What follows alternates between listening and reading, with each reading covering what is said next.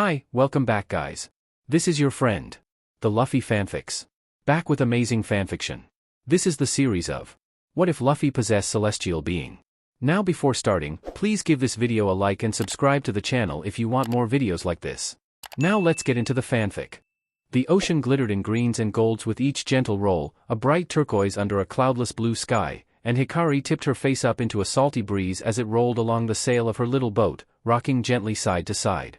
Long pink curls tangled over her bare shoulder, darkened from exposure to the beaming sun overhead and contrasting with the white tank top she had donned that morning, thumbs hooking into the pockets of her jean shorts as light glinted off the metal fairy charm and the soft-pointed star hanging at her hip attached to a simple keyring. Pulling out a compass, dark eyes flicked up to check the placement of her rigging before scanning the horizon on all sides. Can never be too safe, she reasoned, shielding her eyes with one hand. He could have. A dark shape caught her eye, almost hidden in the glare off the water, and Hikari squinted. Is that? Well, it certainly was too small to be a ship, even at such a significant distance, and if she looked closer, it seemed to be missing a sail. A frown pulled at her mouth as the Pinkette adjusted her course, gaze riveted on that dark spot as it slowly grew larger and more defined. Bobbing aimlessly, the rowboat drifted up on her port side, no mast or rudder in sight and only an empty barrel within, a boy sprawled over it. He was roughly Hikari's age, perhaps a touch younger, with messy dark hair under an old straw hat and a scar curving under a closed eye, barely protected from the elements by a red vest and rolled-up jeans and sandals. Sheet. She cursed when he failed to so much as twitch at her approach, throwing a rope to lash their small crafts together and vaulting over. Hey, are you okay? Come on, please just be sleeping. Pressing a hand to his throat, Hikari closed her eyes in relief at a steady pulse under her fingertips, rocking back on the ball of her feet with a sigh. Probably passed out, she reasoned, taking in the effectively empty little vessel. No food, no water. He's lucky I came along before he starved to death. Grabbing under both arms, the Pinkette hauled him over and into the tiny cabin of her own boat, where a simple cot was stationed for what short naps she allowed herself while out at sea alone.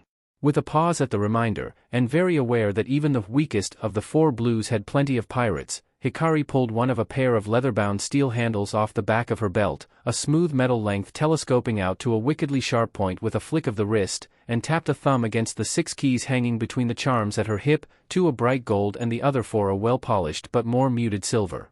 They rang back in high, clear notes of reassurance as Hikari turned to grab a cloth from her pack on the floor, carefully wetting it from a canteen to blot the boy's forehead. Hikari squeaked when her supposed patient suddenly jackknifed upright, nearly toppling backward to avoid smashing foreheads, and he rubbed at both eyes with a jaw-cracking yawn. Oh, hi. Hi. She parroted back, one hand on the ring of keys at her hip and the other falling away with her tonfa in confusion. Are you okay? Of course I am. He replied, grinning wide enough the Pinkette was amazed his cheeks failed to tear. That was a great nap. Hey, is this your ship? It's a boat. Hikari corrected in a deadpan, and he just chuckled. It's awesome. Oi, were you seriously sleeping out here all by yourself? She redirected, deciding to ignore the strange declaration. Yup. I was really hungry, so I was dreaming about meat until I could find some. Excellent strategy. The older girl drawled, mouth tugging faintly into a smile. A+ for effort. Here, I've got some dash. She paused, blinking at where shreds of jerky had sat in her hand only seconds before, and the boy liked his lips with a smack. Yum. Thanks. No problem. She muttered, deciding not to focus on what had happened. Are you heading somewhere specific? Don't know. He answered cheerfully, sitting cross-legged on the cot and rocking side to side. Wanted to see where the wind took me. Right. I'm Hikari, by the way. Hi, Carrie. He chirped back, offering a hand to shake. I'm Monkey D. Luffy. I'm gonna be dash. A deep, ominous rumble drowned out his voice, and Hikari's eyes went wide before she lurched forward. The floor seemed to dip underneath her for a moment before suddenly bursting, like a balloon full of water stuck with a pin, and there was no time to scream as a rubbery mass enveloped her, flipping and spinning and twisting until, lungs spasming back into working order, Hikari coughed out a breath into the lingering dust falling around her and blinked blearily as noises filtered back through. Wood creaked weakly, splinters falling with a clatter, and she was surprised at the lack of pain when Luffy pulled back from shielding her, revealing a thoroughly trashed kitchen under the remains of their boats, pieces of the ceiling still crumbling down and cookware scattered across the floor. Well, that was unexpected. She muttered, accepting Luffy's hand to sit up and shaking debris out of her mussed ponytail, a hand falling to check her other tonfa and keys were still safely in place. What just happened? Glasses askew on his face, a slightly younger boy stared at them safely out of the danger zone, dull pink hair mussed from the commotion and eyes wide. Sheet, are you okay? Hikari realized, rolling onto her feet and noting the three men thoroughly buried under their landing. Oh, whoops. Sorry. Run, hurry. The boy burst, voice cracking in his urgency. If their friends find you, you'll be killed. But man, I sure am hungry. Luffy declared, not so much as acknowledging his outburst as he started wandering around, opening what cupboards remained and rolling out drawers in search of food. How can you be so carefree? My guess? Liberal application of gravity to the head. Hikari muttered, clicking her tonfa back into its handle and hanging it on her belt once more. There are still lots more of them up on deck. The boy warned, seeming on the edge of some sort of fit, and a giggle bubbled up from deep in her chest as Luffy rooted around like a squirrel for nuts. Somehow, I don't think that bothers him. Food. This declaration brought focus to a pair of double doors as they flew open, Luffy rushing through like a bloodhound on the scent of a fleeing fox. Food. Food. Yes. Food. Actually, they may not find us in here. The boy realized, herding Hikari after and shutting the door firmly behind them. You're supposed to peel those. She noted dryly as Luffy stuffed a whole potato in his mouth. And cook them. My name is Kobe. The pink-haired boy introduced himself, taking the pair in with some befuddlement, and the pinkette tipped her head with a smile as Luffy stuffed his face without acknowledgement of anyone's presence. Hey, Kobe. I'm Hikari, and the guy eating raw asparagus is Luffy.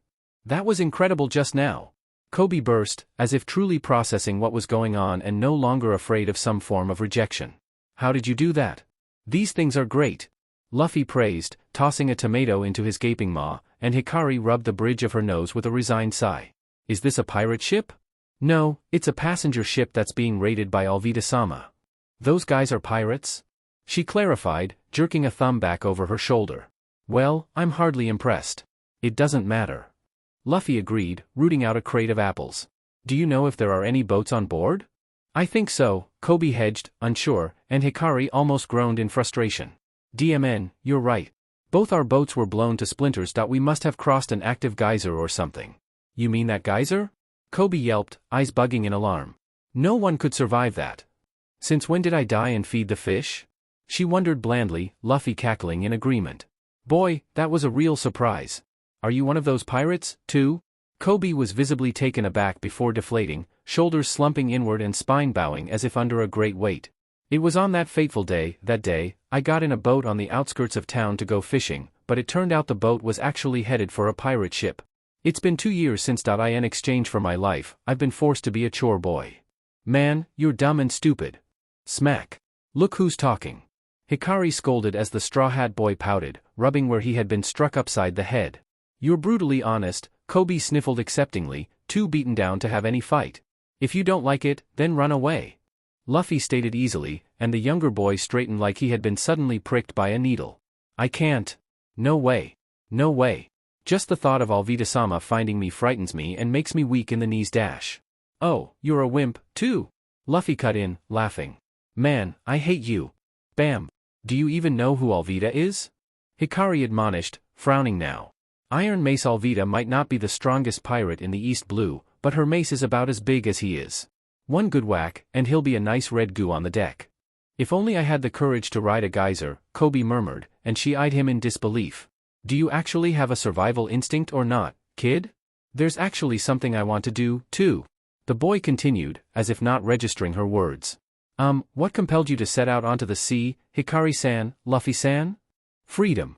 The pinkette answered immediately, a hand falling to the keyring on her hip, and Luffy lit up with a carefree grin. I'm gonna be Pirate King. This declaration had Hikari turning to him, reassessing, as Kobe's jaw dropped to the floor like an anchor. PP Pirate King? Yep. Are you serious? Yeah. Wait, you're a pirate, Luffy-san? Yep. What about your crew? I'm looking for one. Hey, Carrie, you wanna be part of my crew? Blinking owlishly, Hikari rolled her eyes and deflated on a sigh. Why not? Kobe jerked forward, disbelief propelling him through the strange aside. Pirate King is the title given to the person who obtains everything in this world. That means seeking the great treasure of wealth, fame and power, the One Piece. Yup. Luffy agreed cheerfully, which further frazzled the other boy. Yup. Pirates all over the world are after that treasure. Us, too. I don't know how I got involved in this, Hikari muttered, wondering what she had done to end up in this situation, as Kobe exploded. No way. No way, no way, no way. Absolutely no way. There's no way you can stand at the apex of this great pirate era. No way. No way. Luffy's fist cracked onto his head, and she glanced skyward for patience. Why did you hit me? Just because. You're both children, and I have no idea how you've survived this long without losing something.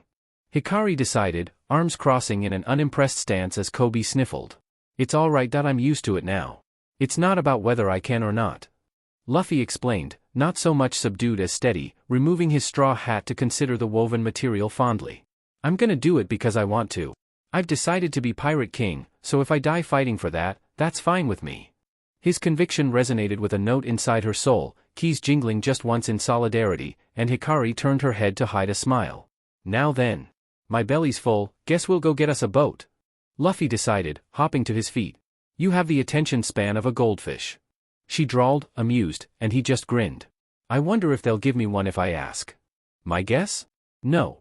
Do you suppose I can do it, too? Kobe's sudden interjection pulled their attention around from the door, fingers clenched tight into the heavy fabric of his shorts and jaw wobbling. If I'm prepared to die for it? Do what? Luffy pressed, intrigued. Do you think that even I could join the Navy? The Navy? Hikari echoed, hands on hips and keys jangling in thought. Yes. He confirmed fiercely, suddenly animated all over again. Catching bad guys is my dream. It's been my dream ever since I was little. Do you think I can do it? How should I know? Luffy wondered, head snapping forward at the dope slap Hikari applied to the back. Ow. What? No. I'll do it. Kobe decided, resolute. If I'm gonna be a chore boy for the rest of my life, then I'll break out of here and catch even Alvida Samano, Alvida. And then the ceiling caved in. Hikari had never seen someone go from such confidence to pants-shittingly scared so quickly, though it was hard to blame him when a boulder of a woman crashed through wood and plaster directly at his back like a golem rising from the dust. You're gonna team up with them to catch who?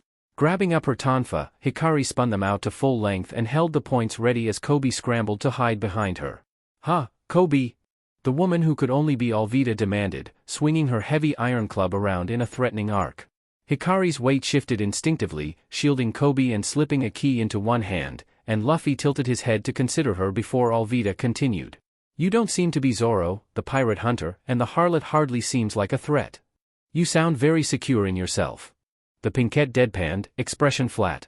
I'm sure you have no deep-seated issues of any kind. Kobe, Alvida barked, nearly startling said boy out of his skin.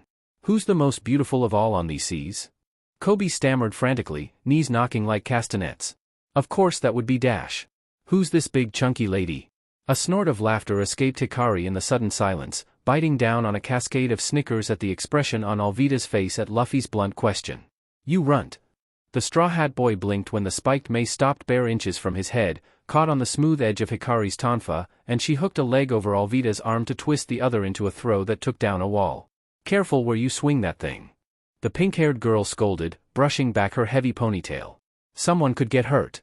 Kobe's jaw audibly dropped, along with those of their audience watching from overhead, as Luffy grinned extra wide. Come on, we're taking this outside. Pointing her weapons up towards the ceiling, Hikari twisted the handles and pressed the hidden triggers that appeared, firing the points out like harpoons that lodged into the wood with heavy thunks before the trailing cords went taut. A flex of her arms, and Hikari was sent slingshotting across the room, slamming her feet into a rising Alvida's torso to angle more upward and out through the entrance that had been forcibly made.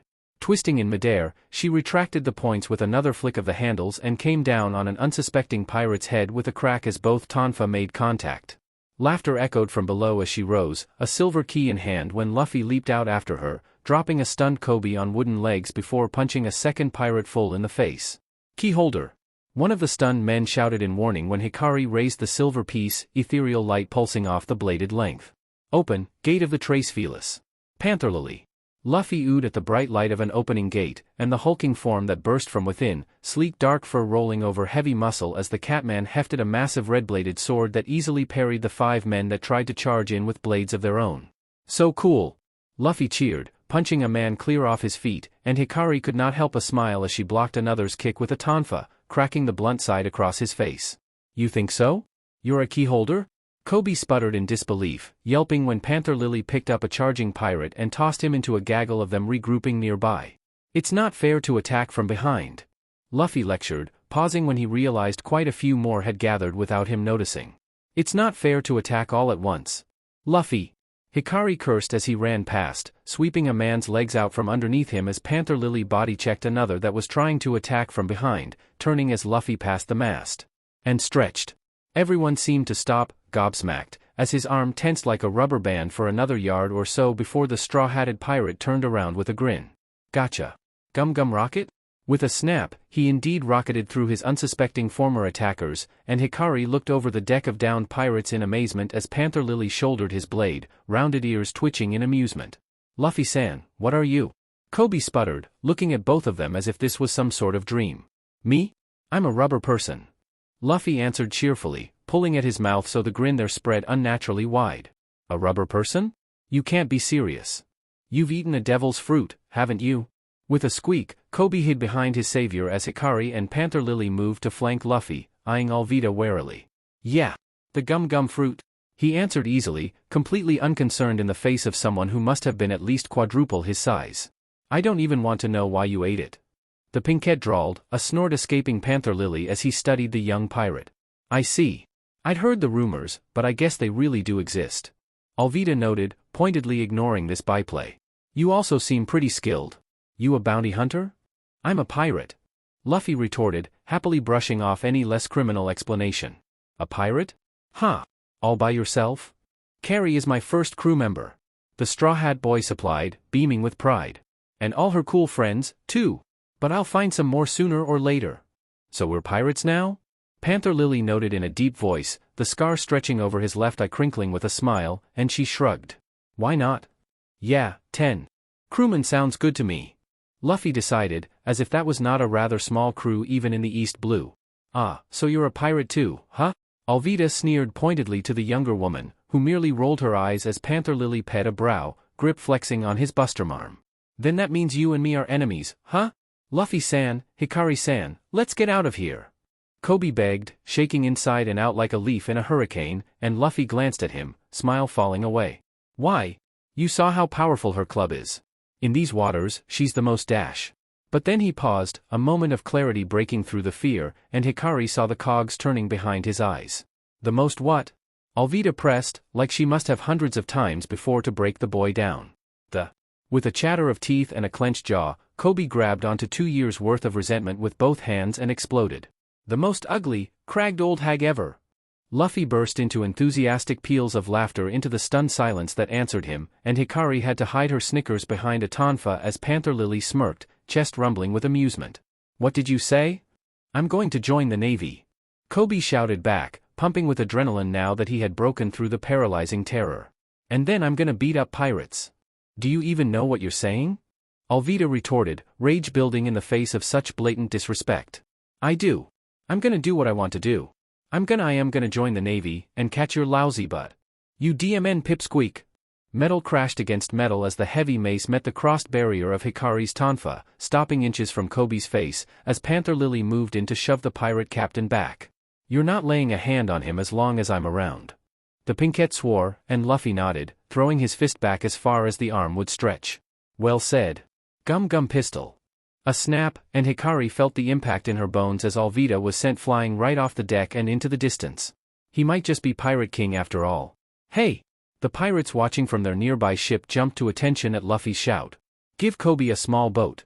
He's gonna join the Navy. Keep your mouth shut and let him go. All right. Thanks for the help, Lily. Hikari voiced, tonfa collapsing into their handles as she hung them back on her belt, and said Spirit dipped his head. It's always an honor to fight beside you, Haim.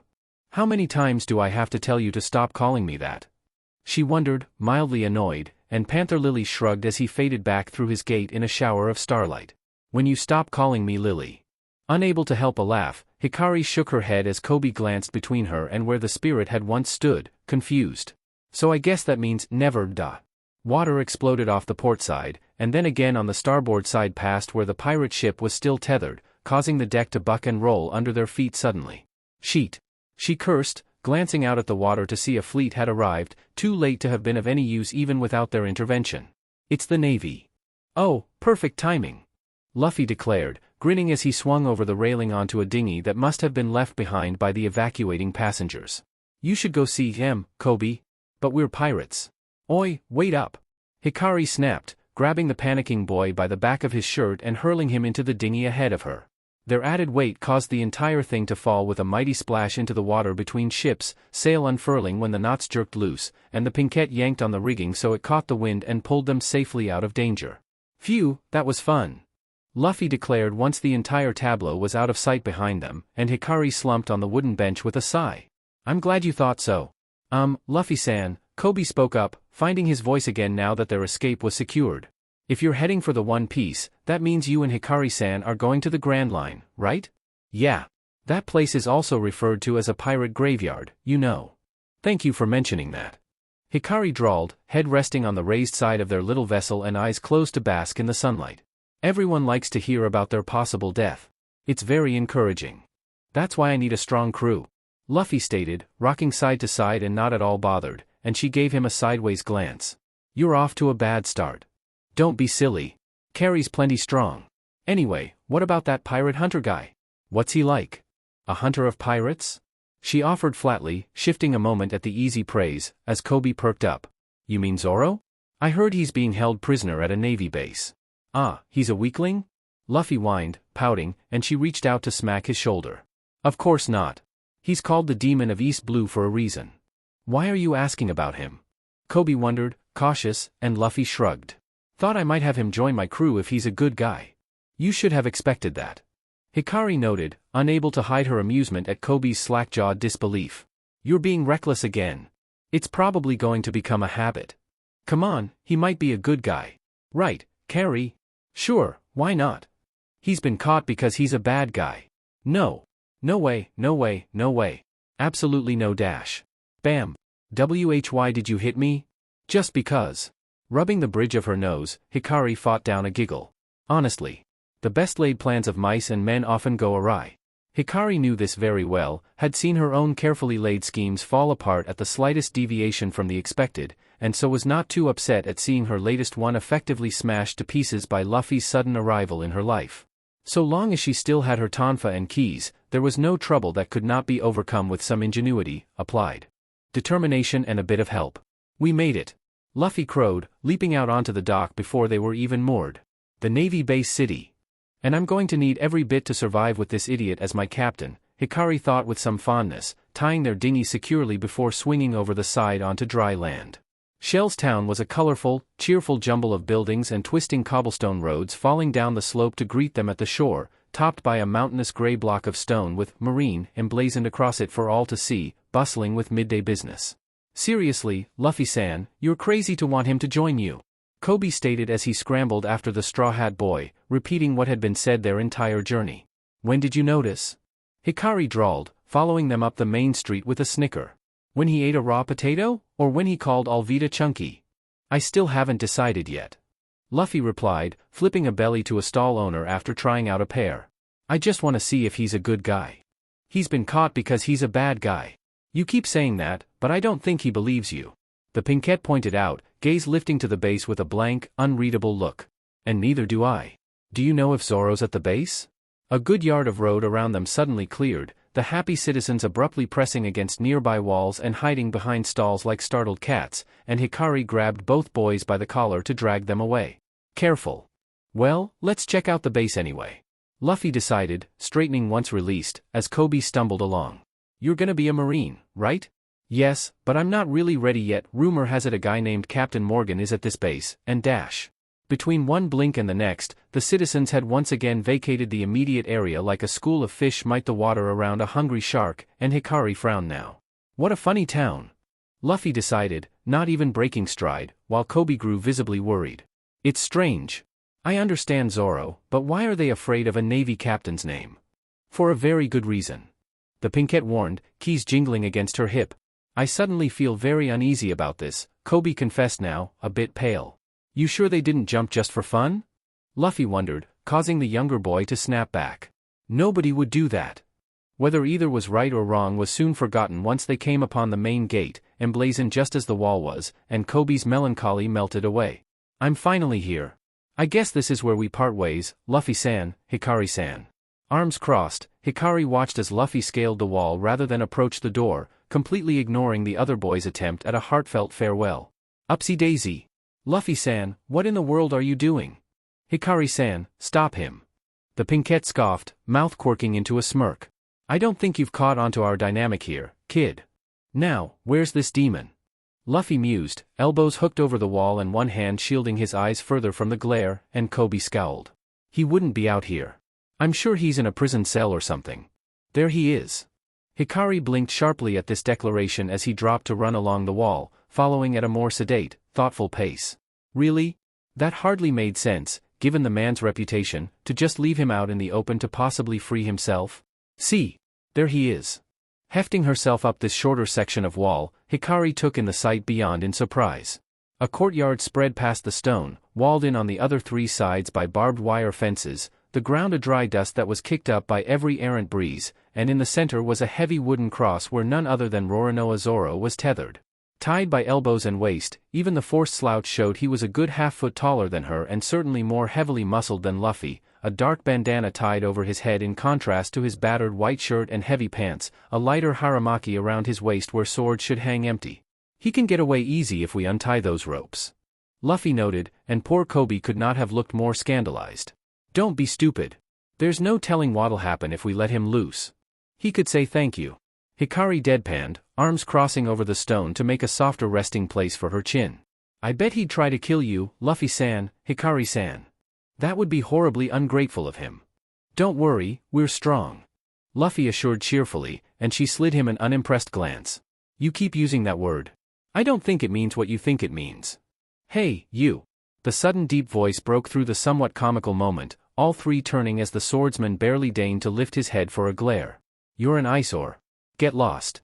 Hikari pulled back, brow furrowing in consideration and a flash of guilt. How would it feel to be trussed up out here, being gawked at? Luffy-san, there's no way you could survive with him on your crew. Kobe hissed out through clenched teeth, trying to hide without fully retreating, when his attention was brought around by the soft click of wood on stone. Climbing the ladder now resting at an angle against the wall, a little girl with dark hair and a striped dress pressed a finger to her lips before swinging herself over into the courtyard, a cloth bundle held safely to her chest.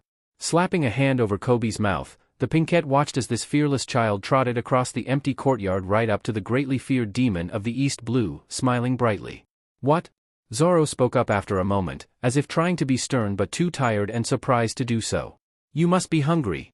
The girl claimed, holding out her package like Hikari had seen other children do when showing off some project they had completed. I made you some rice ball. Do you want to get killed, Pipsqueak? The swordsman snapped back, surprise.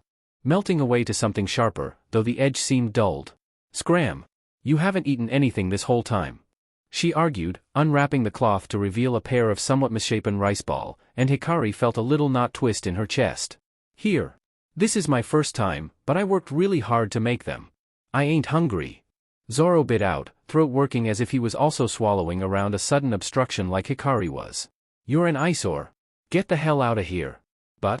I don't want, Don't make me kick your butt. It's not nice to be a bully. A gate had opened unexpectedly off to her right, and Hikari tore her eyes away to study the three men now approaching the scene, eyes narrowing.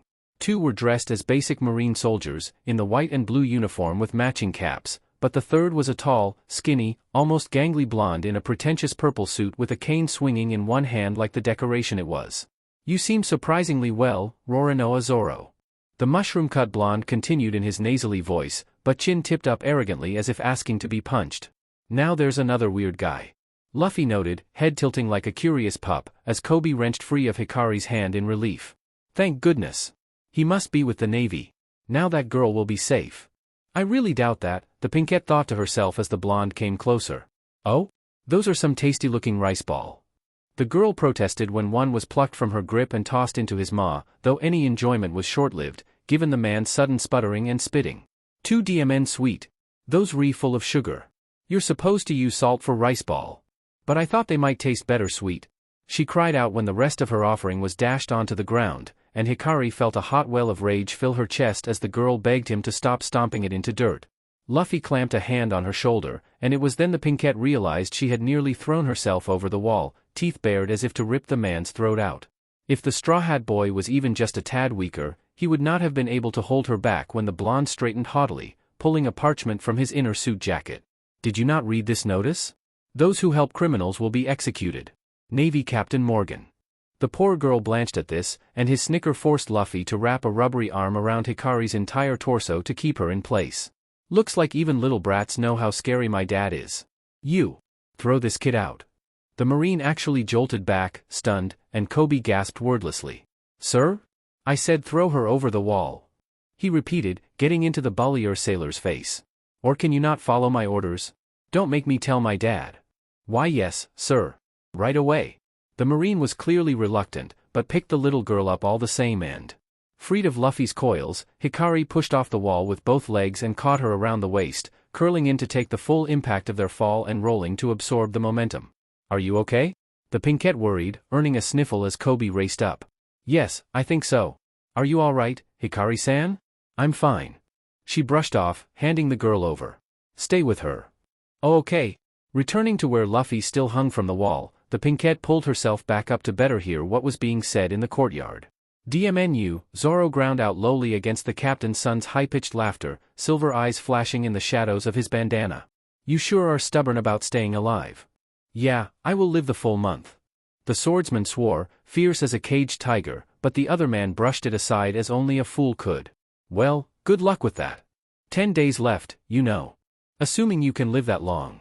The gate closed with a clang, and Luffy swung himself into the courtyard moments later, ignoring her muffled protest as Hikari scrambled to follow. The idiot's trying to get shot, she thought irritably, actually checking there were no guards or possible lookouts along the walls or nearby buildings as Luffy made his approach without a care in the world. I hear you're a bad guy. Are you still here? Zoro shot back, sounding almost tired. Being stuck out here for all to see, the Straw Hat Boy mused, rocking back on his heels. Are you really strong at all? Mind your own business. If it were me, I'd probably starve to death in 3 days. You barely survive between meals as it is.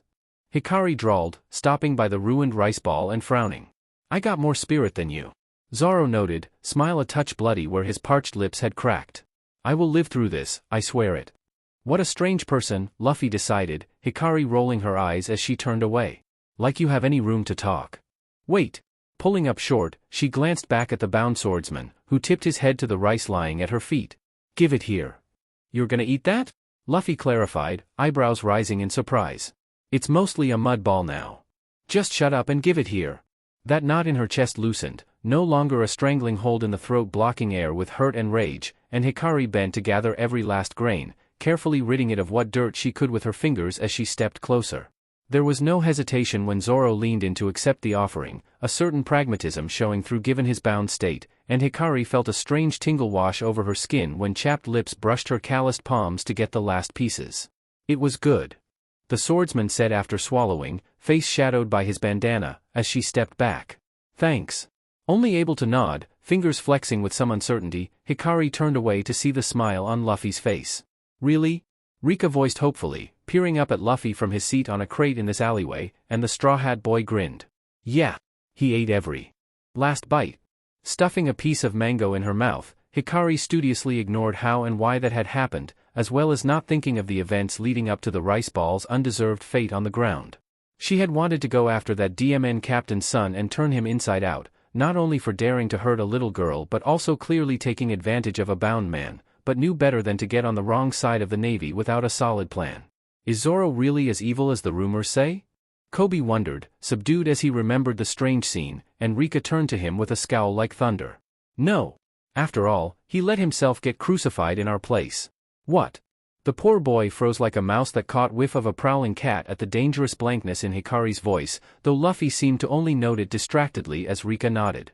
It's all that Helmeppo's fault. He's Captain Morgan's son.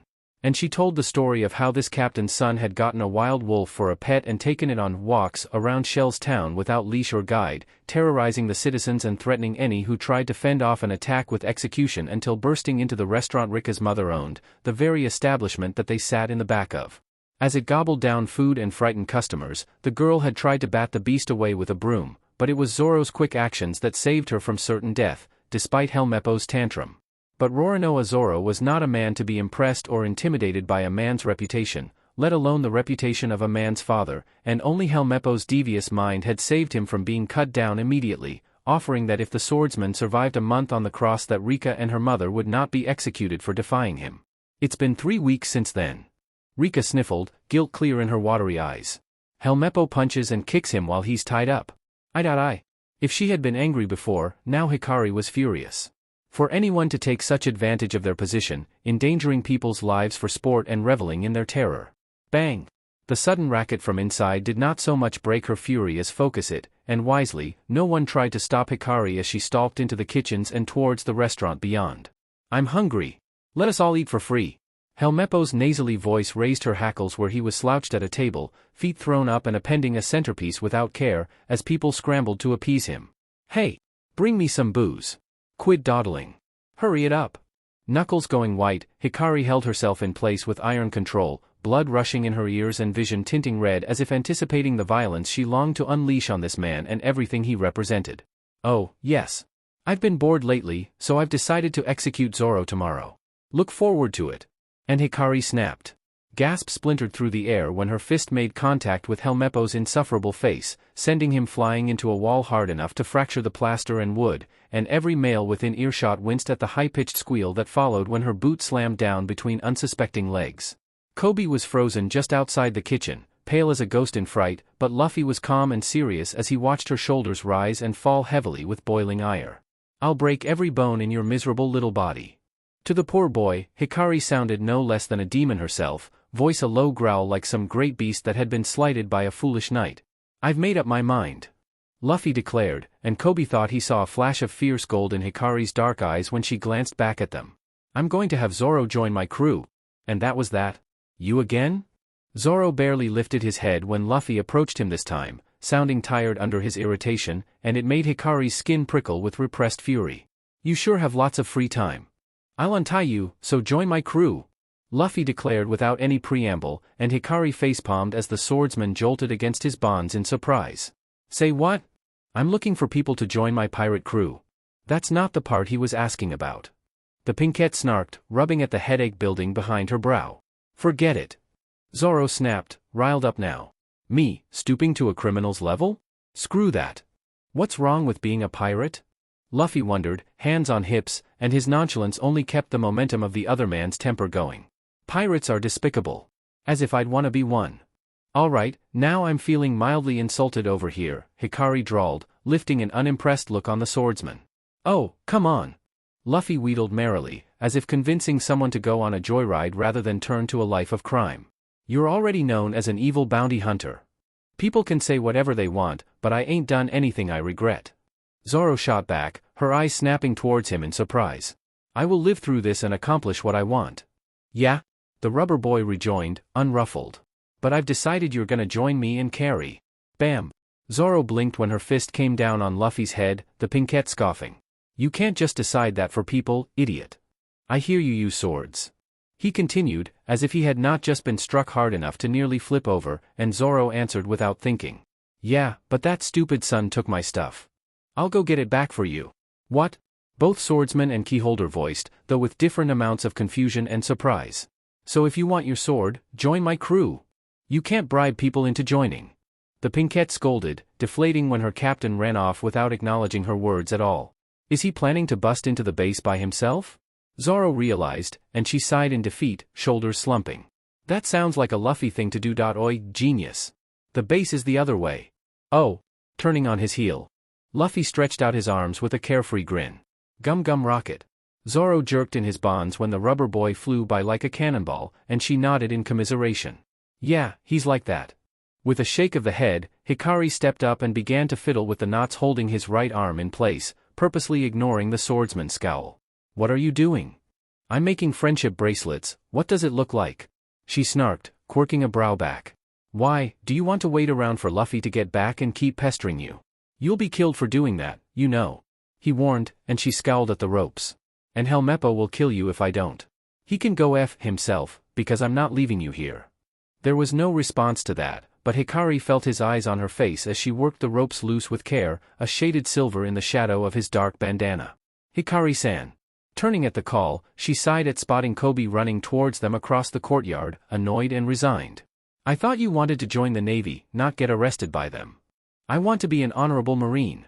He replied, shoulders stiff and fists clenched. And I can't stand to see the Navy like this. I'm surrounded by idiots. Hikari concluded, returning to her work, as Kobe frowned. You're the one who broke Helmeppo's nose and dash. I broke a couple of things he's not going to need anymore, once I'm through with him. She cut off, a smile breaking through as a section came loose, and Zoro shifted at the slight freedom. You. End of the line. The three whipped their heads around to find a squadron of Marines had appeared a few yards away, rifles leveled in preparation to fire, and a massive, iron-jawed man with a battle axe for a hand towering behind them like some sort of golem. Captain Morgan. She realized, one hand dropping to the keyring at her hip. For the crime of treachery against me, I'll now execute you three where you stand. The Navy captain declared, Kobe going pale. This is some interesting stuff you guys pulled. Were you three and that straw hat kid planning a coup or something? You say, plan, like Luffy even knows what that is. Hikari drawled, gaze flicking from Marine to Marine and back to the stubborn knots under her hand. I've always fought alone. Zoro agreed, glaring. Unlike arrogant BSTRDS like you who use soldiers as cronies. Roronoa Zoro, don't you dare underestimate me. Captain Morgan threatened, voice booming with bravado. You may be strong, but before my authority, you're as good as scum. Is this a demeasuring contest? Hikari wondered with faux innocence. Because shooting someone doesn't change the fact that you're losing. Hikari san. Kobe squeaked out, horribly scandalized, as Zoro released a bark of laughter. Aim! Captain Morgan roared, jolting his soldiers into action, and the pink-haired boy yelped as he was shoved down, light pouring off a golden key. Open, Gate of the Maiden. Fire! Virgo! A rush of starlight, the crack of gunfire, the rumble of breaking earth, and Hikari moved, trying to shield Zoro's head. Blinking at the lack of pain after a few long moments, the Pinkette glanced up to find Luffy had appeared, body stretching around the momentum of each bullet and the firing squad down by the pit trap Virgo had created. That doesn't work.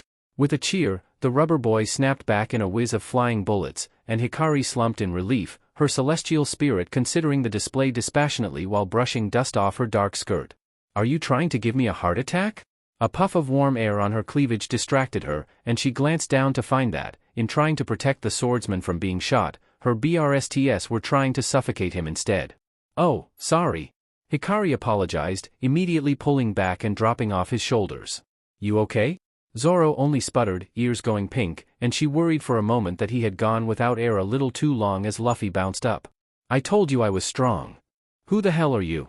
The swordsman demanded, voice gravelly, and the rubber boy grinned. I'm Monkey D. Luffy. The man who's gonna be Pirate King. And I'm Hikari, the babysitter. The Pinkette drawled as Virgo helped Kobe up, chains jangling from her wrists. What? Pirate King? Zoro echoed, disbelieving. Do you even know what that means? Pirate King is Pirate King. Are there any other meanings? Look at that face. Hikari pointed out, arms crossed. Look at that face and tell me he's not stupid enough to go for it. Luffy just grinned, holding out his spoils like a bouquet of roses. Here's your treasure. Which is yours? I couldn't tell, so I brought 3 of them. All 3 are mine. The swordsman answered after a moment, relaxing in his bonds. I use the 3-sword style. You'll take M, right? The rubber boy pressed, lighting up with hope. If we fight together now, you'll be a government-defying villain. Would you prefer that, or being killed by the Navy like this? I'm surprised they haven't given it another shot, actually. Hikari mused, glancing over to see the Marines climbing shakily out of Virgo's pit trap as the maid spirit tilted her head in consideration. Should I have made the pit deeper, Heim? First, stop calling me that. The Pinkette ordered tiredly, rubbing at her forehead. And second, next time, you should probably make it twice as deep. Of course, Heim. Am I to be punished? No. A laugh rumbled out of Zoro's chest, a smirk tugging at his mouth. What are you, the devil's son? Well, whatever. I'll be your pirate, if I'm just gonna die here instead. Luffy, save your victory dance for after we've untied him. Hikari scolded, Virgo tilting her head around Luffy as the Marines rallied. Heim, they appear to be charging. Oh, for the love of break it. A crack of splintering wood, a hiss of metal, and Zoro moved. Between one blink and the next, he had intercepted every Marine blade and held them in place in a single stance, not so much as twitching to show any sign of effort in doing so. Move and you're dead. Hikari blinked rapidly when a finger poked at her cheek, the vaguest hint of a smile forming on Virgo's blank face. You seem very pink suddenly, Haim. Are you ill? I'm fine. She bit back, rubbing at a heated cheek and glaring at Kobe's confused look. I apologize, Haim. Will you punish me? Will you stop that? I'll be a pirate, I promise you that. Zoro stated, smirking around the katana hilt in his mouth. I'm officially a criminal, now that I've fought the Navy. But I'll tell you this right now, I'm only going to fulfill my ambition. Ambition? Hikari echoed, focused no longer on a masochistic Virgo. To be the world's greatest swordsman. If I wind up having to give that up, you'd better accept responsibility and apologize to me. The world's greatest swordsman. Luffy considered, unable to help a grin. That sounds great. The Pirate King would need no less than that on his crew. And yet here I am. Hikari drawled, traces of a frown now on Virgo's face. You sure talk big. Zoro acknowledged, gaze flicking over at her words. At this point, whether it's as a criminal or whatever else, I will spread my name throughout the world. Captain Morgan's voice boomed across the courtyard like a shot from a cannon. What are you standing around for? Slaughter them this instant. Duck, Zoro. Luffy ordered, bringing his leg back. Gum gum whip. The swordsman crouched swiftly moments before the Straw Hat Boy's leg swung overhead with a snap of rubber, sending the unprepared Marines flying, and Kobe's jaw dropped. What the hell are you? Zoro demanded again as their enemies groaned. I ate the gum gum fruit. Luffy answered cheekily, causing a fearful uproar from the Marines as they turned to Captain Morgan for mercy. This is a direct order. The man thundered, implacable as stone. Everyone who spouted weakness just now must shoot themselves in the head. I have no need for weakling soldiers. Oh, that is it. Even Luffy jumped at the snap in Hikari's voice, and Zoro swore her dark eyes flashed gold in the fierce sunlight as the Pinkette stormed forward. I've had enough of your egotistical bullshit, Morgan. You lay one hand on those men, and you'll have to get another axe. Die. A snap of rubber, and Luffy's fist slammed into the Navy captain's axe, forcing him back before the sharpened edge could come down on Hikari's head. Rankless, low-status bums have no right whatsoever to defy me. The man hissed, removing his coat swiftly. I am Navy Captain Axehand Morgan. I'm Luffy. The rubber boy responded simply, not at all intimidated. And I won't let you hurt my crew. Die. Hikari had to jump back to avoid the heavy swings of his hard-earned axe hand, Luffy almost dancing around the blade, and Virgo placed a hand on Kobe's shoulder to keep the boy from jumping out of his skin. DMN it, Luffy. I was going to hit him. The Pinkette complained, her captain snickering as he slammed both feet into Captain Morgan's face, sending the man tumbling back head over heels. Sorry, Carrie. You can hit the next one. I better FING get to dash. A sudden crack had her jolting around, eyes going wide. Virgo. The celestial spirit gasped as a bullet tore through her chest, the projectile whizzing off course past Hikari's ear as Virgo began to dissolve into starlight. Haim. Virgo. Zoro was surprised at the sheer panic that overtook her then, only the click of a gun's hammer keeping the Pinkette from rushing forward, eyes flashing gold towards a trembling Helmeppo and the arm he had locked around Kobe's neck. Hold it, Straw Hat. Check this out. Luffy's next punch was pulled short, expression blank, as the captain's son tried to puff himself up. If you value their lives, don't move. One move, and I'll shoot. You'd better shoot me now. Hikari warned lowly, pupils seeming to slit like a cat's. Because I'm going to kill you. Zoro huffed, head tilting as he re-evaluated the girl before him, and Luffy grinned at the violent shakes that further threw off Helmeppo's aim. I'd be careful, stupid son. Carrie doesn't lie. A flicker of motion in her peripheral, and Hikari caught Zoro's eye. Dad. Kill him, quick. A flash of blades, a whirl of metal, and Helmeppo's scream was cut off as her tonfa slammed into his face while Captain Morgan toppled like a felled oak, his axe bare inches from Luffy's straw hat. Nice. The rubber boy approved, not so much as glancing back, and both smiled. Our pleasure, Captain. Grabbing a dumpling, Hikari blocked grasping rubber fingers from her plate with the flat of her knife, popping a bite of ham in her mouth as Zoro leaned back in his seat to stretch. I was definitely at my rope's end, having not eaten in 3 weeks. Huh?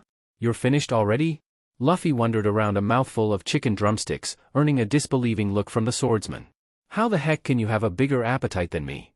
Talent.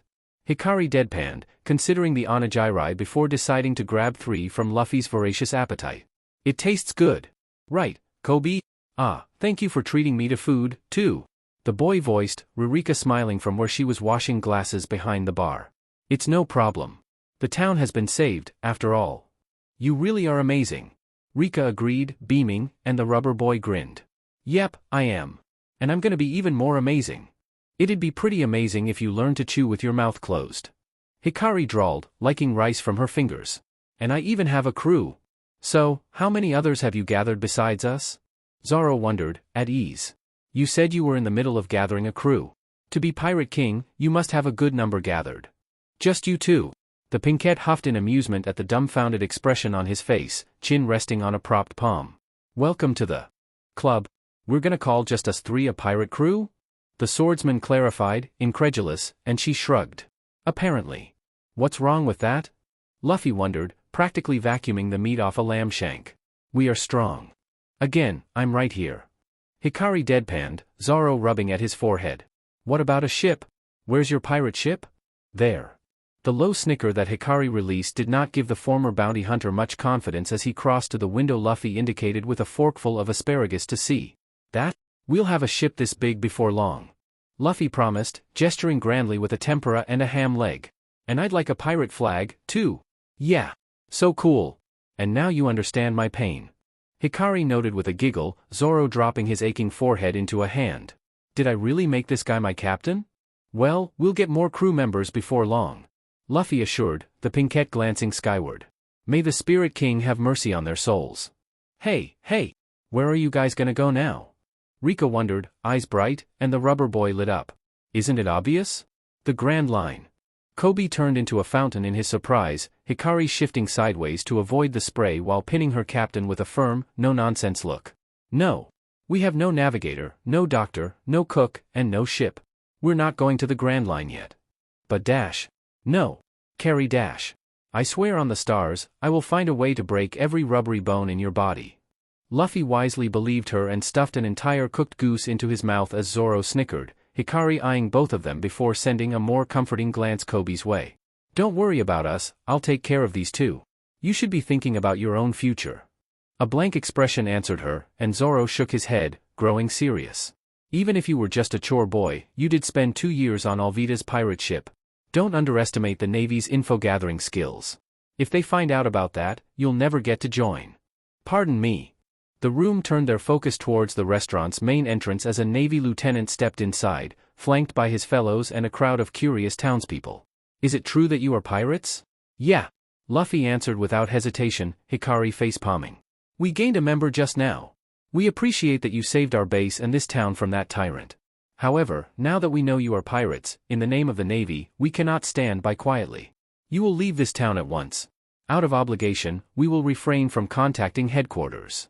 This caused an uproar from the surrounding citizens, grateful to the fledgling pirates and wanting to properly thank them, and Hikari glanced warily between the two groups as Zoro frowned.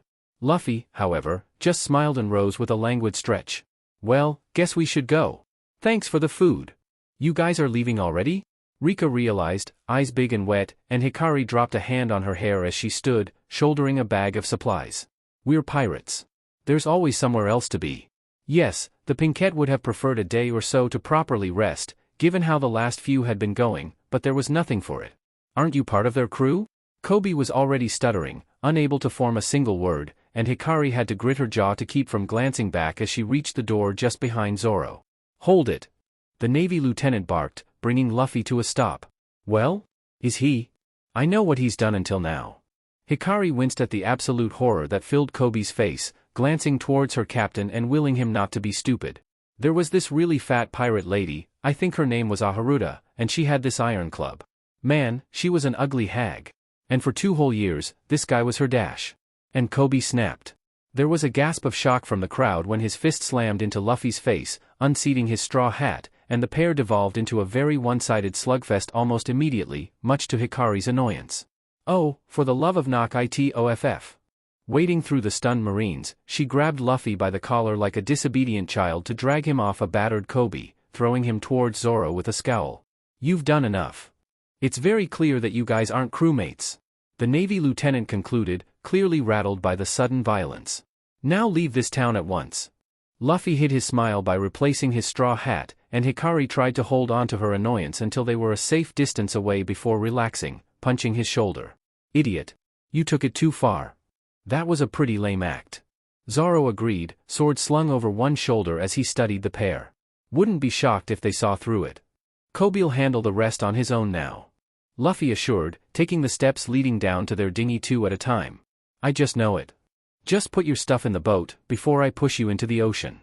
Hikari threatened, hopping in to grab the rigging and unfurl the sail. You're awfully violent for a keyholder. Zoro noted, dropping in after them as Luffy unmoored their vessel.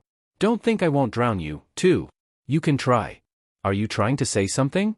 Because I'm not appreciating that tone. Luffy snickered at this, clearly entertained by their banter, before a shout broke through the moment. Luffy-san. Hikari-san. Kobe stood up on the dock, next to Rika, and snapped a salute. Thank you. I'll never forget all you've done for me. I've never heard of a pirate being thanked by a marine. Zoro voiced, Hikari hiding a smile as she turned to adjust the sail. First time for everything. Let's meet again sometime, Kobe. Luffy called as they pulled away from shore, waving both arms like a loon and causing their boat to sway. Sit down before you go overboard, you idiot. I thought you were going to drown him. Listen here, a-hole dash. Luffy began to shake with heavy laughter, and their banter cracked open, Hikari trying to muffle her giggles behind a hand as Zoro snickered towards the clouds overhead. So far, this was turning out better than she thought. Leaning against the boat's side, Hikari tipped her head back to bask like a cat in the sunshine, utterly supine and gladly ignorant of whatever her captain and crewmate were doing to entertain themselves. Hey, Carrie. Well, it was nice while it lasted. Yeah? She muttered, slitting an eye open to find Luffy had stretched his head into the edges of her vision. What's a keyholder? You can't be serious. I told Zoro that Lily and Virgo pop out of your keys, but he doesn't believe me. No way someone could fit in those little things. The swordsman argued, as if he had repeated this many times, likely when Hikari was napping and blissfully unaware of their bickering. Stars, you're both idiots. She lamented for a moment, head tipping back as if to ask the heavens for patience before straightening. Celestial spirits don't pop out of their keys, they come through the gate those keys open between our world and the celestial spirit world. The pair blinked at her as if Hikari was speaking in tongues, and there was a strong urge to smack her forehead on the mast. For the love of, imagine there's two rooms, okay? One's our world, with the blues and the sky and the islands, and the other's their world. There are doors in that wall between them, and each has a special key, but only one celestial spirit can come through each one. Zoro started to nod, at least following along, as Luffy pouted in thought. Why? Celestial spirits can't hold themselves in our world for very long without sharing the energy of a keyholder. Hikari explained, settling into her role as teacher. The stronger they are, the more energy it takes to hold them here, and the strength of their bond determines how much power the spirit can use here. Are your spirits really strong? Luffy wondered, rocking side to side, and she could not help smiling. Everyone's strong in their own way, but yeah, mine are pretty strong. You have 6, right? I want to meet them. I don't know if you've noticed, but 3 of us barely fit in here. She drawled, gesturing to the rather tight quarters their dinghy provided. I can only summon one at a time, and like I said, it takes energy to summon and hold a spirit here. It's not safe to do when I don't have a ready supply of food.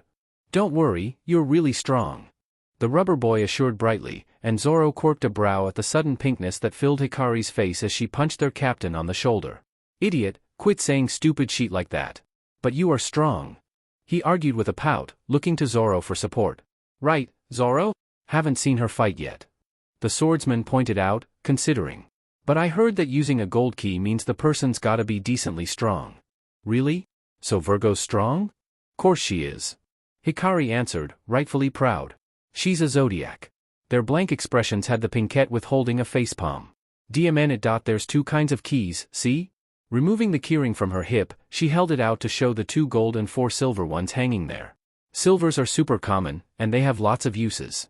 There are musicians, travel companions, hunters, protectors, you name it. Lily's a fighter, for example. Luffy nodded, likely remembering the short battle they had waged against Alvida's crew.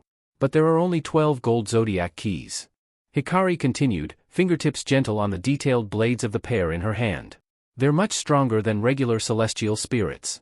Virgo can not only shapeshift, but manipulate Earth to make pitfalls or tunnel underground, and she's a skilled hand-to-hand fighter.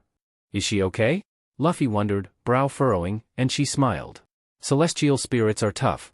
It was enough to send her back to the celestial spirit world, but she should be all healed by now. Who's the other one? Zoro asked, gesturing to the other gold key. Oh, that's Aquarius. She's my oldest and strongest spirit, but her key needs to touch water for me to summon her. Are you gonna get the other ones? Luffy questioned, head tilting like a curious pup. There are 12, right? Yeah, Hikari answered, flushing pink and glancing out towards the water. Collecting all 12 zodiacs. I need to do that to complete my goal. Your goal? The rubber boy echoed, Zoro shifting to study her more closely. It's a legend I heard, when I was a kid. She admitted, rubbing knuckles against her warm cheeks. That if you gather all 12 zodiac keys, you can open the final gate, the Celestial Spirit King. This had Luffy's eyes shining in awe, and even Zoro perked up, intrigued. The Celestial Spirit King is the strongest spirit there is.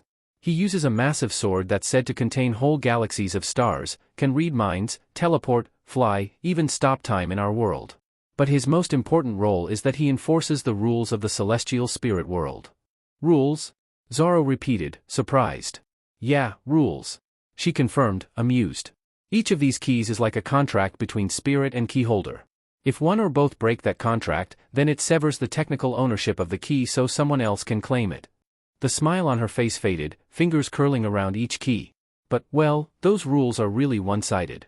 Spirits are bound to obey their keyholder, bring no harm to them, prevent others from harming them, but keyholders aren't bound to any of that. The force of her righteous fury was an almost palpable heat in the air, like a heat mirage, and Luffy's expression was seriously blank as Zoro's thumb paused in tapping against the white hilt of his katana. Most of them just use them like tools. Throw them out to fight their own battles and don't care if they get hurt. Even use them like shields to protect themselves. Spirits are just as much. People as we are, they don't deserve to be treated like that. That's why I'm going to summon the Celestial Spirit King and make him change the rules. There was a sharp silence after her outburst, before Luffy grinned as bright as the sun overhead. You're a good person, Carrie. This declaration deflated all the anger right out of her, and Zoro noted how she seemed bigger before, more a force of nature than a person. Huh? Your dreams for your nakama. The rubber boy elaborated, snickering. Me and Zoro are selfish, instead. Oi. You'd have to be selfish, to be a captain and drag a whole crew of people into the Grand Line to get the One Piece. Hikari snarked, ignoring the heat in her cheeks. And as captain, I'll help you reach your dream. Luffy swore, a weight to his words like when declaring he would be Pirate King, and her heart did a little jump. Hey, a bird. The swordsman and keyholder blinked at this sudden non sequitur, heads tilting back to see a shadow flying far overhead in a clear blue sky. Let's eat it. Are you kidding me? How? Zoro shrugged at the disapproving look Hikari leveled at him. Not helping. Leave it to me. The Straw Hat Boy promised, arms stretching to grip the mast. Gum Gum Rocket. With a snap, he was airborne, and the Pinkette watched his flight dispassionately. 50 belly he falls into the ocean. That's a sucker's bet. The pair watched as their captain reached the apex of his throw, right at the bird. And stop. Sheet. Moron. Zoro growled, already rowing them at top speed over the water.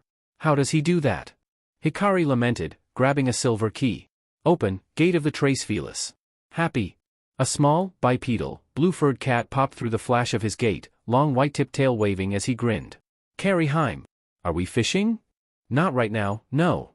She replied, grabbing onto the mast to steady herself as Zoro tried to reconcile the blue, talking cat with reality. But we will once you get me up there to save our idiot captain. Aye. And then the cat sprouted wings, white and feathered like an angel's, and Zoro decided that sanity was overrated anyway as Happy hopped onto her back. I'll try to save you some Luffy to yell at when you catch up. Hikari promised before pushing off the dinghy's wall, Happy's wings doing one swift downward slide and sending them spiraling up into the air. The bird already had a sizable head start, and seemed intent on keeping it, but Hikari was hardly worried about that. There was no faster flyer than Happy. There. On it. Arms tucked in, they shot over the ocean like an arrow, waves blurring into the dark water below, their target becoming more distinct as the distance was eaten away. Hikari caught sight of land suddenly on the horizon, growing closer with every moment, and cursed as the bird flew right over the colorful rooftops at a much lower altitude than before. A flash, a boom, and Hikari winced as the bird and Luffy disappeared in the smoke of a cannon shot. Gate close. Happy yelped in disapproval as he disappeared into a trail of stardust, and she snapped a tonfa out, firing the end at a raised flagpole and letting momentum swing her around, snapping the length back in before tucking and rolling across a flat rooftop to bleed off speed. Since when do they use cannons on birds?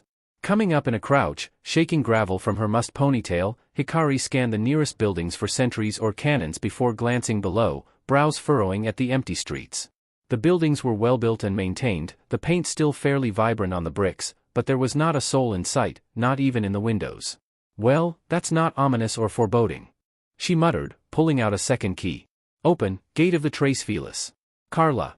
I hope you know that the tomcat does know how to land. The spirit noted as she appeared, a young-looking girl with soft white hair and feline ears, a matching tail with a pink bow swaying from under the hem of her pink and black plaid skirt, adjusting her black blazer over a white button-up. It's not necessary to force his gate closed when you need to touch ground. Only if I want to avoid eating brick. Hikari snarked as Carla joined her, ears swiveling. What do you see? Trouble. The cat girl drawled, tail snapping once. He's down that way, near the main street. I suggest keeping a low profile. That's what I thought. The pinkette muttered, flicking her tonfa's length back into the handle. Come on. Grabbing the roof's edge, she swung down onto a balcony railing and jumped onto an awning from there before reaching the neat cobblestones, sliding into an alleyway with Carla only seconds behind. This was familiar, stepping through shadows and skirting the light, as the pair made their way towards where Luffy had landed. Coming out on a wider street a few minutes later, Hikari took in the crater and 3 down men slowly, their teeth scattered across the ground like loose change. Well, he was definitely here, she noted, hands on hips as Carla surveyed their surroundings with unfocused eyes. But which way did he go? That's the most likely direction. The cat girl supplied, pointing further inland, and Hikari stared that way, glancing back towards the ocean with a thought of if Zoro had caught up yet. A gasp, and Carla barreled into her back, sending them sideways into the recessed door of a shop. Then the whole street exploded in a gush of light, brighter than anything Hikari had ever experienced before, followed by a delayed boom that made her ears ring and Carla hiss in pain, tail wrapping tight around her keyholder's waist. Blinking stars from her eyes once the blast had faded, Hikari shook her head to clear the static and stared in disbelief. The street was gone. Bare centimeters from the edges of their haven, the cobblestone had been blown away and the buildings reduced to the barest scraps of splinters and glass and brick, completely wiped out. What the F dash? That's a powerful cannon. Carla agreed, rubbing at her ear as she backed away. I'm sure our captain will be where it is. And probably about to get blown up. Hikari realized. We've got to hurry. Of course, Heim. In a shimmer of light, like a refraction off water, the cat girl transformed into a bipedal white cat like Happy, the one wearing a miniature of her original outfit. Happy might have been faster, but Carla was smarter, careful not to rise higher than the surrounding buildings to survey the path of destruction. There it is.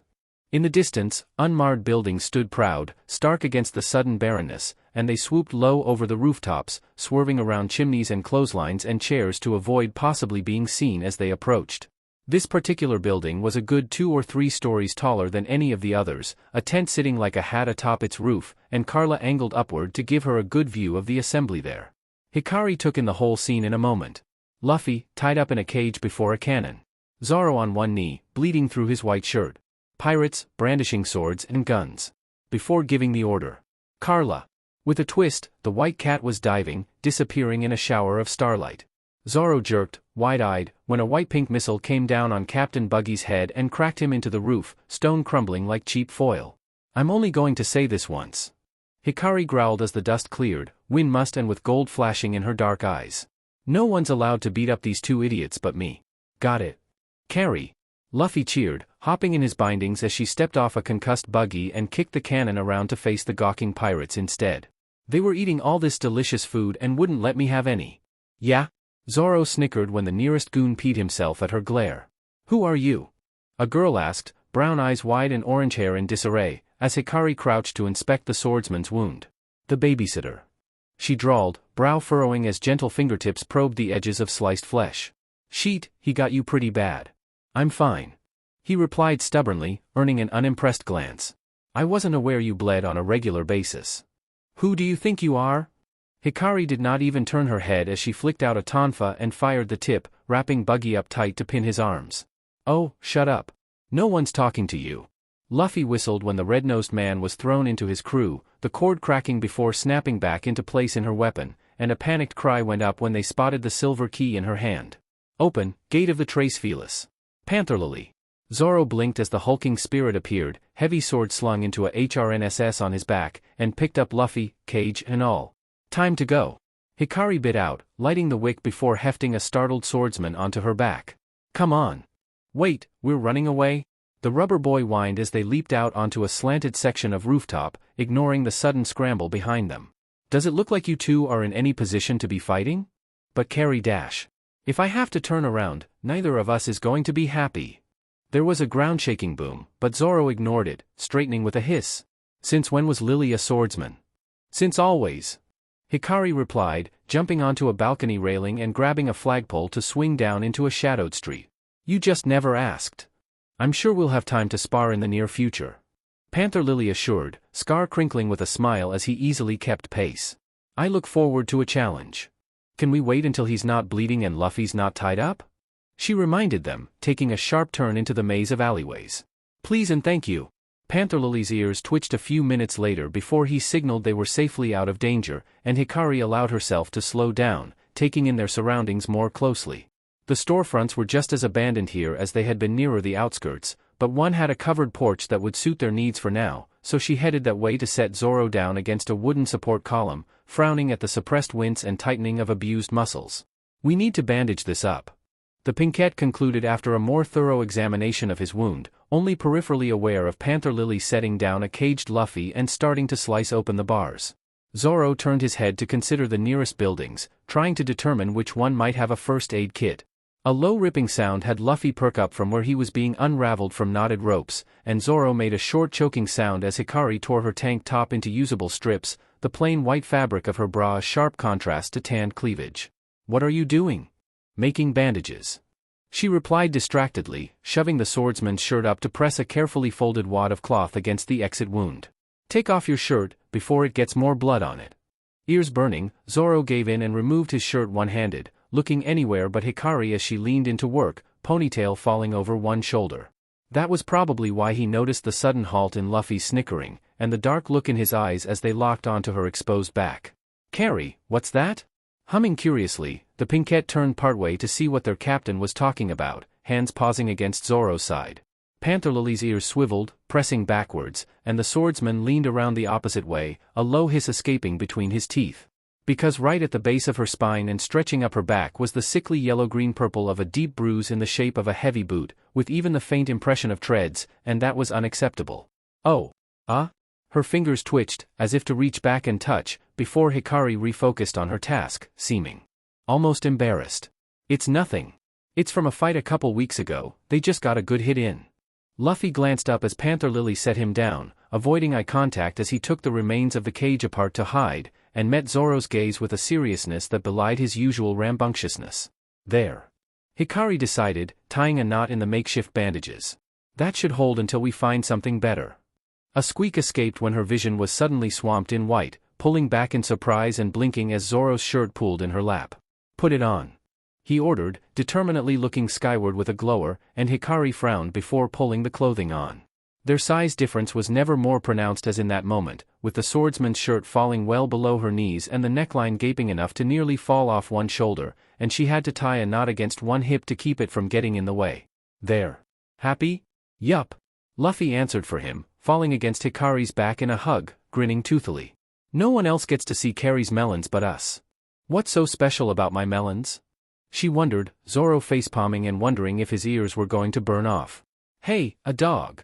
The Pinkette rolled her eyes as Luffy pushed off to poke the stoic creature in the face, Panther Lily chuckling when he got bit in retaliation and began to flail. You're both hopeless. She lamented, catching the stubborn dog and scratching just so under its chin, earning a pleased growl before Luffy was free. Thanks, Carrie. Heya, navigator. Placing the dog back in its original spot, Hikari turned to take in the orange-haired girl from earlier, brow quirked. Navigator? Yeah, Nami's our new navigator. Luffy introduced cheerfully, and the Pinkette's expression could not have been more deadpan. Of course. You really saved us back there. Nami greeted with a disarming smile, and Panther Lily glanced between them with folded arms, ears swiveling. Part of the job. Hikari snarked, straightening as she eyed the taller girl. What are you young-uns doing out here? The quartet immediately turned as an old man in wooden armor exited a nearby house, hair in a puffy bouffant and wireframe glasses perched on his nose. Who are you, old man? Zoro asked, forcing himself more upright despite Hikari's protesting hiss. I'm this town's mayor. He answered, immediately spotting the makeshift bandages that were already bleeding through on the swordsman's side. My, what a terrible injury. I take it Buggy went after you folks, too? Come inside, you can rest in a guest room. With a curse, Hikari moved to support Zoro's left side as he moved to stand, glaring stubbornly at his disgruntled expression as Luffy tilted his head. Stay with Luffy, Lily. The cat spirit nodded, tail twisting to curl around the rubber boy's wrist, as the pair went into the mayor's home at a forcibly slow pace. I'm fine. The swordsman insisted as they were led into the nearest bedroom, glowering at the scoff she released while helping him sit on the crisp blue sheets. Men are never fine when they're bleeding. Hikari scolded, accepting the medical kit given by the mayor before he returned outside. Now hold still, you big baby. Zoro clenched his jaw as the bloody remains of her top were carefully peeled away, a hiss escaping as the wound was thoroughly cleaned with hydrogen peroxide and diligently stitched closed with a thoroughly sterilized needle and thread. And I thought all those sewing lessons would never translate to real life. Hikari joked, carefully patting her work and wrapping gauze securely around. Try not to screw them up, I probably won't do them as nice the second time. Grumbling, he flopped down on the pillow and promptly went to sleep, and the Pinkette rolled her eyes while cleaning up. A roar rattled the window, almost in time with the swordsman's snore, and she rushed to look outside as it morphed into an enraged, yowling sort of cry. In the middle of the street below was a rather large lion with a bare-eared man standing on its back, bearing huge fangs at the poor little dog that was barking up a storm right back, Panther Lily spinning his busterarm in one hand while standing between them. Sheet. And there was Luffy, holding out an arm to keep the spirit back, an expression dangerously blank. The lion lunged. Rubbery arms shot out, twisting together like a spring to grab at the thick mane. Gum gum hammer. Crash. Well, they're not getting back up, she noted, turning away. A strange light glinted off the glass, and every instinct in her body suddenly screamed. Gate close. Hikari spat out, leaping towards a startled Zoro as the outside world filled with blinding white, key in hand. Horologium. The world rocked moments after they tumbled into the cramped wooden cavity of the grandfather clock spirit's torso, and Zoro cursed, curling around the smaller body pressed flush against his as they were sent spinning and tumbling before crashing to a stop. I need to put some padding in here. Hikari huffed, pink hair tickling across the swordsman's chest as her head turned to peer out the glass. Can you dig us out, Horologium? I can try, Heim. The spirit replied, voice echoing strangely. Hold on, please. Their confines shifted, and Zoro grunted when her knee brushed his wound, prompting a quick apology as the Pinkette tried to pull back. Sheet, wait a sec. With a bit of careful maneuvering, Hikari was settled between his legs facing out towards the glass, legs curled in tight and boots carefully pressed against the door as Horologium continued to work debris out of the way. Better? Mumbling an affirmative, ears warm, Zoro glanced around at their wooden surroundings with a frown. What is this? Horologium. She answered, head tipping back to make eye contact. He's a defense-oriented spirit. Not much use in a fight, but he can take a close-range cannon shot without a scratch. Right. Horologium. Right, Heim. And he also won't stop calling me that. The Pinkette grumbled, perking up when a chunk of stone wall was tossed aside and allowed light to bleed through. Carry. Zoro. Loud as he is, Luffy's voice was still greatly muffled, though the heavy lurch as he lifted Horologium free of the wreckage was warning enough. Hikari squeaked when the door was wrenched open and she was yanked out, barely finding her feet as Luffy wrapped around her torso like a rope-limbed koala bear. You're okay? Yeah, we're dash. The Pinkette wheezed when Luffy stretched out his arm and pulled Zoro into the embrace, nearly knocking all three over in his enthusiasm while crushing her between them. Okay, less fine. DMN it, Luffy. Zoro growled, barely catching his balance and straightening with the smaller pair of pirates firmly attached to his chest, the rubber boy snickering as Hikari tried to wiggle out, Horologium disappearing with a wave. You smell like strawberries. You smell like bacon. She deadpanned, shoving Luffy's face back. Any other obvious things you want to mention? I refuse to let them get away with this. Even Nami jumped a bit at the mayor's sudden declaration, turning to him with wide eyes. I can stand this no more. Some random scum has no right to suddenly destroy our 40 years. I am this town's mayor. I will protect this town. The navigator rushed to block his charge as the old man grabbed up a spear, and Hikari blinked owlishly. Did we miss something? This town is his treasure. Luffy answered simply, and that was enough. There are fights a man cannot run from. The mayor retorted in the face of Nami's stubborn hold. Isn't that right, young-un? That's right, old man. The Straw Hat Boy agreed, earning a scowl from the orange-haired navigator. Don't urge him on. What can he possibly do by going to see them? It's reckless. I'm fully aware it's reckless. The old man shot back, startling her grip loose enough for him to storm away. I'm coming for you, Buggy the Clown. The mayor was crying, Nami realized, and Luffy shrugged as he unwound his arms and legs from around his crew. He was? I didn't see it. Looks like the party's getting more exciting. Zoro noted, adjusting the katana in his haramaki. Sure does. You two need a new definition for party. Hikari drawled, checking her tonfa and keys. This is no time to be laughing. Nami agreed, both confused and frustrated at their lack of urgency. It's okay, I like that old guy. Luffy assured with his usual cheer, starting after the mayor. I absolutely won't let him die. In that case, Zoro muttered, following a few paces behind, and Hikari had to jog to catch up with them as Nami went slack-jawed. You're gonna go, too? With that wound? The injury to my name is much worse than the injury to my gut. The injury to your head will be worse if you bust those stitches. Hikari warned, earning a snicker and a grunt in reply as their captain turned to the navigator. Our destination is the Grand Line, so we're gonna steal that map back now. Join our crew, Nami. I'll never be a pirate. She swore, slapping away his offered hand with a razor-sharp smirk. How about we team up for our common goal? Luffy's grin was answer enough. If there was one thing Hikari truly hated, it was bullies. People like Alvida, Morgan and Helmeppo, who went out of their way to abuse their power over those not strong enough to fight back, were the sort of scum that she wanted to punch repeatedly in the face. Buggy was quickly joining that list as Luffy wrenched his disembodied hand off the mayor's neck, not letting go even as the older captain strained on the rooftop above them. I'm here to kick your butt, just like I promised. Straw Hat? Buggy blustered once his hand was voluntarily freed, a vein visibly pulsing in his forehead. How dare you just come waltzing back here, to Captain Buggy? Because you're not FING scary. Hikari deadpanned, hands on hips, as a second vein popped into view. Listen, all I want is the map and the treasure. Nami reminded them, and the Pinkette slid her a sidelong glance as Zoro shrugged. We know. Young-uns, the mayor coughed out, voice roughened from abuse. Why are you here? Stay out of this. You're outsiders. This is my fight. I will protect my town. I don't need your meddling. The mayor reared back with his spear. And fell flat on his face, out cold, as Hikari removed her hand from his neck. What did you do? Nami breathed, stunned, and the smaller girl shrugged. Pressure point. All right, here goes. Luffy snickered, squaring his shoulders now that the old man was unable to get in the way. Big nose. The assembled pirates freaked out worse than Alvida's crew had at her being called chunky, and Hikari tried to suppress a snort of laughter as Nami paled. That's the one thing you shouldn't say. DMN you flashy idiot. Buggy exploded, gesturing wildly. How dare you flashily fire the buggy ball? The cannon's mouth dropped sharply to aim their way, and a hand dropped to her keys as Hikari shifted warily. Why'd you say that? Nami snapped, immediately running out of the line of fire. You idiot. Can't really argue with her right now. The Pinkette pointed out as Zoro clicked a katana from its sheath. So you'd better have a plan. Luffy just grinned as the fuse was lit. That's not going to work on me. With a deep breath, he expanded outward like a ball as the spherical projectile flew with an explosive crack. Gum balloon.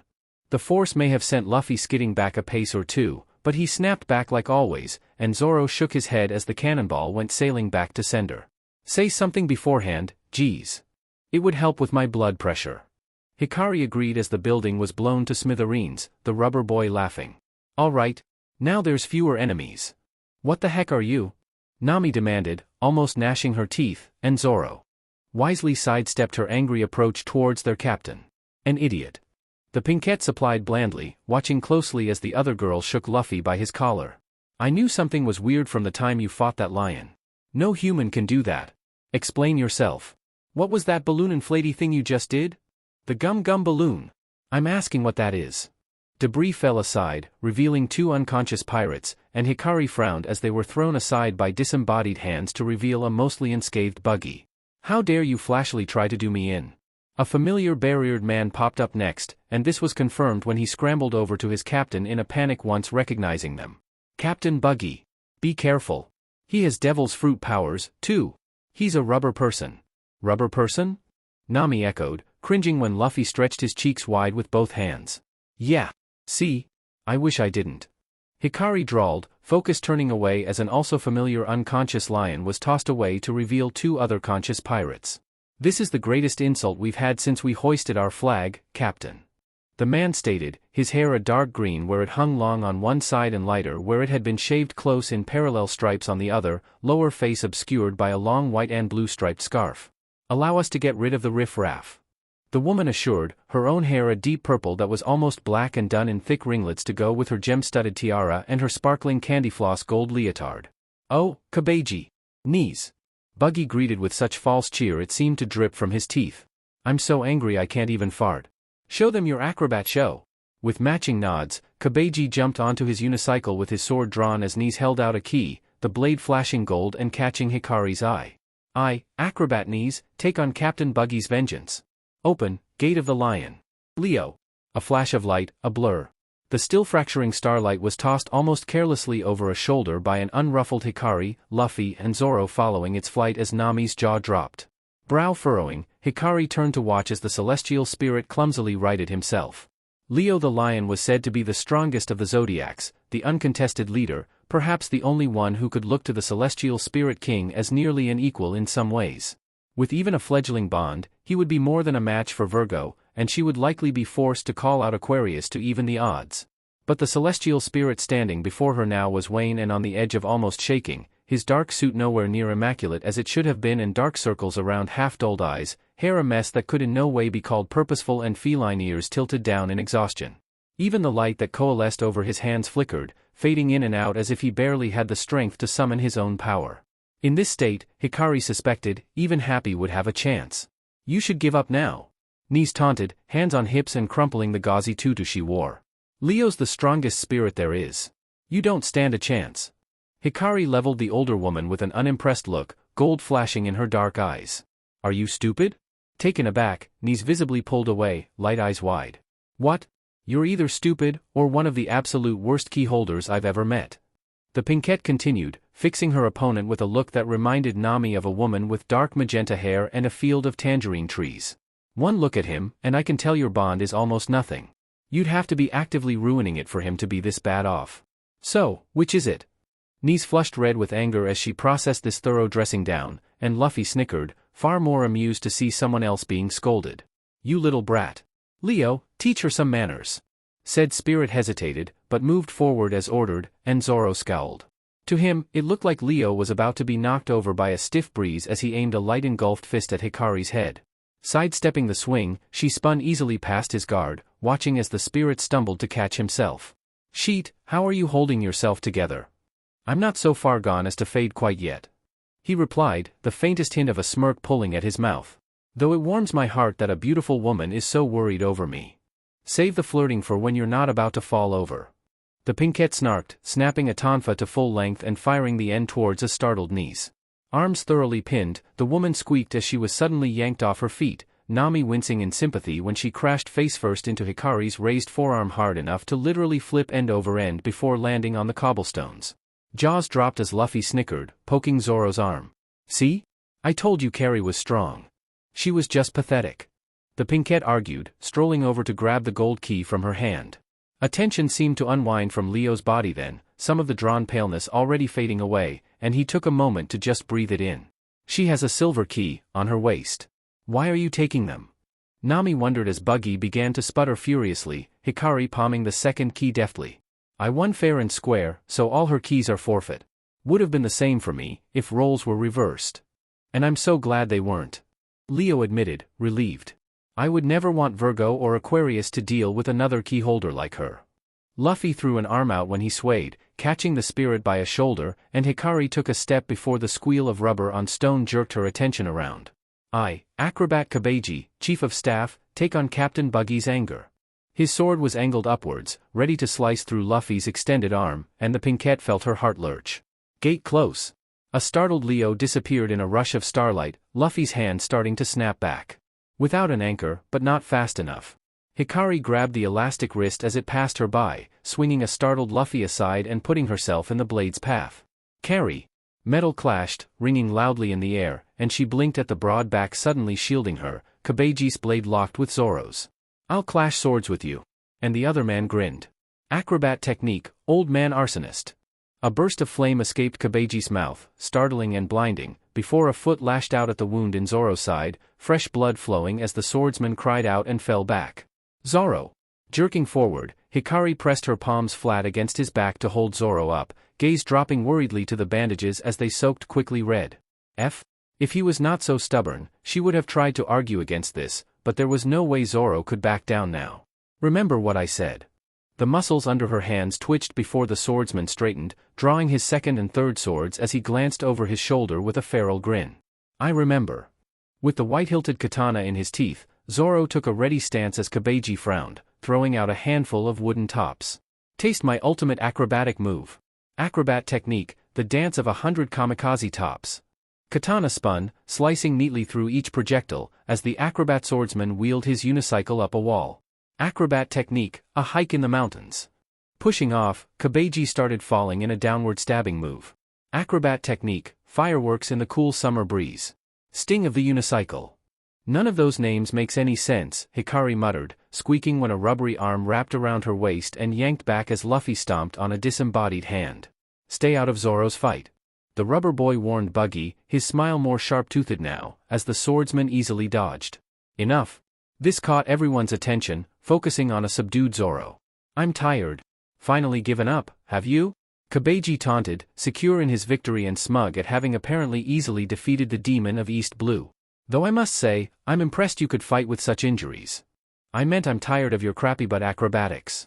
Kabeji's expression twisted with anger at this, and he immediately charged. Then I'll finish you off with my real sword skills. Die! Zoro took a new stance, calm as the center of a storm. Oni! A clash of blades and a spray of blood. Giri! Kabeji! Buggy shouted as his subordinate fell, bug-eyed, and Hikari ignored him as she rushed to catch a swaying swordsman, a hand pressing carefully against his soaked bandages with a frown. Sheet, are you done being an idiot? Stop worrying. He grunted, leaning into her solid frame as the Pinkette slowly lowered them to the ground. Luffy, I'm going to sleep now. Right. I'll handle the rest. The Straw Hat Boy agreed, snickering when Zoro flopped over onto her lap and started snoring despite Hikari's annoyed protests. Keep an eye on him, Carrie. Not like I have much choice, she muttered, pulling a gold key from the ring at her hip as Buggy scowled. You guys are pirates? Yeah. We're going to the Grand Line. Luffy answered cheerfully, as if he was not about to duke it out with another pirate captain. That's no simple voyage, nameless bums like you can handle, dimwit. What are you gonna do in the Grand Line, anyway? Go on a sightseeing trip or something? Become Pirate King? Buggy's expression was comical in his disbelief, sputtering. Get real, you flashy idiot. You, Pirate King? Would that make me God, then? I'm gonna be Pirate King and obtain this world's treasures. Quit your dreaming. You're annoying. Luffy decided. Just bring it on already. 8 knives slid out between the older pirate's fingers, and Hikari watched the scene warily, free hand sliding back to grip a tonfa. Seeing that straw hat of yours brings back memories of him, and irritates me. Memories of the DMN cheeky red-haired man. Red-haired? Luffy echoed, perking up. Does that mean you know Shanks? Huh?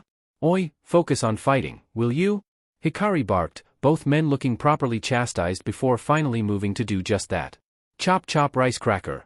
With a spin, Buggy threw his spinning legs like a shuriken, blades popping from the soles of his shoes and forcing Luffy to dodge by jumping up as the projectile cut past Hikari and Zoro a good 3 yards to the left. Can't move in midair, can you? Buggy taunted, throwing knives, and Luffy grinned. Can, too. An arm snapped out towards a nearby pole, retracting fast enough to avoid being sliced open as the disembodied legs returned to their owner. Oh, quite interesting. You, too. Oh stars, you're both hopeless, Hikari lamented as her captain stretched back an arm. Gum gum pistol. Buggy dodged sideways, eyes going wide when Luffy suddenly rocketed towards him. Chop chop quick escape. Gum gum sickle. The Straw Hat Boy went sailing through where his enemy's neck had been, crashing into a building, and Hikari watched as Buggy followed him further into the abandoned town. Sheet. While taking the fight further away was certainly safer, given Zoro's current condition, not knowing what was happening made her horribly nervous. Luffy would be as against interference as the swordsman, but she at least wanted to be there in case he needed help. But she could hardly leave Zoro alone, fast asleep, in the middle of the street. Maybe Lily. Blinking when a pair of hands suddenly stretched into view, Hikari stared as they snapped back out of sight with a thwack and a fading scream. Never mind. Time to wake up. She voiced, gently patting Zoro's cheek as Luffy skipped up with Nami a few steps behind. It's over. Yeah? The swordsman muttered, sitting up lethargically, and the rubber boy grinned. Yeah. We also got the map and a navigator. Hikari only had a moment to study this new navigator before Zoro swayed into her. Groggy. No good, out of blood that I don't think I can walk. Rolling her eyes, the keyholder wrapped an arm around him and dragged him upright onto her back as Nami huffed. Of course you can't. You wouldn't be human if you two could walk. Why am I included? Luffy wondered innocently, earning a glare from the redhead as Hikari carefully adjusted her new load, ignoring his annoyed grunts. You're the most suspicious of all. Anyway, we gotta help the mayor. Oh, yeah. We gotta wake the old guy up now. You there. The group turned to find a veritable mob of citizens, each wielding some makeshift weapon, and Hikari's fingers twitched for her keys as the apparent spokesperson stepped forward. Are you outsiders? Yeah. Luffy answered, oblivious to their suddenly precarious position. Who are you?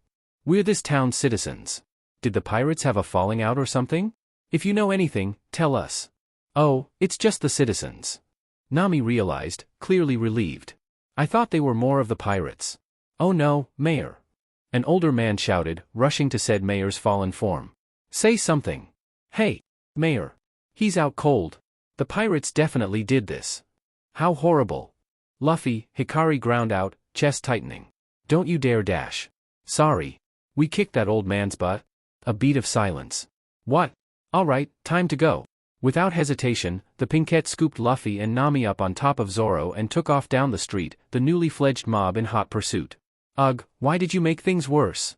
Nami demanded, clinging to her 2 bags of treasure with white knuckles. This is a good town. Luffy responded, unrepentant. Everyone's so mad, just for the old mayor guy. I think they'd get mad at any excuse we give. Turn here. Cursing the air blue like a true pirate, Hikari pivoted around a corner and leaped over the small white dog that was unexpectedly in their way. Chouchoo! The navigator gasped, and Luffy grinned as their self-appointed guard dog threw something into his outstretched hand before halting their pursuers with fierce barks. Later, dog. Slowing once the docks were in sight, the Pinkette deposited her uninjured cargo in front of their dinghy and scanned the area for any possible ambushes as Luffy whistled. Hey, is this your boat? It's great. I don't think it's so great. Nami waved off, though her own vessel was more sizable than theirs. I stole it from some idiot pirates. That's a big mouth you got. Said idiot pirates popped out at this insult, clearly having waited for them, and Hikari released a tired sigh. Oh, come on. Been waiting for you, thief girl. Never thought you'd run into us here, did ya?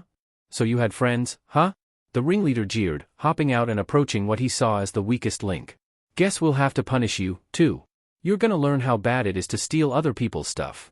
Quirking a brow, the Pinkette looked him over in disbelief before he clapped a hand on Zoro's slumped head. Hey, you. Quit ignoring me. He went appropriately pale at the glare leveled his way, but missed the sudden fury suddenly coalescing much closer to the surface. Haven't you ever heard about respecting the injured? Nami watched, awestruck, as the trio of pirates were summarily punted a good distance into the ocean, taking in her fellow woman as if for the first time. Did you eat a devil's fruit, too? Course not. Hikari dismissed absently, stepping into their dinghy to settle Zoro. Come on, we'd better go before those townspeople catch up. Jumping into action, Nami readied her own boat as Luffy hopped in after his crew. Oh, hey! Carrie, the dog wanted you to have this.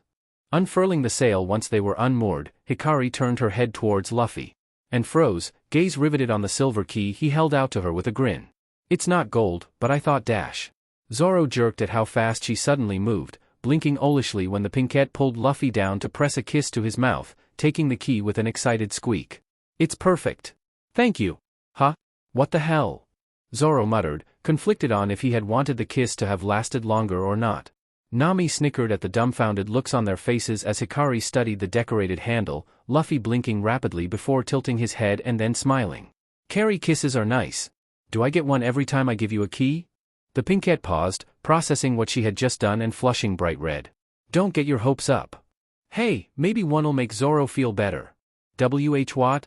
But Makino always said kisses are the best medicine. That's not how it works.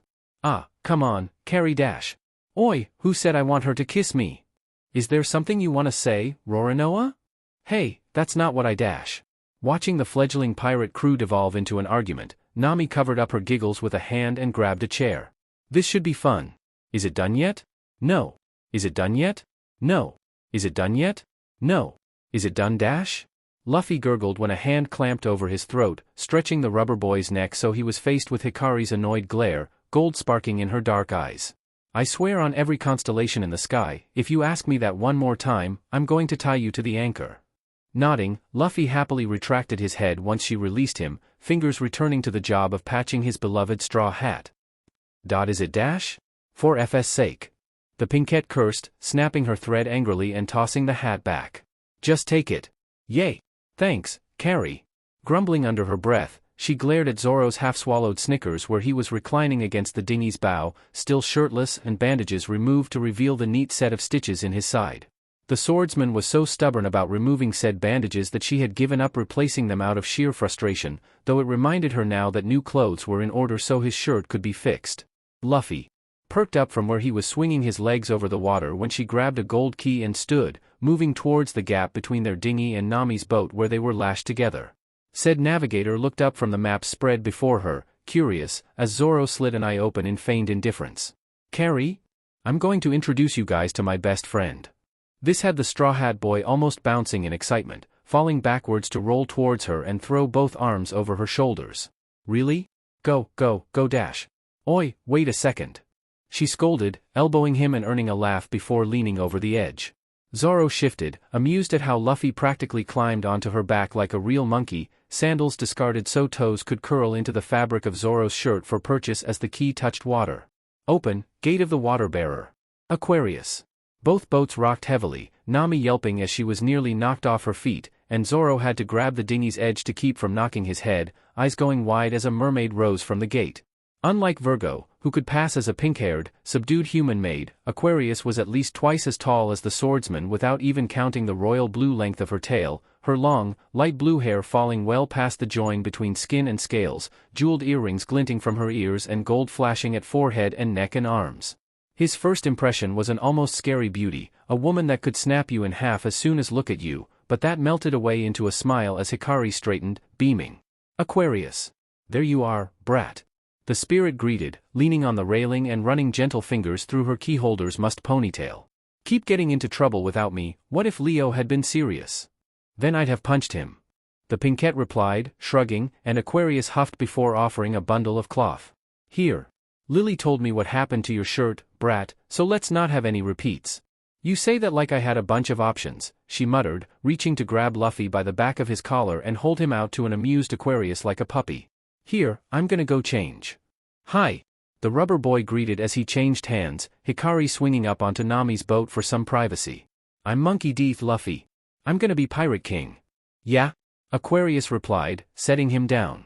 Well, with an attitude like that, you might just make it. The Straw Hat Boy grinned as she looked over a shirtless Zoro and nervous Nami, more a shark than a salmon, before the cabin door opened once more.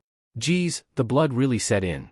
Hikari muttered, stepping out in a white wrap top that hung in draping, woven loops from her shoulders, the layers parting with each step to show glimpses of tan skin as the heels of dark leather boots clicked against the deck, pulled up high enough to leave only a strip of thigh visible between the slightly folded top and the hem of her jean shorts. Zoro blinked, finding the almost secret little hint of soft thigh mesmerizing in a way that Nami's exposed legs decidedly weren't, as he focused on the cloth in her hand. There was a noticeable slice, a dark brown with dried blood that had wrinkled in strange patterns from being knotted up, and the swordsman frowned, mildly annoyed. Repairing cuts or tears was one thing, but a stain like that would probably never come out. Hey, Aquarius, think you can help? The smile that crossed said celestial spirit's face could have made a sea king cry. You forgot? We've had the same date night for millennia, you shitty arachnid? Luffy giggled as their boats rocked with aftershocks, though Zoro looked a bit pale as he watched a furious Aquarius fire water from her urn with enough force to shatter stone. Well, that's one way to get out bloodstains. Nami admitted, voice a bit shaky. Hikari glanced up from the book in her lap, a beautifully rendered volume on fairy tales, one hand holding onto Luffy's vest as he sat on the wall of their dinghy and completely unruffled by the turbulence her spirit was causing. Yeah, she finds it therapeutic. Especially after I didn't call her to help in the last few fights. Why didn't you? Zoro wondered, unable to look away as a wave blasted straight through a rocky outcropping at least 20 meters thick. It'd be like using a cannon against a rowboat. There wouldn't have been anything of those idiots left. That makes sense, Nami agreed, silently promising to never get on Hikari's bad side. She's really strong. Luffy added, completely unafraid of a being that could easily drown him, devil's fruit handicap or not, and Hikari smiled proudly. She's my very first and strongest spirit, so Aquarius has been with me since I was a kid. She's like my big sister.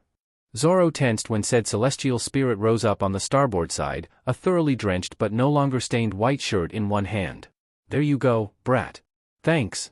Setting aside her book, Hikari wrung out the excess water and pulled out a sewing kit that had been stowed in Nami's boat, focusing on threading the needle as Aquarius fixed the other three with a dark, piercing look that would make a thunderstorm seem like a sunny day. If any of you ever make Hikariheim cry, I'll make the entire Grand Line look like a children's party. Ah, love you too, Aquarius. The Pinkette replied cheerfully, stitching the fabric closed with care as Aquarius made a gesture with her hand to mimic slitting a throat before disappearing in a shower of stardust. Luffy turned to his crew with a grin. She seems nice. Are you kidding me? Arms crossed, Zoro leaned back and watched in amusement as Luffy vibrated in place from sheer excitement, gaze riveted on the silver key in Hikari's hand. Remember, I'm just doing this to introduce myself to them. She voiced firmly, eyeing Luffy as he bounced in place. So don't scare them. The rubber boy nodded enthusiastically, almost turning himself into a bobblehead, and she sighed in resigned defeat. Nami perked up from the railing of her own boat as light pulsed off the key's blade, throwing ethereal shadows over the wood and water, Zoro straightening in surprise while Luffy's eyes went wide in awe. I call upon thee, in the world of the celestial spirits. Hikari intoned, voice almost reverberating in the air with an otherworldly power that made her eyes sparkle gold. And now, I beckon you to my side at once. Pass through the gate. Open, gate of the compass. Pixis. A bright light ripped open, a new gate letting through. The trio blinked at the large red-feathered penguin that blinked back at them from a white, almost clock-styled face, a large gray compass sitting on its head. Ah, Luffy whined, pouting. I thought he'd be cooler. Bam. Zoro snickered as her foot slammed into their captain's face and nearly sent him flying overboard. You take that back right now. But he's weird. Take that back. Nami had to smother her laughter with both hands, only catching her breath once Luffy was thoroughly knotted around the mast and Hikari was crouching to Pixis level with a smile. Don't mind him, he's an idiot. I'm glad to have you on my team, Pixis. Ah, really? The spirit stuttered out, poking his wingtips together uncertainly. Because I understand if you're disappointed I'm not very useful. Hey, don't talk like that. She admonished gently, patting his head, and Luffy paused in untying himself, listening. Not everyone's a fighter, and that's okay. We all have our own strengths and weaknesses, and part of being a team is helping cover for each other. Pixis looked up at her like Hikari had hung the moon, eyes shining, and nodded with a wobbling beak. Happy told me you were a kind keyholder, but I... The penguin spirit burst into tears like a geyser, and Zoro had to jump out of the way to keep from being effectively drowned as Hikari jerked back in surprise. I couldn't believe you'd be so nice. Pixis blubbered through the torrent, on the verge of unintelligible. You're our true princess. Oh, not you, too, the Pinkette lamented, fussing in an attempt to calm him before giving up as Pixis disappeared back through his gate. Well, that could have gone better. Are all spirits like that? Nami wondered as Luffy freed himself, falling on his face with a yelp. A lot of silver keys are. She admitted, fiddling with Pixis' key for a moment before replacing it on her ring. Most of them are very specialized. Pixis basically acts like an infallible compass, and that's not exactly impressive compared to others like Lily or Carla, who can hold their own in a fight. Too many keyholders figure they're not worth anything if they can't. That's stupid. Luffy decided, scowling. He looks weird, but he's Nakama now. A smile pulled at Hikari's mouth, but she shook it away. There's no such thing as a useless spirit, or a useless human. The Pinkette agreed, holding up her second silver key. Step back, we still have one more to meet. Zoro grunted when Luffy suddenly landed on his lap, too excited to keep from wiggling, and the swordsman clamped a hand around his middle with pink-tinged ears, dropping his chin on the straw hat to finally still their captain. Clearing her throat, Hikari held out the key with another pulse of ethereal light. I call upon thee, in the world of the celestial spirits. And now, I beckon you to my side at once. Pass through the gate. Open, gate of Canis Minor. Nicora. A tear of light, what almost sounded like a pop. The trio stared at the strange white creature that appeared, carrot-like nose trembling, until Hikari scooped him up with a coo. Oh, aren't you just the cutest? Yes you are. Yes you are. That's a dog? Nami ventured, squinting at the admittedly strangely cute spirit. He's the bloodhound of the celestial spirit world. Hikari explained, Luffy tilting his head as Nicora burrowed into the warm weight of her BRSTS. Nikora can send a key from 2 leagues away. Can't you, boy? Oh, the rubber boy pouted as this processed, settling grumpily into Zoro's lap. Does that mean he gets carry kisses if he finds a key? This thought gave the swordsman pause, and he eyed Nikora more closely now, sizing up his new competition until the poor spirit whimpered and crawled to hide in his keyholder's cleavage. I told you, I got carried away. Hikari retorted, flushing pink to match her hair. It won't happen again. You sure? Zoro teased, dodging sideways to avoid her kick and pulling Luffy with him. Shut up. If you're all done, that should be our destination coming up. Nami interrupted, checking her map once more before pointing to the island coming up in the distance. That's the Gecko Islands. We can see about getting a proper ship there, and at least restock on supplies. Looks peaceful enough. Hikari admitted after a moment of studying the visible shoreline, shielding her eyes from the sun. We should come in around there. Looks like there's cliffs behind the shore, but there's a path. With some coordination between the 2 women, their boats were soon moored on a sandy strip of beach, a slope cutting through the sheer cliffs to the forest above, a few large boulders holding lonely trees that must have taken root after traveling a touch too far. Finally on dry land, Zoro yawned, stretching leisurely as Luffy bounced out ahead of him. There's a village past here? Yeah. Nami answered, unfolding the salt-darkened paper in her hands. It looks like it's a small one, though. Oh. In that case, meet, may a dash. Bam. The rubber boy made a crater in the sand, courtesy of Hikari's fist, and she huffed as Nikora peeked out of her cleavage with a shiver. Will you forget about your stomach for 5 seconds? Careful.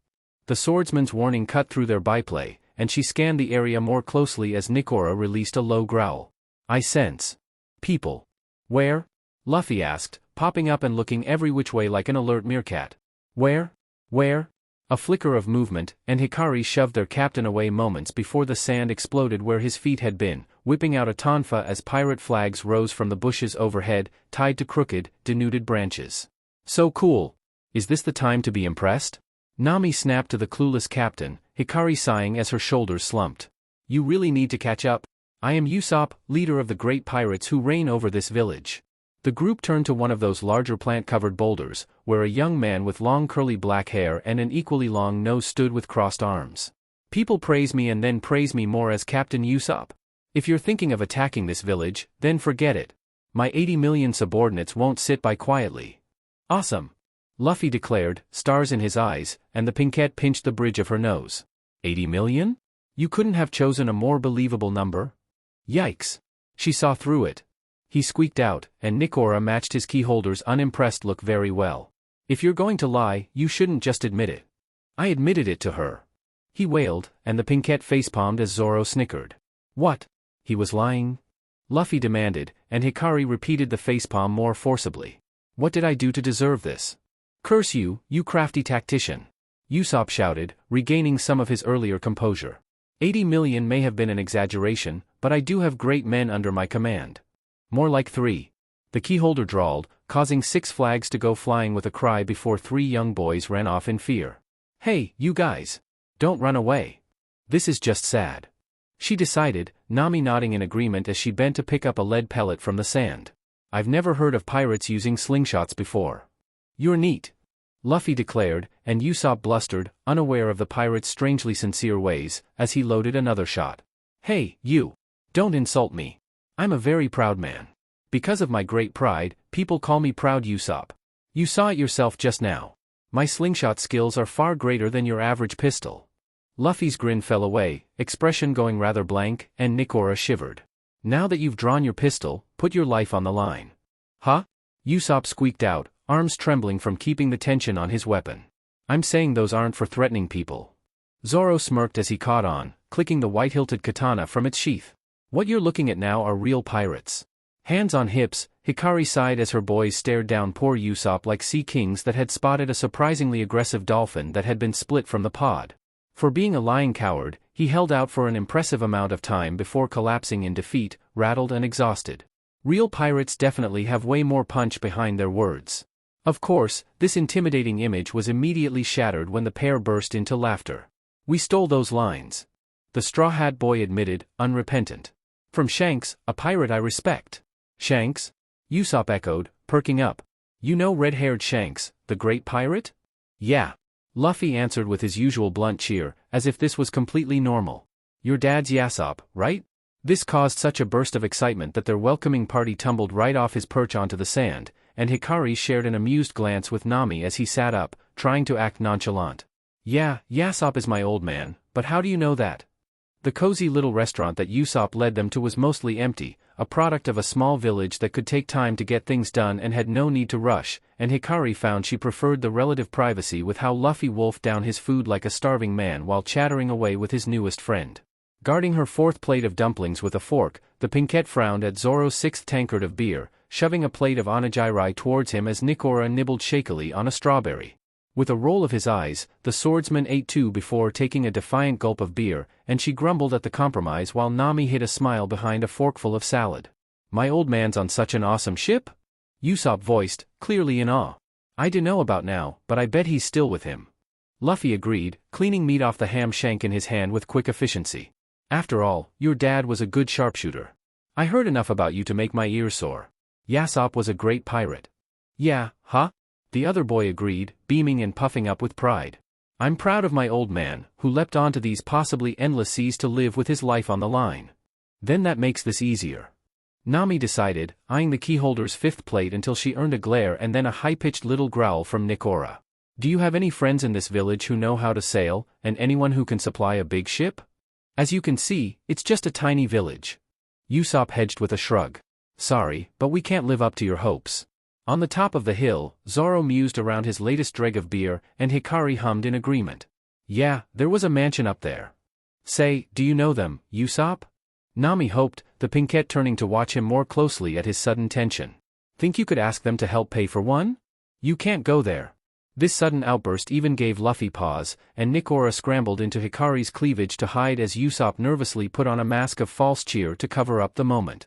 I just remembered something I have to do. I have lots of influence here. Eat and drink as much as you want. All right. Later. Where's he running off to?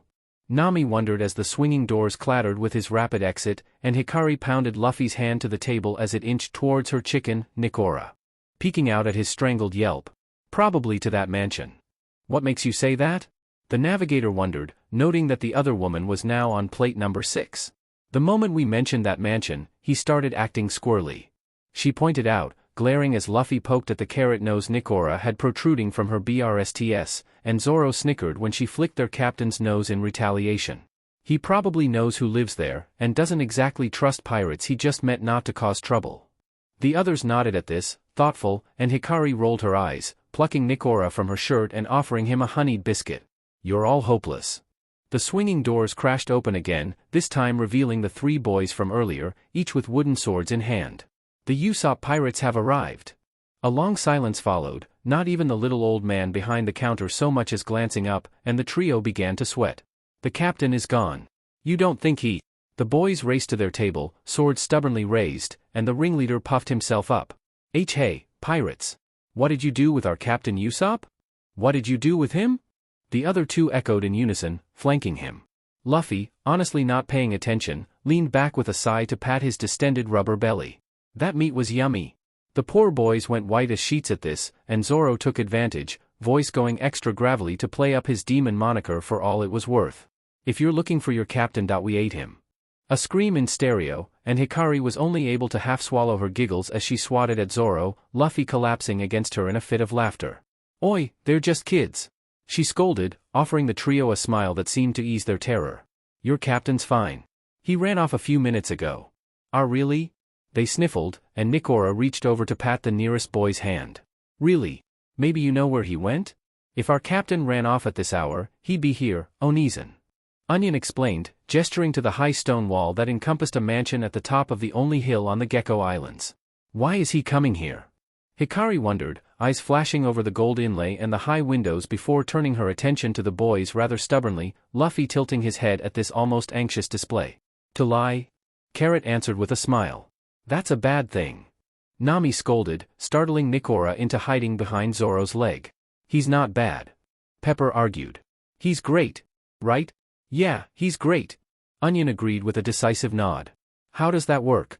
The swordsman wondered, eyes narrowing at the way Hikari started to fidget, avoiding looking at the mansion like a child might avoid looking directly at the shadows in fear of seeing a monster, one hand playing with the metal fairy charm on her keyring like a talisman. Kaya, the girl who lives here, is weak, and she's had depression ever since her parents died from an illness a year ago. Pepper explained. Even though she has lots of money, she's so sad. Blinking quickly against a prickle of heat, Hikari took in a shaky breath as Nikora whined softly, scrambling up into her arms and cuddling close to offer comfort. So our captain tells his special made-up stories to make her laugh. 'Cause our captain is the best at telling lies.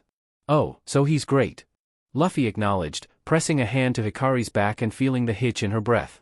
So that's helped her feel a little better? Nami wondered, the boys grinning. Yeah, a lot better. Great.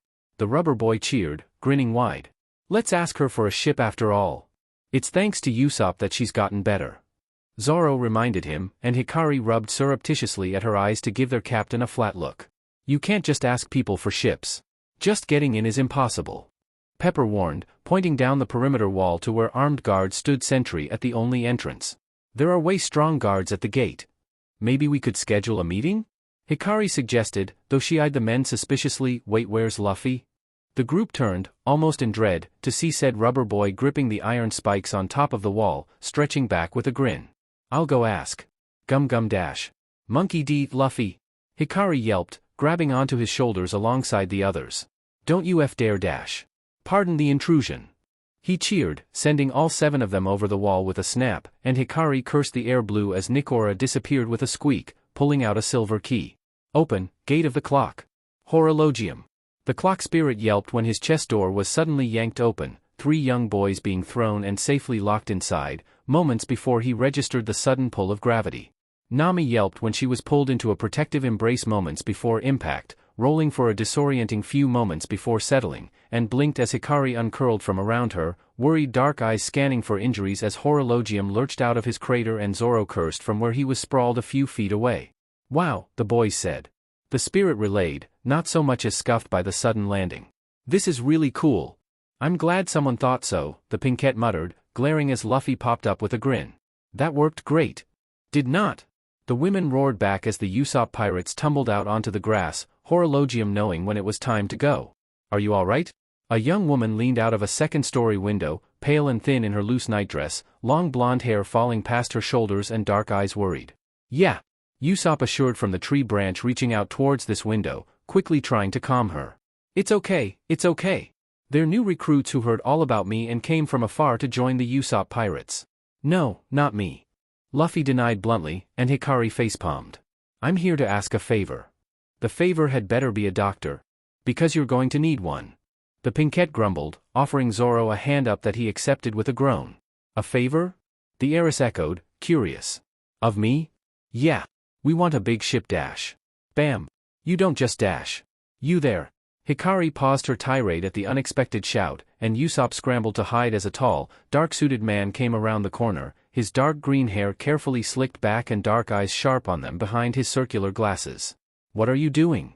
He demanded coldly, a man accustomed to control and fear, and it made her hackles rise. Klahadore, Kaya acknowledged, the subtle inward curve of her shoulders causing alarm bells in the Pinkette's mind. I don't appreciate you breaking in here without permission. Klahadore chided, adjusting his glasses with the heel of a palm, and she returned a flat look. Is there a way to ask for permission to break in? Zoro choked on a laugh trying to hide it, as Kaya tried to interject.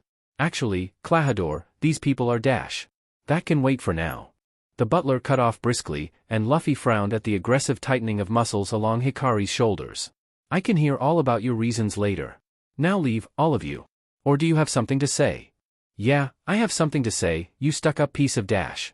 Nami clapped a hand over her mouth before the keyholder could release more vitriol, and Luffy continued untroubled. Well, actually, we want a ship. No. Zoro took the liberty of knocking their captain upside the head, since Hikari was busy trying to free herself from Nami without hurting her, as Klahadore glanced up. Usopp Kuin. A soft crap followed before Usopp creeped back into view, very much a mouse in the sights of a cat. I've heard all about you. The butler continued, tone utterly neutral. You're well known in the village. Yeah? I hear you've been on many an adventure. Quite impressive for someone so young. You can call me Captain Usopp, too. The young man replied proudly, confidence returning as he stood tall. Since you admire me so much. Captain, huh? Klahadore mused, adjusting his glasses in that strange way that made muscles jump in Hikari's back. I've heard all about your father, as well. The smile fell off his face at that, and Kaya scowled. Klahadore, stop. You're nothing but the son of a filthy pirate. Luffy's good cheer washed away instantly at that, watching through his peripheral as Hikari went very still, gold shining through her dark eyes. Nothing you do will surprise me, but I ask that you stay away from the lady of this house. Filthy? Usopp sputtered, upset and hurt and unable to form words. She and you are from completely different worlds. Klahadore continued, twisting the knife deeper, and Zoro saw the slightest flinch in Hikari's shoulders. Is it money you're after? How much do you want? That's enough, Klahadore. Kaya demanded, clearly worked up now. Apologize to Usopp-san. Hey now, be careful, Kaya. Usopp worried, seeing how far she was leaning over the ledge. What reason is there to apologize to this savage man, my lady? I am merely stating the truth. I feel for you. You must truly hate your great idiot of a father for abandoning his family and village because of his lust for treasure. Zoro was forced to grab Hikari around the waist and heft her into his arms, lest she lurch more than a step and crack the butler's head open on the stone pathway. Klahadore. Don't you dare insult my father anymore. Usopp burst, using a rope to propel himself safely to the ground and stormed towards the butler. What are you getting unnecessarily riled up for? Why not simply tell another of your special lies at a time like this? Klahadore wondered, mocking him. About how your father is really a traveling salesman, or how you're not really related by blood dash. And Usopp snapped. His fist met Klahadore's nose, sending his glasses flying. Shut up, Captain. The boys squeaked out in shock, peeking out from behind Zoro and Hikari. See? The butler hissed out, righting himself. You immediately resort to violence. Like father, like son. Shut up. Usopp roared, fueled by such righteous fury that all his cowardice had melted away. I'm proud that my father is a pirate. I'm proud that he's a brave warrior of the sea. You're right, I am an exaggerator. But I'll never lie about my pride to be related by blood to a pirate. I'm the son of a pirate. A pirate, a brave warrior of the sea. Klahadore echoed, unimpressed. That's quite a twisted way of putting things. But you're the undeniable proof of his savage blood. You run around spouting lies, and act violent whenever you're angry. And to top it off, you cozy up to the lady of this house so you can get her fortune. What? I only dash. The fact that your father is a pirate is more than enough proof that you'd hatch such a scheme. Savage blood, huh? Hikari growled out, a bundle of tightly bundled fury in Zoro's arms, and Nami edged away at the ice in her tone. I'll show the BSTRD savage blood. Let me go. Oi dash. Stop, Usopp-san. Kaya's shout brought everything to a sudden standstill. Please, no more violence. Klahadore isn't a bad person. He's just trying too hard to do what's best for me. While this caused Usopp to slowly release the butler's collar, it did nothing to ease Hikari's glare, knuckles going white on Zoro's wrist in lieu of squeezing the man's neck. Leave this place. Klahadore ordered icily. Never come near this mansion again. Yeah, I get it. I don't need you to tell me. Usopp ground out, brushing past him to storm away. I'll never come back here again. You stupid butler JRK. Carrot shouted, jumping to his defense. Our captain's not that kinda guy. Yeah, you stupid head. Pepper agreed. Stupid head. Onion echoed with equal vehemence. Stupid head. Luffy shouted in solidarity, earning another blow upside the head. Why were you saying it, too? Zoro scolded, eyeing the butler when a look sent the boys scrambling back behind him and had Hikari nearly snarling. You will leave at once, too. Nami was honestly impressed the swordsman managed to drag both Luffy and Hikari out of there without any collateral damage. Though that bite mark was certainly going to need a good flushing out. Hey, where'd Luffy go? Hikari glanced up from the apple she was aggressively tearing apart, shrugging. Who knows? Zoro brushed off, his sword clashing against Panther Lily's busterarm. Probably ran after that, Captain, Our captain would be at his spot. Pepper supplied, leaning against the fence near where Nami was perched to watch the swordsmen test each other's reflexes. Yeah, the shore. Carrot agreed, accepting the grapes Hikari offered him from a basket of fruit. He always goes there when something happens. Wanna check it out? Hikari shook her head, biting into a pear. Luffy's a big boy. He doesn't need constant supervision. But never mind that, isn't one of you missing? Nami realized, counting only 2 boys where there were once 3. Yeah, Onion. The pair acknowledged, chewing on strawberries that Hikari passed over.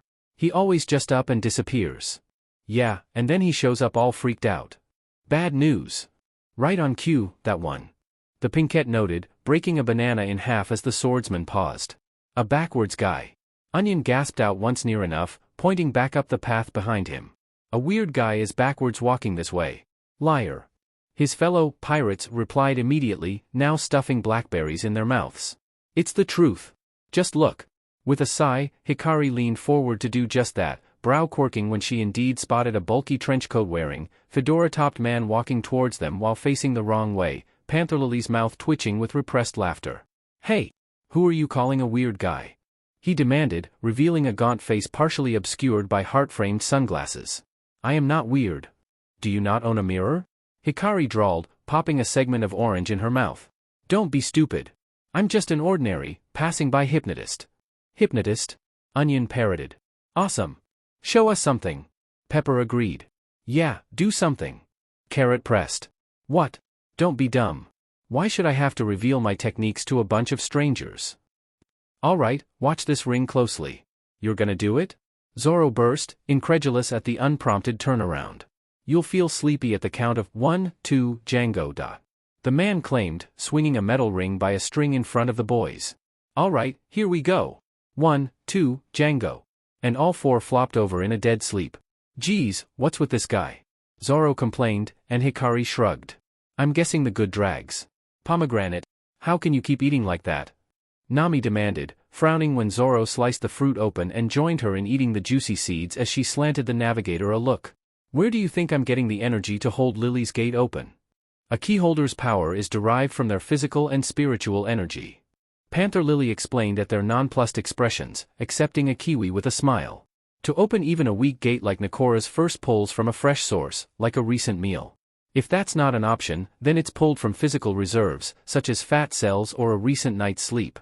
After those run dry, if she were to try opening a gate, it would come from what is essentially her soul. Which could end in a horrible, agonizing death that would arguably leave me without a soul to go to the afterlife. Hikari finished blandly. So, I eat. Zoro paused at this, mouth full, and she huffed out a laugh. Holding open a silver key is almost nothing. Besides, the more I practice, the less it takes out of me each time. Consider it training.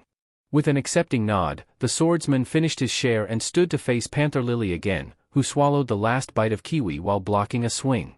Nami sighed, brow furrowed, but said nothing more. The other woman was still the only sane support she had left. Our captain's been gone a long time, Carrot noted as the sun began a slow descent towards the horizon, and Zoro frowned. Luffy, too. It was a big shock for him, Onion reasoned, Pepper nodding along. He always watches the sea from the shore when he's feeling down. Happy perked up from where he was sunbathing sprawled over Hikari's shoulders, tail flicking with interest. Hey, is that him, Haim? Glancing down the dirt path, she frowned at the figure running towards them, shielding her eyes. Yeah, it is. Said, pirate captain, raced right by them, deaf to their greetings and questions, heading straight to the village with the sort of single-minded determination that implied an urgent need. Well, that's not suspicious, the Pinkette drawled, pulling herself up. Happy? Aye, Haim. The blue cat spirit cheered, pushing off her shoulder and sprouting white wings that sent him soaring into the sky. What are you all waiting for, a sign from God? Hikari snarked, walking down the path after her spirit. Luffy's probably got his head stuck in a tree somewhere, and he's not getting out by himself. Right, Onizen. The Usopp pirates cheered, racing to catch up as Zoro sheathed his katana and Nami hopped down from her perch. You're not worried about him? The navigator prodded, earning flat looks from both crewmates. He's made of rubber. She deadpanned, the swordsman snorting in agreement. He's strong. 20 minutes of steady walking had them coming upon a cliff, a jut of forest with an unobstructed view of the open ocean, a lone tree hanging its branches over the sheer drop to provide shade. Haim! Hikari yelped when a blue, winged missile slammed into her chest, arms automatically rising to cradle a wailing, distraught Happy. Whoa, hold it! What's wrong? He's dead. The cat spirit blubbered as Zoro caught up, the boys. Having split off to search. Who's dead? The swordsman demanded, and Happy pointed towards the cliff, unable to stop his sobs. Captain Luffy. He's dead. Eh? Glancing over the edge, Zoro sighed. Yeah, there he is. What? The Pinkette deadpanned, following his example and resisting the urge to facepalm. Oh, for the love of Happy, he's not dead, he's just an idiot. Really? He sniffled as Nami jogged up. Really? Help us down? Nodding, Happy grabbed onto her hand with both forepaws and lifted Hikari over the edge, wings beating steadily so she touched the sand below gently enough to barely disturb the surface. Luffy was folded in on himself, having landed on his head with just enough force for his body to flop backwards rather than forwards, and she gestured for Happy to grab the others while crouching next to him. A soft snore escaped his slumped form, and the Pinkette's expression was thoroughly unimpressed. Seriously? Glancing up as Zoro landed behind her, Hikari shrugged. He's asleep. Probably scared the shit out of Usopp when he rolled off the cliff or something. Shaking his head in exasperation, Zoro slid a sheathed katana from his haramaki to poke at a downed Luffy as Nami joined them, the poor navigator shrieking in surprise when he suddenly popped up with a yawn. Morning. What the F happened? Hikari demanded, fussing over a lazily blinking Luffy as Happy struggled to airlift the Usopp pirates down to the beach. I don't know, the rubber boy admitted, smiling when Happy plopped his retrieved straw hat back into place and landed on top to hug his head. I remember talking with Usopp, and then that weird butler showed up with some weird guy, talking about killing the nice girl for her fortune. Luffy. Hikari voiced with slow deliberateness, an almost reptilian tilt to her head that made Zoro feel a tingle of excitement. Are you telling me that Klahadore is plotting to kill Kaya? Watching her now, Luffy nodded. And he tried to kill you to hide it? Another nod, and a slow blink that reminded Nami of a great beast rousing from a docile sleep. Well, now he has to die. Captain.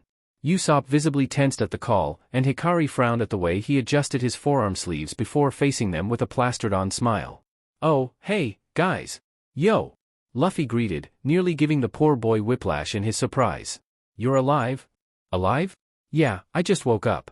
Most people wouldn't wake up after falling off a cliff onto their head. The Pinkette drawled, spinning a tonfa end over end across her knuckles. This guy was asleep the whole time. Pepper confirmed, Carrot almost jumping with excitement. Anyways, Captain, we heard everything.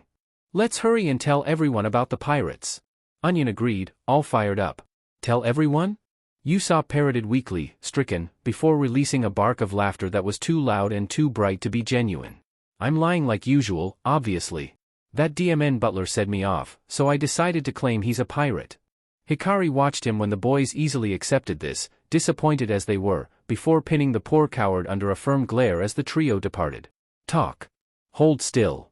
Hikari scolded, gripping Usopp's wrist so she could properly examine the bullet wound grazing his forearm as the sniper squirmed. But dash. You're going to wish that's where I'm going to hit you if you don't let me make sure there's no shrapnel in here. Freezing in place, Usopp managed to muffle his whines while the Pinkette thoroughly cleaned away blood and, deeming it clean of fragments, used some disinfectant and wrapped it snugly in bandages. There, you big baby, I'm done. Why did you tell them that? Luffy wondered, now that the danger of being growled at was past. Because I'm a liar. Usopp admitted, serious and forlorn without his earlier bravado. They were never going to believe me from the start. I was too optimistic. Even so, the truth is the truth. Zoro pointed out, arms crossed stoically as Luffy studied the other boy with a calmness that belied his usual energetic antics. Pirates really are going to come, aren't they? Nami voiced, subdued. Yeah. They're definitely going to show up. Usopp confirmed, knuckles going white over his knees. But everyone thinks it's a lie. They think tomorrow'll be just another normal, peaceful day. That's why I'm going to stop the pirates at the beach tomorrow, and make sure this stays a lie. That's the only logical thing for a liar like me to do. Rocking back on her heels, Hikari quirked a brow as the supposed coward gained steam. Even if I get shot in the arm, even if I'm driven off with brooms, this is my village. I love this village. I want to protect everyone. You're one hell of a nice guy. Zoro observed with a smirk, one hand resting on the hilt of his white katana. Pushing your henchmen away and going into battle alone. Which is why I'm not letting you go alone. Hikari agreed, smile too sharp to be anything close to friendly. Just so you know, I have dibs on all the pirates' treasure. Nami piped up, smiling. All right, we'll help you out. Luffy decided, glancing towards Hikari with a growing grin. You guys, Usopp sniffled, rubbing away the incoming tears. Are going to fight with me? Why? That BSTRD is taking advantage of a sweet girl for his own selfish greed, and intended to kill Luffy to hide murdering her. The Pinkette stated flatly, fury making her eyes flash gold in the starlight. You should be more worried if I'll leave you a piece of him to step on. There's a whole bunch of bad guys, right? Luffy noted, leaning his forearms on her shoulders and plopping his chin on messy pink curls. Scared is written all over your face. Zoro agreed, leaning on his elbow against Luffy's back and smirking at the mildly reproachful look Hikari slid his way. Me, scared? Usopp sputtered, visibly trembling. I'm perfectly okay with lots of bad guys or whatever. Because I'm Captain Usopp, brave warrior of the sea. Knees knocking like drums, the sharpshooter tried in vain to stop them before cracking. Damn it, this isn't a show. These are Klahador's pirates we're dealing with. Of course I'm scared. What's wrong with that? I don't want your sympathy. You guys can leave. Leave. We ain't laughing. Zoro cut in firmly, any trace of amusement gone. We're helping, 'cause we think you're honorable. And Carrie wants to kick their butts. Luffy added, poking at her cheek and giggling when the pinkette snapped in a half-playful gesture at the offending finger. As if we'd risk our lives because of sympathy. Usopp burst into a fresh font of tears, and Hikari sighed as she reached out to pat his shoulder. Boys. All right. Rising from his preparations, Usopp surveyed the oil that had been carefully spread from wall to wall of the slope leading down to the beach. They're going to attack from this shore at daybreak, but the only route into the village is this one slope. Everything else is cliff, making it tougher to come through. In other words, if we can defend this slope to the death, the village won't get attacked. Oh, that's easy. Luffy decided, and Hikari nodded. Should be, if we can pick them off before they get through. And if they do? Nami wondered, a frown forming, and the pinkette shrugged. Then Virgo can drop them in a pit. Or Aquarius can drown them. Or I can beat their faces in. All of those are options. You're really scary. Usopp admitted, sidling away in what was likely meant to be a surreptitious manner. Yup. Luffy agreed, much too proud of this fact for the sharpshooter's comfort. Carrie's always scary when people try to hurt Nakama. Hikari's cheeks pinked at this, though she tried to hide it behind a frown as she shoved his shoulder. Oi, I'm trying to be serious here. Let's just hope none of us slip down there. Nami observed as Zoro chuckled, darting away from the keyholder's annoyed smack. It'd be like diving right into an antlion pit. I'm amazed you can think up stuff this cheeky. Luffy praised, and Usopp sputtered, straightening. But of course. When it comes to cheekiness and slingshots, I'm utterly confident. It's almost daybreak. Zoro warned, one hand on his swords as he watched the sky start going purplish-pink at the edges. They'll be coming. Open, gate of the Trace Felis. Carla. Usopp yelped as the cat girl appeared, earning an amused tilt of the mouth from her as Hikari spun her key. We're expecting company at daybreak. Keep an eye out for them? Of course, Heim. Carla agreed, looking towards the horizon with unfocused eyes, ears tilted at a relaxed angle and tail swaying leisurely. Nami about jumped out of her skin when the cat girl suddenly went ramrod straight, alarm fluffing up her tail. They're not coming to this slope. What? Crap. There's a place just like this to the north, too. Usopp realized, going pale, and Hikari cursed. You mean where we tied our boats? My treasure. Nami nearly wailed, as if her baby had suddenly been moved into danger. Hey, let's hurry. Luffy barked, cutting through the rising panic. They're gonna get into the village. Where is this place? If you run straight north from here, you'll get there in 3 minutes. Usopp relayed, knocked from his ashamed self-spiral. The terrain there is almost exactly the same, so we just need to stop them at the slope. Come on. Hikari bit out, Carla already disappearing as she ran back up the slope. We've gotta hurry. I'll be there in 20 seconds. Luffy swore, barreling past her at a rather impressive speed, but the pinkette paid little mind. There was a very slim window left to intercept the pirates before they ran amok through this innocent village, and she was not going to miss it. Forest gave way to grass gave way to rock, and Hikari skidded to a stop just before the slope began, glaring at the massive cat-headed pirate ship and the pirates that had disembarked onto the shore before it. Hey, assholes! She shouted, only peripherally aware of Usopp and Nami catching up. Unless you want to know what hell feels like, you'll get back on your ship and get the F out of here. The men paused at this, most likely gobsmacked at a petite, pretty young woman threatening them so confidently than actually taking her threat seriously, and she growled in frustration, tonfa clicking to their full lengths in her hands. If you want to leave this island in full body casts, be my FING guests. Carrie, Nami whispered, eyeing the crew of pirates below. Can you really take them all on? Yeah, there's an awful lot, Usopp agreed, visibly sweating, and she glanced back at them with a sheen of gold in her eyes. Just keep up. Apparently deciding that the trio were not enough of a threat to be cautious, the entire crew charged up the incline towards them, and Hikari moved.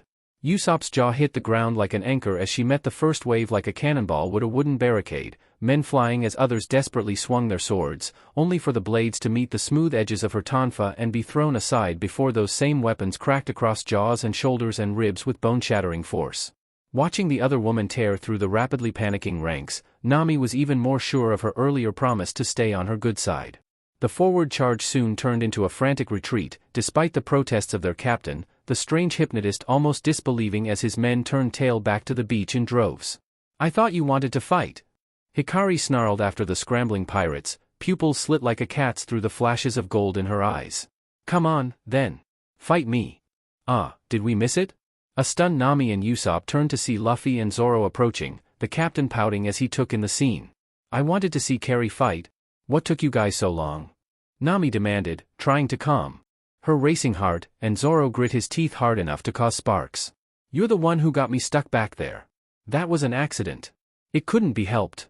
It's better for one person to be saved than for two to stay down there." "Then you should have stayed.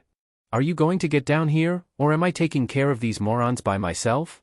The pair snapped to attention at Hikari's annoyed growl, already closing the distance as the beaten-down pirates struggled to rise, heads turning as their captain pulled a metal ring from his coat. "On 1, 2, Django, you guys'll grow strong. Your wounds will be completely healed, and you will grow stronger and stronger." Luffy watched the display curiously as Hikari scoffed. "He can try hypnosis all he wants, it won't make a difference." "Pathetic." Zoro agreed, still agitated from Nami's earlier stunt. 1, 2. Django. A roar went up from the assembled pirates, one swinging his fist into the slope wall and cracking a section loose. "Okay, that's definitely better than what they were doing before," Hikari admitted, blinking owlishly. "Go. Crush anyone who gets in the way," Django ordered, and Zoro cursed as they charged anew, turning to their own captain.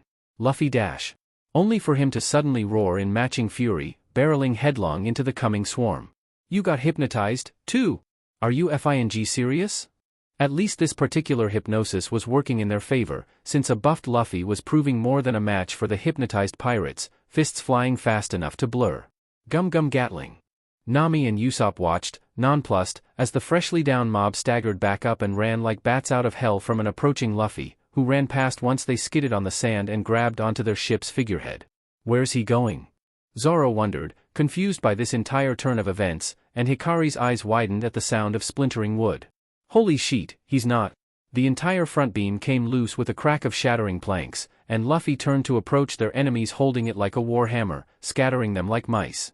"On 1, 2, Django, you'll get sleepy," Django babbled out, hastily swinging his strange metal circle. 1, 2, Django. And the rubber boy fell back with a snore, the wooden beam landing on him and effectively taking out all of the pirates anyway as it went, sand flying in waves. "First the cliff, now this," Hikari muttered, rubbing the bridge of her nose. "He still took out most of them," Zoro acknowledged, as Usopp gaped. "Luffy's trapped under there. We need to help him. He won't die," the swordsman assured, straightening at the light touch of Hikari's palm on his arm. "Looks like he didn't get them all." A pair of men jumped onto the misplaced figurehead, both with a clear cat motif including ears and cat-claw gloves, and Hikari looked skyward for patience when they were introduced as the Meowben brothers, Siam and Buchi. "Do you want the big idiot or the small idiot?" "Whichever gets here first," Zoro decided, another katana clicking from its sheath. "I'll take care of them," the larger one claimed, and her eye caught the gleam of a gold key in his paw. "A zodiac?" Nami yelped, flinching at the bright light that followed. "Open, Gate of the Ram." Aries. The spirit that appeared reminded Zoro of Virgo, mostly human with darker pink curls, tiny brown horns curling on either side of her head, and wearing a white wool mini-dress with a fluffy collar that she hid in as her keyholder pointed. "Kill them, Aries." Zoro blinked at the disbelieving snort from Hikari at this order, her expression going from interested to utterly unimpressed. "Suma Mason," Aries stuttered out, shoulders curving inward as if trying to make herself disappear. "But I can't." Usopp jolted forward at her sharp cry when Buchi grabbed her harshly by a horn, yanking the poor spirit rather violently around. "What do you mean you can't? You're a zodiac. You're supposed to be super strong." A hand clamped onto his wrist, and Buchi blinked down in surprise into Hikari's furious expression for only a moment before crumpling with a yowl of pain, releasing a startled Aries before landing on his knees. "You're a pathetic excuse for a keyholder," she stated darkly, grip twisting and nearly sending him sprawling in a desperate attempt to keep bone from snapping. Laying a hand on your spirit like that, I'll make sure you know how it feels. Panic had the large man lashing out with his claws, and Hikari was forced to release him, backflipping out of range to keep from having an eye gouged out in his frenzy. Ares, attack. Suma Mason, the celestial spirit murmured, raising her hands uncertainly. Wool shot. The pinkette dodged deftly sideways, and the ball of wool encapsulated an unsuspecting pirate, who only struggled for a moment before succumbing to the softness. The nearby downed pirates paled when Hikari pulled out her own gold key, Zoro smirking. Open, Gate of the Maiden. Virgo. Heim, the maid spirit voiced, looking towards her keyholder when faced with her fellow Zodiac. Keep her busy. The pinkette ordered, tonfa spinning in her hands, and there was the faintest of fond tilts to Virgo's mouth as she bowed before facing Ares. Of course, Heim. Don't think I'll go easy on you just 'cause you're a woman. Bucci blustered, staggering to his feet, and Zoro frowned at the jab as Virgo blocked a kick from Ares, Hikari scoffing in amusement. Come on, then. Give me your best shot. A rush of movement, and Siam appeared at her unprotected back with claws raised. Here it is. Metal clashed, and Hikari turned to find Zoro's sword was holding back the 5 knife-like blades from her neck, eyes a shadowed silver under his bandana. Your fights with me. So you're taking the small idiot? She teased, heart thundering with adrenaline, and the swordsman flashed a smirk over his shoulder. Just make sure you take care of the other one. Bucci wheezed when her tonfa swung back into his gut, going pale at Hikari's smile. What, him? It won't even be a warm-up. With a heave, the pair shoved their opponents back and split off, sand kicking up from the force as Django sputtered.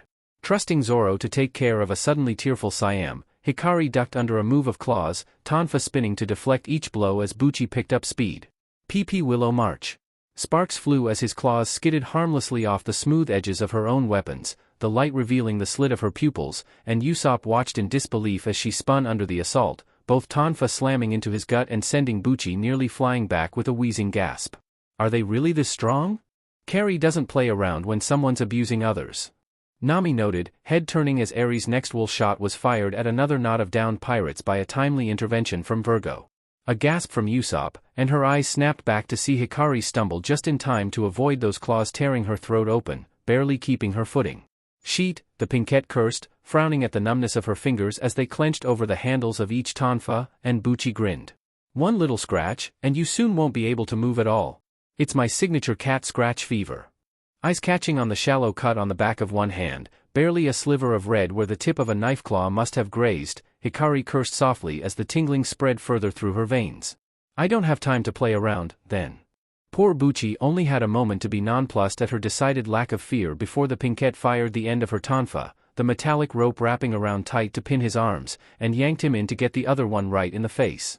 The force was enough to have the large man land flat on his back, out cold, and Virgo caught her swaying keyholder by the shoulder as Ares faded back through her gate in relief. Heim?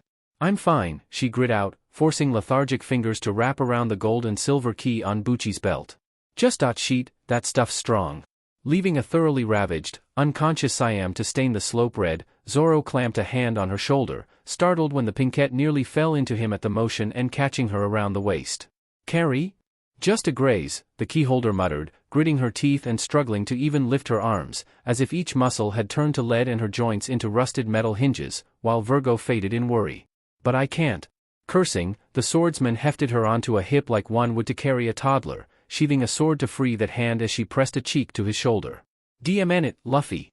Get up. Zoro barked, feeling the slow loss of tension that made Hikari a heavy, limp weight in his grip. We don't have time to sleep. Carrie's hurt. Nami jerked back, eyes wide, and a strangled squeal escaped Usopp's mouth as he watched the wooden beam suddenly fly out into the ocean, Luffy up and alert as if he had not been asleep just a moment ago. Carrie's hurt? Django barely managed to dance aside as the rubber boy barreled past, blinking owlishly behind his heart glasses when Luffy skidded to a halt next to Zoro, fussing over a slack Hikari in a panic. What happened? Carrie, are you okay? I'm fine, she grumbled, frowning at the effort it took to make her fingers slowly curl. Just a scratch. Django. The entire tableau froze, Nami and Usopp mid-run down the slope, and turned as one to the striking figure above them, and Klahadore stared back with a chilling expression, hands encased in furry gloves with long blades attached to each finger. I can explain. The hypnotist insisted, reaching a new level of terror, and Zoro shifted to shield Hikari as Luffy stepped forward, shoulders straightening at her low growl.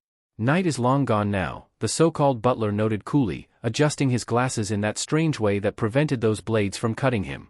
So it seemed odd that the plan wasn't making any progress. To think that these brats have held you back, how the Black Cat pirates have fallen.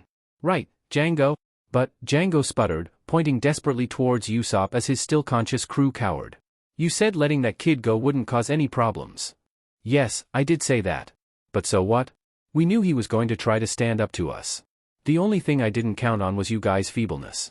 Usopp's gaze flickered, eyes widening, and Hikari lurched uselessly as Klahadore turned, claw blades raised. Kaya! Zoro grunted at the sudden strong grip on his wrist, looking down to find the keyholder's eyes a burning gold as she watched blood seep from Usopp's back where he lay over a startled Kaya. Usopp-san. Are you okay? Kaya, what are you doing here? The sharpshooter ground out as Kaya moved to kneel beside him, clearly worried. I'm so sorry, Usopp-san, that I know you may not accept my apology, but I just couldn't believe it. Klahadore, a pirate. Never mind that. Why are you here? Usopp burst, struggling up despite the pain. I told you to run away. Your life is in danger. How can she run when he's fighting for her? Hikari muttered, Luffy's head turning to catch her words as Kaya spoke through her tears.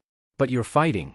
Even after I treated you so horribly, and you've been hurt so much, you're still fighting for me. So Miss Kaya. Klahadore brought the heiress up short, expression broken from betrayal. Why are you here? Stop this. Kaya forced out, anger and hurt breaking through the pain as she stood. Stop this, Klahadore. Mary told me everything. Klahadore, please. If you want my fortune, you can have it all. Just please leave this village. Right now. I will gladly accept it, but... Klahadore almost looked wistful, and Hikari ground her teeth in frustrated fury. There's one thing I want, you see. What I want is peace of mind. Peace? Kaya echoed, rattled. Yes. I want simple peace. The man confirmed. I find the villagers' trust that I've fostered these past 3 years to be nice and comfortable now. So I want to have that peace of mind forever. Kaya visibly steeled herself, reaching into the pocket of her heavy brown jacket. And I will have that peace, and your fortune. In short, pirates will come to the village, and you will leave your will and die. These two things are absolute. Run. Usopp pleaded, grabbing onto the girl's ankle desperately. Run away, Kaya. There's no use talking to him. Run away. When I say, throw me. Hikari whispered, fingers closing jerkily around a silver key, and Zoro shared a glance with Luffy before nodding. Leave this village. Kaya demanded again, drawing a pistol and leveling the barrel at him. Oh, you'd point a gun at me. Leave this minute. I see. Klahadore mused at the tremble in her hands, falling far too easily into his old persona. You've certainly grown a lot these past 3 years, Miss Kaya. The man approached slowly, removing one of his fearsome gloves, and her resolve visibly cracked. Do you remember? So much has happened in 3 years. We spent so much time together, even before your parents passed away and you became bedridden. So much time, so many memories, together, we suffered, together, we rejoiced. Klahadore. I would visit the city with you, and whenever you had a fever, I constantly looked after you. You listened to my stories so happily. I devoted myself to you for so long. A shaky inhale, and Hikari tried to blink away the heat in her eyes as Klahadore wrapped his fingers around the gun's barrel, tone shifting. Yes, for so long, I endured it. Yes, it was all so that I could kill you today. The weapon clattered to the ground with Kaya's tears. I, a man once known as Captain Kuro, had to smile humbly for some snot-nosed girl. I went against my nature and sked up to you. Do you understand these daily insults? Do you understand this man once known as Captain Kuro? Usopp reacted, picking up the gun and jolting up to fire. Klahadore blurred, as if dancing around the deadly projectile, reappearing with both gloves in place and one caging Usopp's head in deadly blades. Come to think of it, I still owe you for hitting me. Usopp-san. Kaya cried out through her tears, horror-stricken. You hit me with all your might, as I recall. Now. Spinning to gain some momentum, Zoro heaved just as Luffy snapped his arm forward, and Nami's jaw dropped as Hikari went flying through the air right towards danger moments after the Straw Hat Boy's fist. Open, gate of the clock. Horologium. Luffy's knuckles impacted the opposing captain's face just as a shocked Kaya was tackled into the celestial spirit's torso, the door automatically closing even as Horologium tried to grab his fallen keyholder. Heim dash? Gate close. Heim dash. Kuro, dazed as he was by the blow, could only stare while the celestial spirit disappeared back through his gate, Kaya safely tucked away inside his protective body. Usopp fell harshly on his butt, dumbfounded, as Hikari used what strength she could muster to roll onto her side, smile wickedly sharp. Looks like you need a new plan, Kuro? The situation sunk in after a few more moments, and Kuro visibly cracked. You dash. 3 katana blocked his catpaw blades before a gum-gum pistol knocked the supposed butler away, Luffy snorting like an enraged bull as Zoro lifted their still uncoordinated crewmate onto his back. No one hurts my crew. Visibly fuming, Kuro carefully wrapped up his rage in calculating ice, straightening from where he had landed. Django. He ordered as Nami dragged Usopp out of the danger zone, glancing back to see Hikari force her arms to wrap around Zoro's neck. Follow the plan. Hypnotize the girl to summon her spirit, hypnotize Kaya to write her will, and then kill them both. I'm on it. The hypnotist agreed, spinning metal rings in each hand, and Zoro glared while placing his white katana between clenched teeth. Take one step closer, and I'll kill you, hypno-freak. Careful, Hikari warned lowly, purposely hiding her face in the swordsman's neck and feeling his pulse jump. Just hold on. Take care of Carry, Zoro. Luffy ordered, cracking his knuckles. I'll take care of him. Aye, Captain. In a split second that Usopp barely caught, the battle was on. Zoro and Django were a whirlwind of razor-sharp blades, sparks flying with each clash, as Luffy's leg stretched into a gum-gum whip that had Kuro ducking and charging in. A chakram whirled past the swordsman's arm, close enough that Hikari felt the breeze of its passing and instinctively flinched, and Zoro decided this had gone on long enough. Tora. Powerful swings of his blades, and a spray of blood. Gari. Waiting a few moments, Hikari peeked out to be sure the hypnotist was safely down before relaxing. Good job.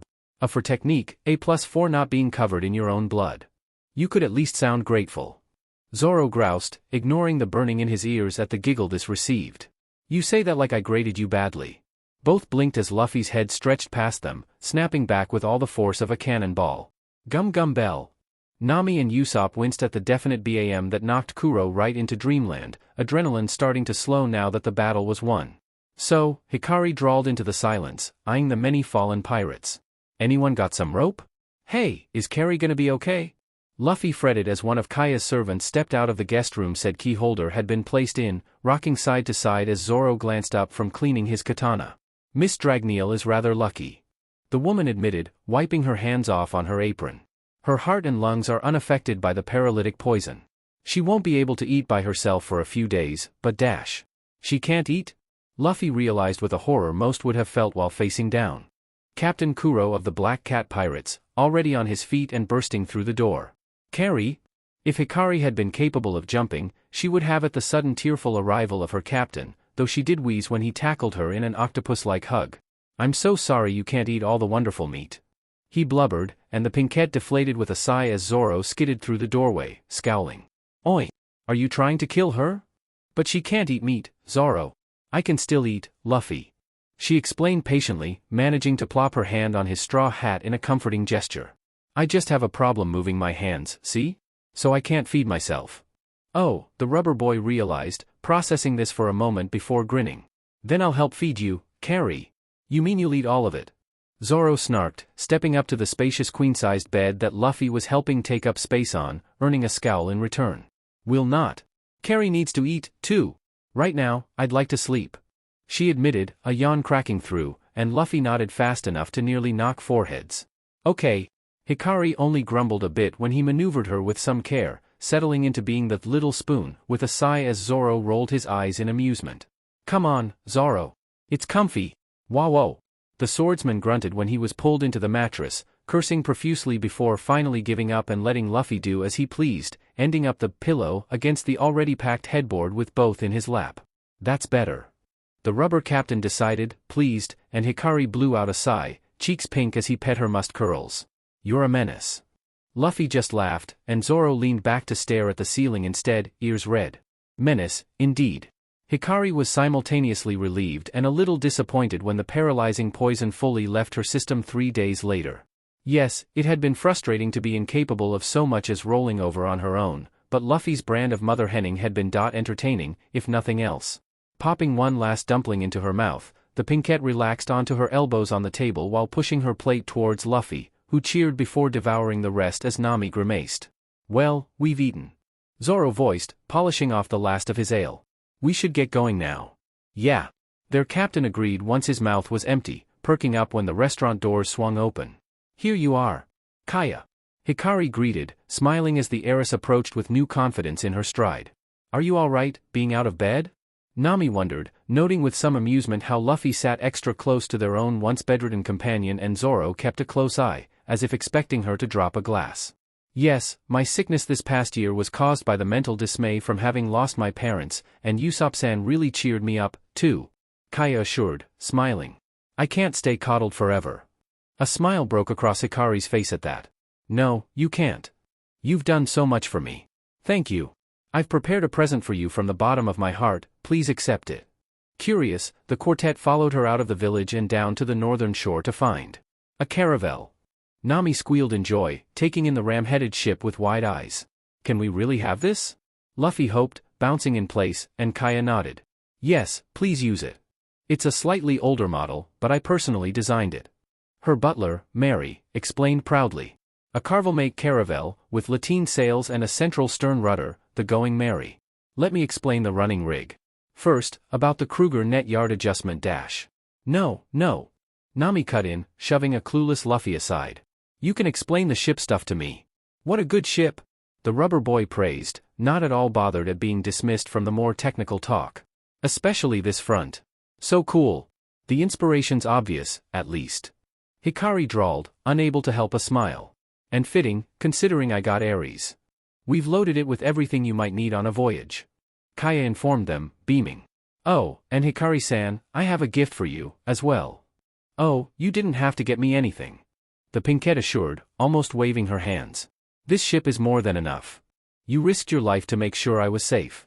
The heiress retorted firmly, reaching into a pocket of her dress. This is the least I can do. Seriously, it's fine. Is that a key? Hikari squealed out at the sight of the silver key being presented to her. My family has held on to this for a few generations, but no one on this island is a key holder. I'm sure you'll get much more use out of it. Oh, it's Isaku. The Pinkette cooed, cradling the silver key like one would a babe. The moment was broken by the sudden arrival of a rolling green boulder, Usopp strapped in and screaming along down the slope. What's he doing? Luffy wondered, nonplussed, and Zoro shrugged. Let's just stop him for now. He's on a collision course with the ship. The pair held up a foot each as the bag rolled onto sand. Bam! Hikari hissed in sympathy as the boulder was stopped with poor Usopp's face used as the brake. Well, that's one way to do it. Leaving Usopp and Kaya to their goodbyes, the fledgling pirate crew worked to move all their supplies and treasures onto the Going Merry before gathering on the bow, watching. Sitting on the white-painted railing, Hikari looked over the 3 newest keys in her collection with a smile as Zoro leaned next to her, one arm stretched out at her back while Luffy kept them in his peripheral, chin resting on folded arms. You guys take care, too. The sharpshooter called out. Let's meet again sometime. How come? The rubber boy wondered, blinking owlishly. Huh? How come? Usopp repeated, frowning. Man, you're antisocial. I'm gonna be a pirate too, so we'll meet on the high seas eventually. What are you talking about? Zoro retorted, frowning. Get on. Already. We're friends now. Hikari agreed, and Usopp froze for a moment before bursting with cheer. I get to be captain, right? Don't be dumb. I'm the captain. Hikari just threw her head back and laughed. Okay, everybody ready? Luffy nodded rapidly, a tightly coiled ball of anticipation, and Usopp leaned in, eager to see a summoning without being distracted by sheer terror. Get on with it. Zoro voiced, sitting against the railing where he had been napping. You've been putting this off for days. No one asked for your FING opinion, Roronoa Zoro. Swallowing a laugh at his mock-affronted protest, Nami waved off the byplay with a smile. Come on, Carrie. We all want to meet them. Grumbling under her breath, Hikari adjusted the hem of her t-shirt which had the picture of an adorable panda surrounded by piles of books with the words, "This is my happy place," underneath and held out a gold key, Usopp watching in slack-jawed awe as ethereal light danced across the Going Merry's deck. I call upon thee, in the world of the celestial spirits. And now, I beckon you to my side at once. Pass through the gate. Open, gate of the lion. Leo. Luffy's eyes went wide at the spirit that appeared, startled at the change. Where Leo had been a shadow before, wrinkled and tired down to the bones and immeasurably sad, now he was very much not, sharply dressed and confident and adjusting his tinted glasses with a smile. I was starting to think you'd forgotten me, Hikari Heim. I didn't have time for proper introductions. She explained, shrugging. Or the space. And I appreciate you not calling on me to face Aries, even if it was only as a distraction. He admitted, almost sheepish. She's a gentle heart, but she would have fought if it was ordered of her, even against me. You know Aries? Luffy voiced, curious, and the celestial spirit slanted him a smile. We all know each other, to some extent. Not only have we shared various key holders over the centuries, but the Zodiacs have our own section of the spirit world. When they're not summoned, they all spend time together. Hikari agreed, hands on hips. The female spirits have a daily tea, for one. Is there meat there? The Pinkette rolled her eyes, resigned, as Leo chuckled. Not at the tea parties, no. They prefer sweets. I'm sure Virgo will bring some next time I summon her. She assured, which made the rubber captain light up. Yeah. It's not as good as meat, but that's okay. You look stronger. Zoro voiced, and Nami nodded as the celestial spirit's leonine ears twitched. Yeah, you're looking much better than last time. Ah, that's all thanks to Hikari Haim. Leo explained smoothly, adjusting the ring around his finger. Even as new as our bond is, it's already much stronger than what I had with Enies. The weaker the bond, the weaker we are in your world. That's the way of things. Is that why Aries couldn't hurt us? Usopp wondered, holding his chin thoughtfully. Because her bond with that Bucci guy was too weak? Nah, he's just an idiot. Hikari drawled, still thoroughly unimpressed with the Black Cat pirate. He ordered Aries to kill us, remember? Well, Aries' abilities aren't made for killing. You saw her wool, it's for immobilizing and pinning down enemies, slowing them down, and to act as defensive barriers for her key holder. If he wanted a spirit to kill us, he'd have needed one like Sagittarius, Tauros or Cancer who are built for offense. It's important to know your spirits in order to use our abilities to the fullest. Leo agreed, head tilting with a pleased smile to his new key holder. A lesson I see you've learned well. I was already given a rather extensive lecture from Aquarius on how to treat you properly, though I have no intention of stealing your virtue away unless you wish it, Haim. Down, tiger. Hikari snarked, rolling her eyes and missing the glare Zoro adopted. I'm not interested. Ah, my apologies. Leo almost purred, amused. I was unaware you already had your heart set on another. Hikari turned bright red at this declaration, almost steaming, and Usopp yelped when Leo dodged a thrown barrel. Don't say such stupid things. Laughing, the celestial spirit wisely faded back through his gate before she could find something else to hit him with, and Luffy tilted his head at her thoroughly flustered state. Hey, Carrie, he seems nice. Menaces, the lot of you, she grumbled, glaring at Zoro's pleased chuckle. Well, Aries should be an improvement. Nami advised, Usopp popping out from behind Luffy with a nod. Why yeah. Call her, the Straw Hat Boy agreed, bouncing in place. Geez, alright. Unclipping the second new gold key from her ring, the fairy and star jangling in welcome, Hikari sent a pulse of power through the metal. I call upon thee, in the world of the celestial spirits. And now, I beckon you to my side at once. Pass through the gate. Open, gate of the ram. Aries. Mason, the timid celestial spirit immediately apologized, fidgeting with the hem of her wool dress, and Nami saw the tension just fall right off Hikari's shoulders. Hey now, there's nothing to apologize for. Mason, I didn't mean to apologize. But you just dash.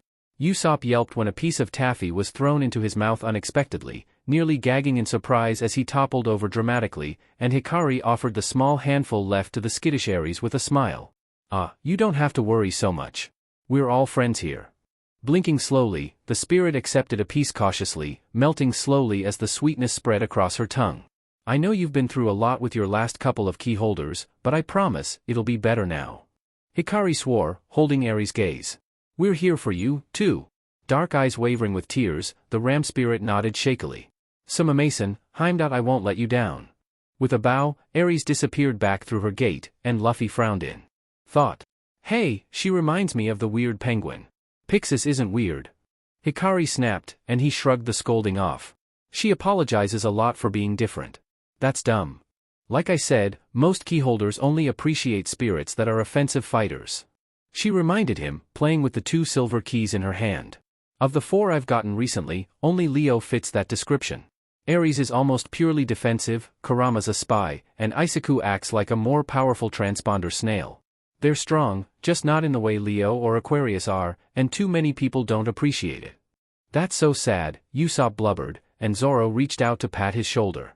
I'm so glad they have you now. Nami commented, sincere, and Hikari rubbed at a pinking cheek. Hey now, don't get all sentimental on me, I've still got 2 more to go. Luffy's rubbery arms snapped out, pulling a startled Zoro into his side so the rubber boy could climb onto his lap to watch. I call upon thee, in the world of the celestial spirits. And now, I beckon you to my side at once. Pass through the gate. Open, gate of the chameleon. Isaku. This spirit was very much a chameleon, roughly the length of Hikari's forearm not including a long, curling tail, scales rippling like a rainbow as the spirit sat and 2 bulbous eyes turned every which way before focusing on the key holder. Hello. He greeted, voice a soft, slow drawl. It's been a long time. Am I still in East Blue? Yes, we just left the Gecko Islands. She supplied as Luffy perked up. Wow. He's a lizard. He's a chameleon. Nami admonished, studying the strange speaker almost hidden against the scales of Isaku's right side. Yup. He agreed easily, each eye blinking just out of sync with each other. Is that a microphone? Zoro wondered, head tilting to better take in the handheld little microphone tucked behind and under Isaku's foreleg, a curly wire connecting it to the speaker on that same side. Yup. Like I said, he's the transponder snail of the celestial spirit world. Hikari explained, a bit exasperated, as she offered an arm for the chameleon spirit to climb up. He can make calls, record sound, take pictures and video. He even has a radio function. Radio?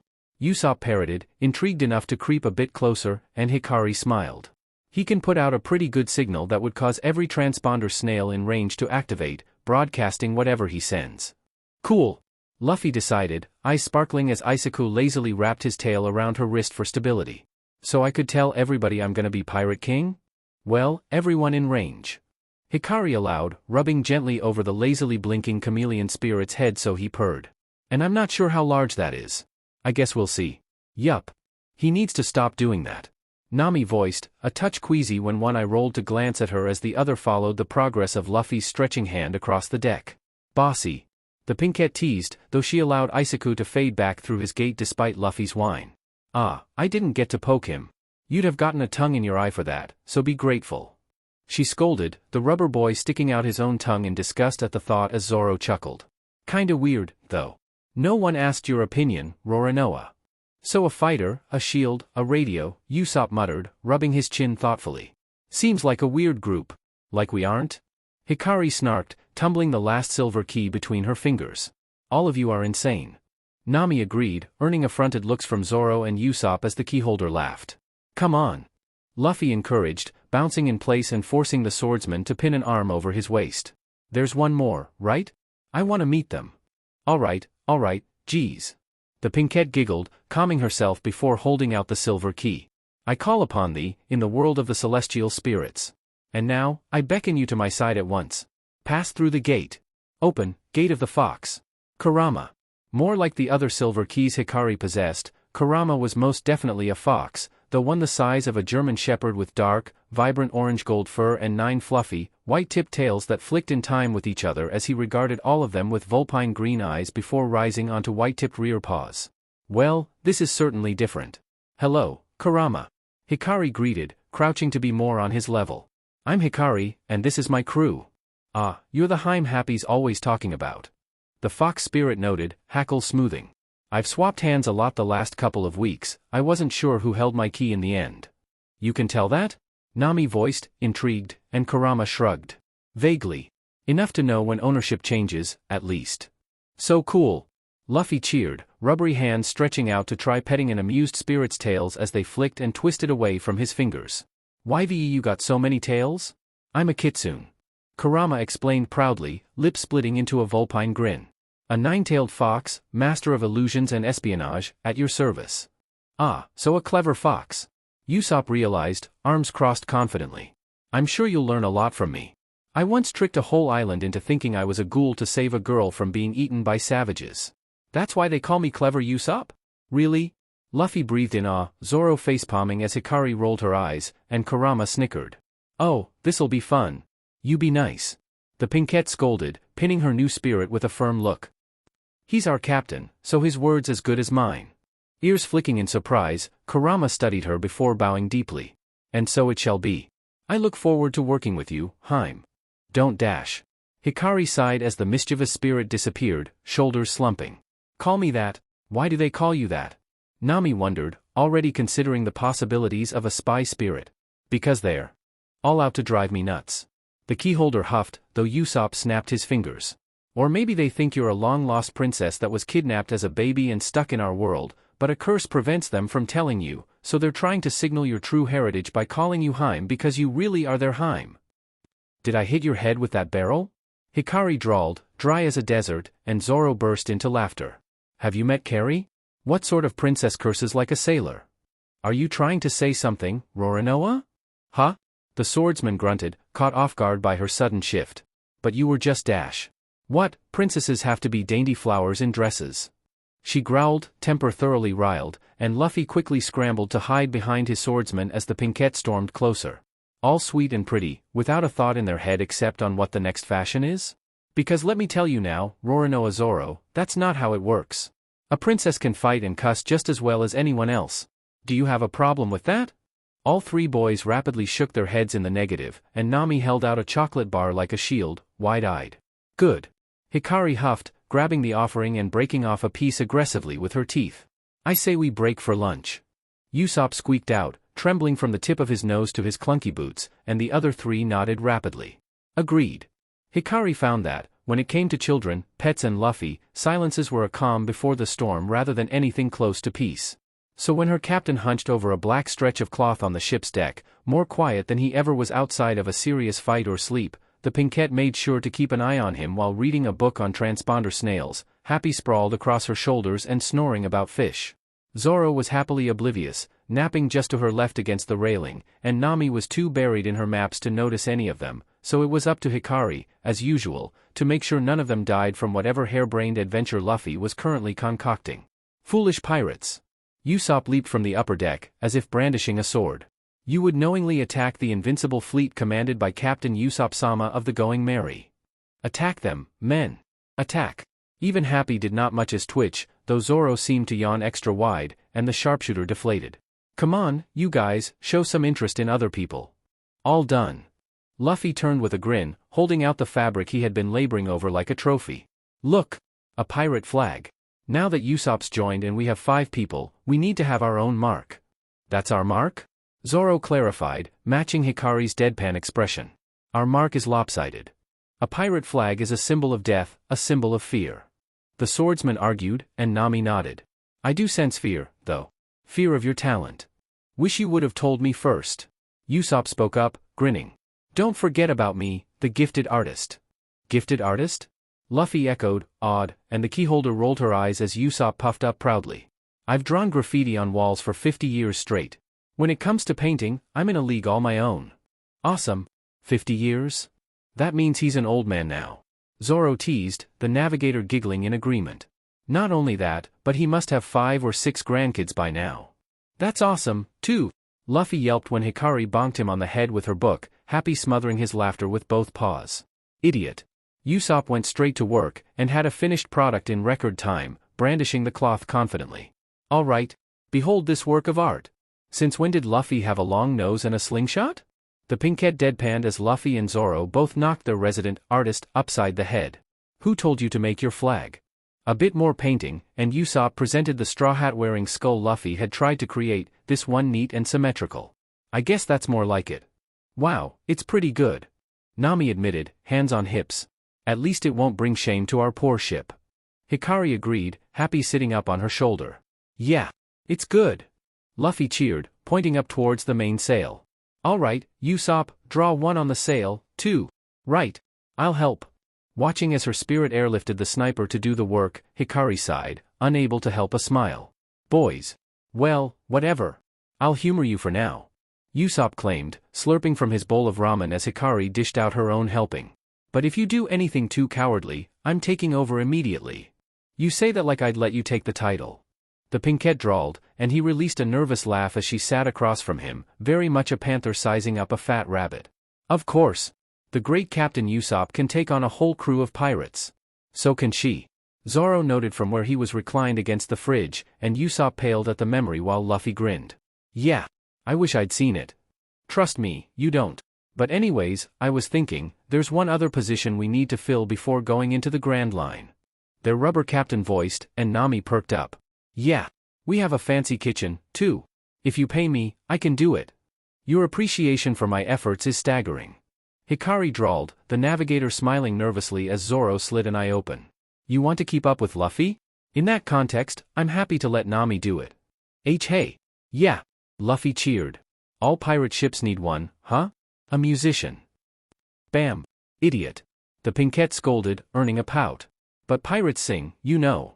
The sound of splintering would cut through her next words, everyone perking up as an unfamiliar voice came through the closed wood door. Come out, you DMN pirates. Luffy jumped up to confront this interloper, Nami and Usopp cautiously peering through the little circular window to see what was going on, and Hikari rubbed at her temples as a true ruckus started outside. How many are there? Zoro wondered, completely unruffled by the entire situation, and Nami frowned. One, I think. Luffy can take care of one guy. The keyholder declared, finishing off her noodles. More shouting came through the door, and she paused in drinking the broth as Zoro finally roused, head ped as if to catch the sound better, before standing and heading out the door. Hey! Is that you, Johnny? Who's saying my name all familiar like? Hikari stopped in the doorway as the other swordsman, sunglasses somewhat askew on his face and dark hair a mess, scrambled up. Big bro Zoro? It is you, Johnny. Their swordsman greeted, glancing around. Where's Yusaku? Isn't he with you? Is something wrong? Gushing tears, Johnny rushed over to the port side of their ship, and Hikari leaned over the railing to find a small boat tethered there, a limp male body lying on the deck covered in bloody bandages. You should have said something sooner. She snapped, Johnny scrambling to hide behind Zoro as the Pinkette whipped out a silver key. Open, gate of the Trace Felis. Panther Lily.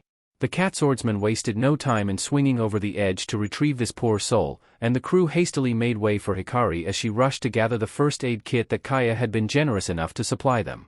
Spreading a blanket across the deck, she glared at a justifiably terrified Johnny as Panther Lily carefully laid Yusaku down, already checking vitals with calm efficiency. What are his symptoms? He was full of life until a few days ago. The swordsman stammered out, peeking around Zoro. Now he keeps getting pale suddenly and then fainting. In the end, his teeth fell out, and his old wound opened up and started bleeding. I didn't know what to do anymore, so we were on a rocky island letting him rest quietly. But then a cannonball came flying from this ship. Luffy and Usopp froze in place as Hikari's gold-flecked eyes slowly turned towards them, a memory of playing with the cannon earlier that day coming to mind. Lily. The pair squeaked in protest at being hefted up by the backs of their shirts, but she decided to ignore that for now, checking Yusaku's eyes and pulling out his tongue. Just like I thought. Oi! Dumb and Dumber. Get some limes from the storage. Luffy and Usopp blinked back at her, uncomprehending, and her following snap had them moving double time. Did I stutter? No, ma'am. Nami covered her face with a sigh when the pair wedged themselves into the doorway in their haste, which Panther Lily helped with by punting them through. Idiots. You're lucky you didn't end up as bad as him. Hikari scolded Johnny as Luffy raced back out with a bag of limes to stuff into Yusaku's mouth. He'll be fine in a few days, but scurvy isn't something to take lightly. You need to be eating citrus and greens while on voyages, or you basically fall apart. Really, big sis? Johnny sobbed, caught up in the he'll be fine rather than the lecture, and she sidestepped to avoid being drenched. Say it, don't spray it. Yusaku suddenly jackknifing upright, and sending the lime rinds in his mouth flying, drew everyone's attention as he jumped to his feet and started dancing in joy. There's no way you can recover this quickly. Nami nearly wailed, and the pair of swordsmen stopped, putting on serious expressions. Sorry for not introducing ourselves first. My name is Johnny. I'm Yusaku. The pirate bounty hunter duo. They finished together. We used to be colleagues of Big Bro Zoro. Glad to make your acquaintance. So Luffy wasn't a one-off, huh? Hikari drawled, Zoro shrugging in resigned amusement. I never thought I'd see you guys here. But again, we're surprised. Johnny admitted, Yusaku nodding. We never imagined that the pirate hunter Zoro became a pirate. Yeah, I know. Panther Lily grabbed onto the recovering swordsman's shirt before he suddenly face-planted, and Hikari released a gusty sigh at the fresh wave of panic across the deck. Knew it. Stepping out of the large kitchen pantry, where Yusaku was resting on a cot with Carla to watch over him, Hikari looked over the pensively silent group arrayed around the table with a sigh. We need to be more careful. Yeah. Zoro agreed, leaning against the wall. There are pitfalls like this when you travel on the sea for a long time. Which means on the ship, we have to consider the distribution of nutrients using limited kinds of food, Usopp considered, thoughtful. When we think about it carefully, it's a necessary ability. Nami agreed, frowning at her ledger. A necessary ability, huh? Luffy hummed around a hunk of bread. Okay, then. A seafaring cook. Let's go find a seafaring cook. With your appetite, I'm surprised we didn't find one sooner. Hikari drawled, Zoro's shoulders twitching in repressed laughter as the rubber boy grinned. If you're looking for a cook like that, there's a perfect place for that. Johnny spoke up, smiling. This place is close to the Grand Line, and you hear rumors there about the hawk-eyed man you've been looking for. Zoro tensed, knuckles going white on his white-handled katana, and a little knot of dread twisted in Hikari's gut as she connected the dots. The world's greatest swordsman. Mihawk. We'll head north-northeast. Our destination is the sea restaurant, Baratai. The Baratai was most certainly not a ship built for combat, brightly colored and in the awkward shape of a massive trout, but it was definitely hard to miss. Hikari figured it was both helpful in bringing business but detrimental in drawing unwanted attention, which only proved that the chefs and crew aboard were capable fighters, a comforting thought. Having a cook was necessary, but she would prefer one who could hold their own in a fight. An uneven swell drew her attention around to the Going Merry's starboard side, fighting down a groan as a larger marine vessel drew level with them. Oh, for FS sake. Surely they're not gonna shoot at us, are they? Usopp fretted, staring at the cannons that were suddenly level with them. What an unpleasant bunch we've run into, Zoro muttered, ignoring Johnny and Yasaku as they scurried to hide. A man approached the railing above them, dressed in an off-white, pinstripe suit with sleek muddy pink hair, a scar bisecting one cheek and iron knuckle dusters on his dominant hand. I've never seen that pirate flag. He voiced, arrogantly confident. I'm Iron Fist Full Body, Lieutenant at Navy Headquarters. Who's your captain? Come out and state your name. Usopp squeaked when the keyholder's hand clamped over his neck, yanking him back so their actual captain could step forward. I'm Luffy. We just made our pirate flag the day before yesterday. Oh, you're just. Full Body snickered at that, amused at having found such rookie pirates in the East Blue, and Hikari felt her hackles rise. They may have yet to earn any bounties, but she was not about to stand there and have this a-hole think they were easy pickings. You two over there, I remember seeing you before. Full Body continued, outright dismissing them to focus on Johnny and Yasaku. If I remember correctly, you're a bounty hunter duo going after small fish. So you finally got caught by pirates. That's a laugh. What? Come on, let's get going.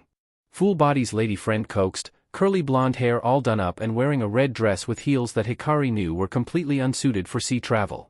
You think small-time bounty hunters would go after these guys? Johnny roared, throwing out a stack of wanted posters that went ignored by the Navy lieutenant as he turned away.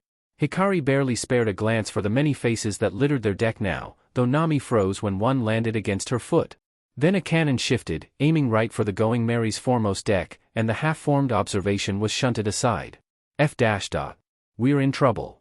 Usopp gasped as he was released, wide-eyed. They're aiming at us. Leave it to me. Luffy assured, leaping onto the railing and stretching out his arms as the cannon fired. Gum slingshot. Hikari dove, dragging Usopp and a distracted Nami down with her, as the four sent their captain stretching back across the bow, the mast and figurehead groaning under his hands at the strain.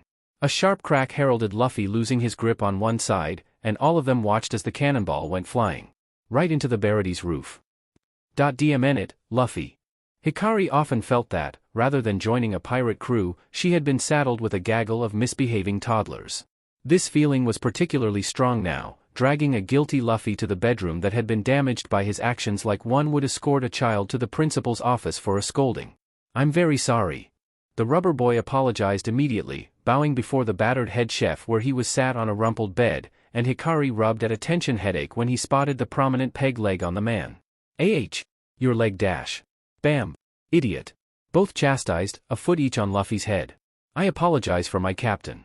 The Pinkette began, formal and non-threatening. We meant no harm to you or your restaurant, and hope you bear us no ill will for the damage caused. We'll cover the costs for repair, of course. Carrie, I don't have money. Luffy pointed out, earning a deadpan look from her and a bark of laughter from the chef. You talk very candidly. How much is the estimated cost? Hikari prompted, and the large blonde man eyed her a moment, braided mustache twitching. 500,000 belly.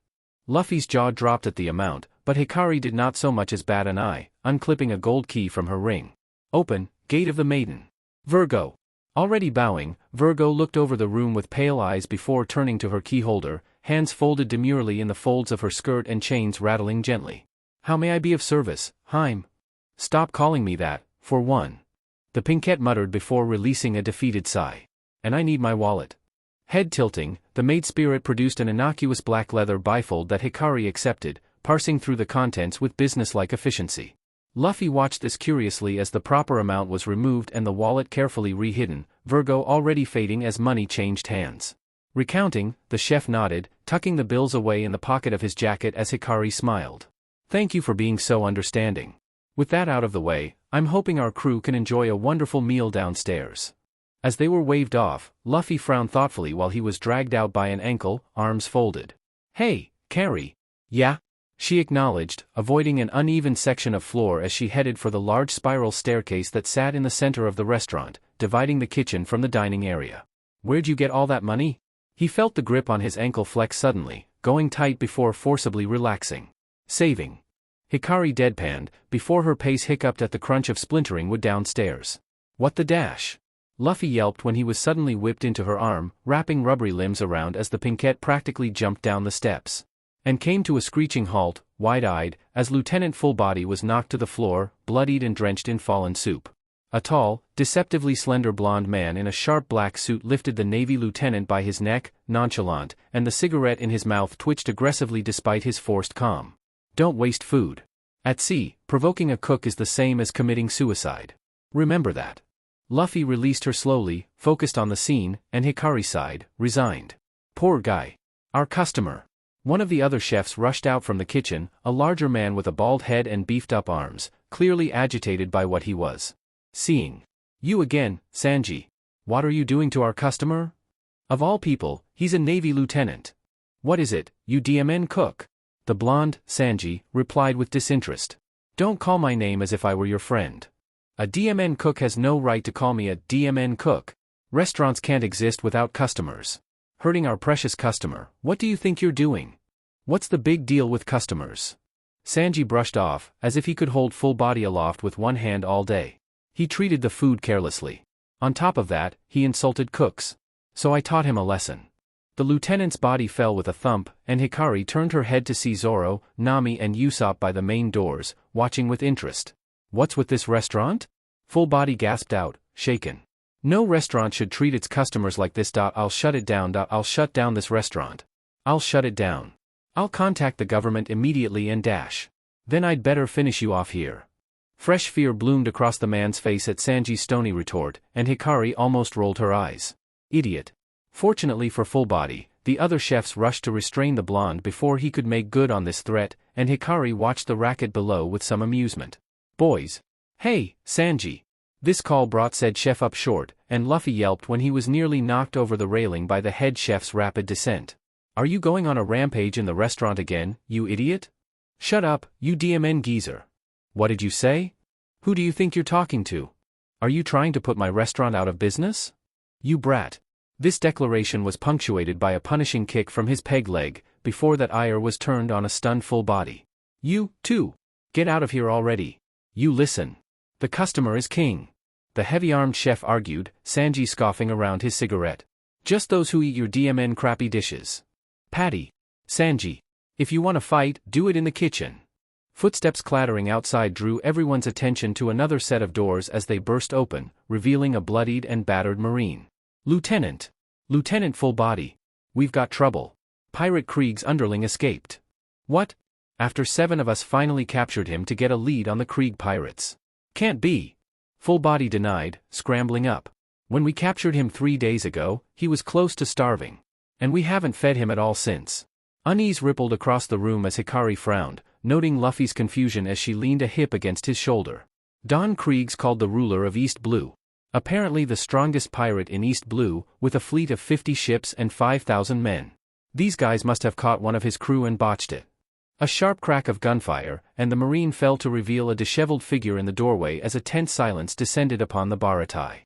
The man was a mess, dirty and bleeding from a head wound, but he approached a nearby table with careful, measured steps before collapsing into a chair in a lazy sprawl. Anything's fine. He rasped, expression stoic, and Luffy felt his keyholder shift. Bring me food. This is a restaurant, right? Welcome, ya DMN crook. Patty greeted, saccharine sweet. I'll say it only one more time, so listen good. Bring me food. Sir, I'm terribly sorry, but do you have money for that? A click of the hammer, and his pistol was aimed between Patty's eyes. Would a bullet do? So you don't have money, right? Crash. The chef's meaty fist smashed his target through the chair in an explosion of splinters, nearly knocking the table over, and Hikari jolted.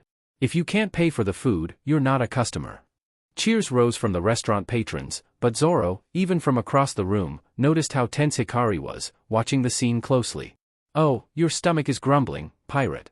That was a fart, you stupid tanuki. The pirate hissed out, unable to find the strength to rise from the wreckage of his chair. Just bring me food. If you're not a customer, beat it already. Patty barked, kicking at unprotected ribs, and Usopp instinctively scrambled behind Zoro at her sharp growl. Oi!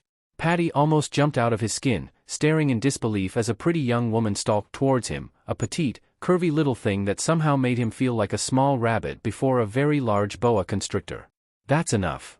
Hikari bit out, standing almost protectively in front of the downed pirate. You've disarmed him, there's no reason to be an a-hole and keep hitting him while he's down. As Patty sputtered in his own defense, she turned to loop the fallen man's arm around her shoulders. Come on. He barely had the energy to grunt as the pinkette helped lift him up onto unsteady feet, acting as a crutch towards the nearest doorway. I don't need your help. He eventually ground out, earning an unimpressed look. I could always carry you bridal style, you know. That shut him up, and Hikari settled him against the outside railing, straightening to lean against the opposite wall with crossed arms. Hey! Both glanced up to find Luffy on an upper level, chin propped on the railing. Are you hungry, by any chance? Shut up. I'm not hungry. The soft clack of a tray on the floorboards drew their attention as Sanji took a seat a few feet away to enjoy his cigarette, leaving a bowl of rice and seafood next to the pirate. Eat it. Shut up. He managed around a salivating swallow, stubbornly looking away. Beat it. Even when I'm down and out, I won't take charity from others. Take this food away now. Stop whining and eat it already. Sanji retorted, utterly unruffled. To me, anyone who's hungry is a customer. That was a welcome surprise, given Patty's reaction and those of the patrons, especially given this man was an underling of Don Krieg, and Hikari felt a little seed of respect for this strangely chivalrous chef. Sorry, but I'm not a customer. The pirate insisted mulishly, and Sanji blew a ring of smoke, contemplative. How large and cruel the ocean is, how scary it is to lose food and water on the ocean, how hard it is. I can understand how a hungry person feels more than anyone. You can die for your pride if you want, but if you eat and survive, don't you think there's a future for you? Cracking under his kindness, the pirate began eating at a breakneck speed, unable to stop the constant flow of tears down his cheeks. Sorry, he managed to mutter around each rapid mouthful. Sorry, thank you. I thought I'd died. I thought I was done. Delicious, delicious. I've never eaten food so delicious. It's DMN delicious, isn't it? Sanji agreed with a smile, clearly proud of his craft, and Luffy peered down at his crew member with a grin. I found a good cook. Yeah. Hikari agreed, approving of his choice, and Sanji's head whipped around like a bloodhound catching a scent. Guess you did. Then there was suddenly a rose filling her vision, a blushing red and fully in bloom, and all the pinkette could do was blink, taken aback. Oh, dear ocean, thank you for this treasure that you've shared from your depths. Sanji waxed poetically, very far from the cool-headed man she had seen so far, as he clasped her hands. Ah, my love, I can't bear this hardship of loving you from afar. It's too difficult. Bam! Luffy whistled at how high the blonde chef flew as Hikari turned back inside, grumbling. Just my FING luck. Leaning back in his chair, Zoro nursed his seventh beer as he watched Hikari polish off her third steak and second plate of dumplings, fist coming down on Luffy's stretched fingers when they strayed too close to her onigiri. The baratai was back in full swing, conversation and laughter filling the air, and even Nami was smiling as she sampled a bit from everyone's plates, taking care to ask permission from a defensive Hikari before taking a bite of whatever she offered. So you asked that sous chef to join us? Usopp clarified, popping a shrimp into his mouth, and Luffy nodded around a swallow. Yeah. He's a good cook. Right, Carrie. I will pay you money to choose someone else. She deadpanned, thoroughly unimpressed. Anyone else? Why? Nami wondered, and Luffy perked right up. She made him go flying. Really, Dash? Nami squeaked when a rose was suddenly presented to her, and Zoro barely had to turn his head to see the annoyed expression on Hikari's face. Oh, dear ocean. I thank you for today's encounter. Sanji swooned, unaware of the navigator's confusion. Oh, love, I can't bear this hardship. Go ahead and laugh at me. I'm now prepared to be a lowly pirate or devil if I'm with you. You get 3 guesses as to why. The Pinkette muttered, Zoro eyeing the scene in disbelief as Sanji suddenly teleported to her side, hearts in his eyes. And we meet again, fair maiden. He crooned, enfolding her hand in both of his. Your fury is as beautiful as a storm at sea. If only I could be lost in your beauty forever. That's nice, she replied blandly, pulling free and shifting away, and Zoro dropped an arm across the back of her chair protectively, scowling. How tragic it is. There's too great an obstacle between us. Sanji lamented, rising to fully articulate his inner drama, and Luffy giggled at the blatant roll of her dark eyes.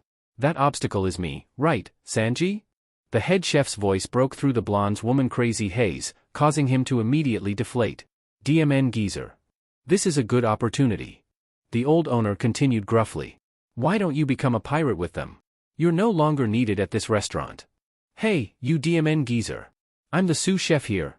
What do you mean you no longer need me? You often get into trouble with customers. The older blonde listed. You flare your nostrils the second you see a girl. You can't even cook a decent meal. So you're dead weight to this restaurant. That's what I said. Say that again. Sanji dared, teeth gritting as snickers floated from the kitchen overhead. Also, the other cooks steer clear of you. So go be a pirate or whatever, and just leave this restaurant already. Looking between them, Hikari's brow furrowed, sensing there was more here than a grumpy old man trying to rid himself of an employee, as Sanji stepped forward aggressively to grab his boss collar. Say what? If I keep quiet, you just shoot your mouth off, huh? You DMN geezer. The rest I could overlook, but I'm not just gonna let you trash my cooking. No matter what you say, I'll stay here as a cook. And that's final. Just what's the meaning of you grabbing the owner by the collar? The older man retorted, lifting his subordinate. With a yelp, Hikari grabbed what plates of food she could with help from her crew before Sanji landed on their table, knocking it over. Quit screwing around. The younger blonde grit out. No matter how hard you try to kick me out, I'll continue to work here as a cook until you die. I won't die. The older rebuffed, already walking away. I'll live 100 more years. That geezer is never short of words. All right, you have permission. Luffy cheered. Now you can become a pirate. No way. Regaining his feet, Sanji quickly righted their table and draped the protective cloth so plates could be set back down, producing large wine glasses of fruit for Nami and Hikari before pouring wine. Now, sorry about that. I'd like to make up for it by serving you fruit Macedonia, my princesses. Wow, thank you. Nami accepted cheerfully. You're so kind. I'm good. Hikari drawled, pushing her own towards Luffy so he could vacuum up the contents into his gullet. And no apology to us? Usopp fumed, rising to confront the uninterested chef. I'm gonna sue you, you stupid love cook. I'm serving you tea, aren't I? Thank me for that, long nose. You wanna fight? I won't go easy on you. Beat him up, Zoro. Do it yourself. The swordsman denied, though he kept one hand on his katana. Stop. Nami pleaded, laying on a thick sweetness now. Please don't fight because of me. Yes, I'll stop. Sanji immediately agreed, and Usopp sputtered. Who said it was because of you? By the way, you know, the navigator began coyly, drawing Sanji in like a moth to the flame. The food you have here is delicious, but it seems a little expensive for me. The sous chef proceeded to melt like a cheap candle. Of course, it'll be free. Thank you. Nami squealed, hugging him and nearly sending the blonde to Cloud 9 before he leveled a sobered look at the men of their crew. Yours are not free. You're too predictable. Zoro muttered, taking a fortifying gulp of beer as Luffy cackled, and Hikari dropped her face into a palm with a groan. What did I ever do to deserve this?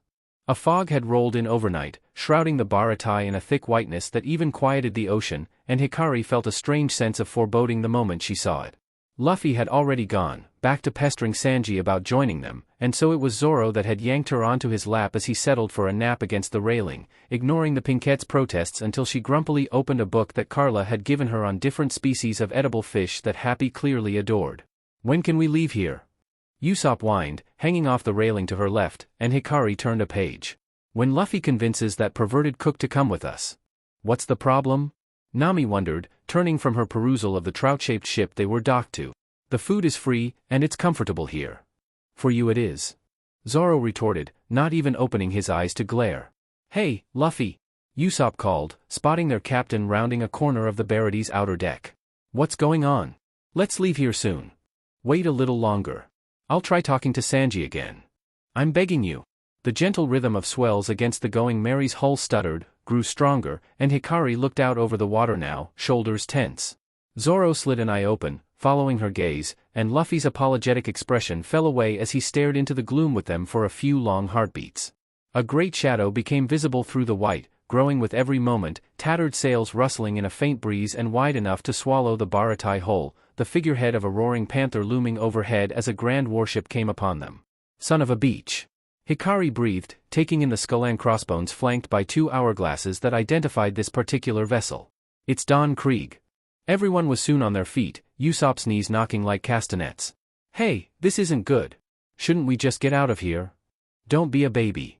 The keyholder scolded, watching as Luffy darted back around the Baraty's deck to meet the interlopers inside as this massive galleon docked on the restaurant's other side. A stronger breeze swept through, peeling back the layers of fog, and Zoro whistled at the deep lacerations that had almost torn this imposing ship apart. Doesn't look like cannons did that. Did they meet a sea king made of swords? Hikari voiced in disbelief, head turning at the rattling of Usopp's teeth. Should we go in? Probably. Poor Usopp could only whimper as her attention shifted to the shadowy figures that disembarked, disappearing slowly inside. Come on. Ignoring his whimpered pleas to stay with the Going Merry to protect Nami, Zoro grabbed their sharpshooter by the collar and dragged him along after Hikari as she vaulted the railing.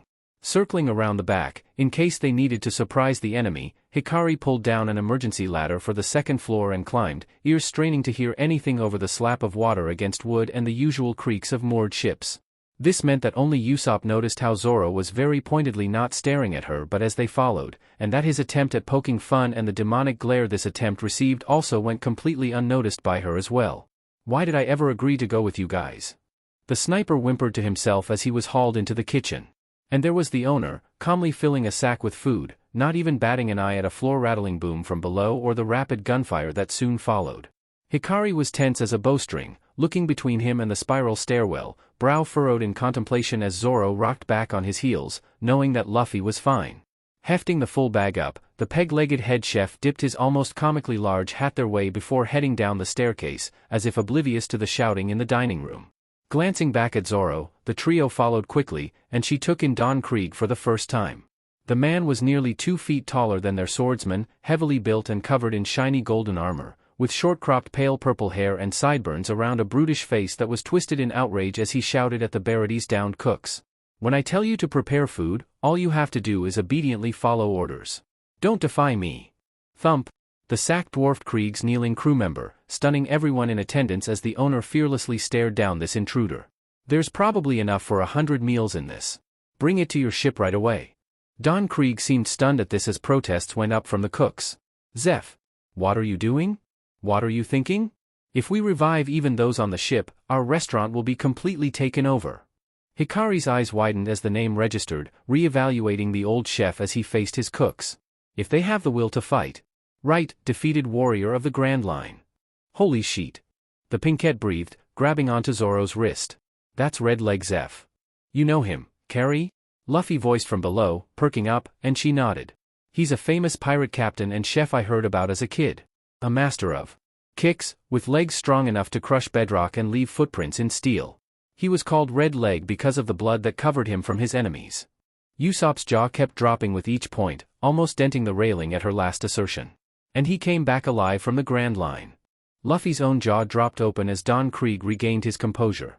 But you no longer have that precious leg of yours. I've heard the rumor. How unlucky for you to have an accident at sea. To you, losing a leg must mean you're unable to fight. Sanji ground his teeth around a cigarette, drawing Hikari's attention to him for a moment before Zeph spoke. What about fighting? I can cook without a leg as long as I have these hands. What are you trying to say? Just come right out and say it. Red Leg Zeph. You're the man who once entered the Grand Line and came back unhurt. There should be a logbook with the full year of your journey chronicled in it. Give that to me. You've been to the Grand Line too, Pops? Luffy piped up, popping up near the bottom of the stairs, and Zeph remained stone-faced. Yeah. My logbook, huh? Indeed, I have it with me. But I can't give it to you. Krieg's smile fell immediately. The logbook is the pride of all the crewmen that I traveled with. It's too important to give it to you. Then I'll just take it from you by force. The opposing captain claimed, as if insulted anyone dare disobey him. It's true that I fell from the Grand Line. Even if that's the case, I'm still Don Krieg, the strongest man. If he's the strongest man, then what are the people in the Grand Line? Hikari drawled, Zoro snickering at her tone. It's merely a dark sea route. To sail across it, I had enough power and forces, as well as ambition. Krieg claimed, working himself up. The only thing that was regrettable was that I lacked information. I just didn't know things. I'll take your logbook, and I'll form a large pirate fleet again and seize the One Piece. And then, I'll stand on top in the Great Pirate Era. Hold on a second. Stepping forward into the pin-drop silence, Luffy frowned. I'm the one who's gonna be Pirate King. Did you say something, kid? Krieg mocked as warnings came up from the surrounding chefs. I can let it pass dash. You don't have to. The Straw Hat Boy cut in, grinning now. I just stated a fact. This isn't a game. The man menaced, and Hikari could not hold back a smile when Luffy did not so much as twitch. Of course not. I'll conquer the Grand Line. It's no joke, you brat. Krieg snapped, losing his temper.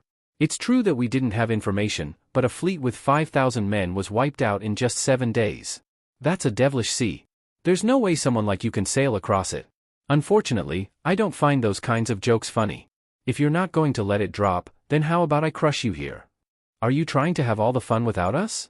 Hikari warned, a gold key held carefully in one hand as a tonfa spun in the other as a katana clicked gently from its sheath to her right.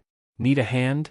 If you don't need help, though, that's fine, too, Usopp stammered out, shaking too hard to pull of confidence.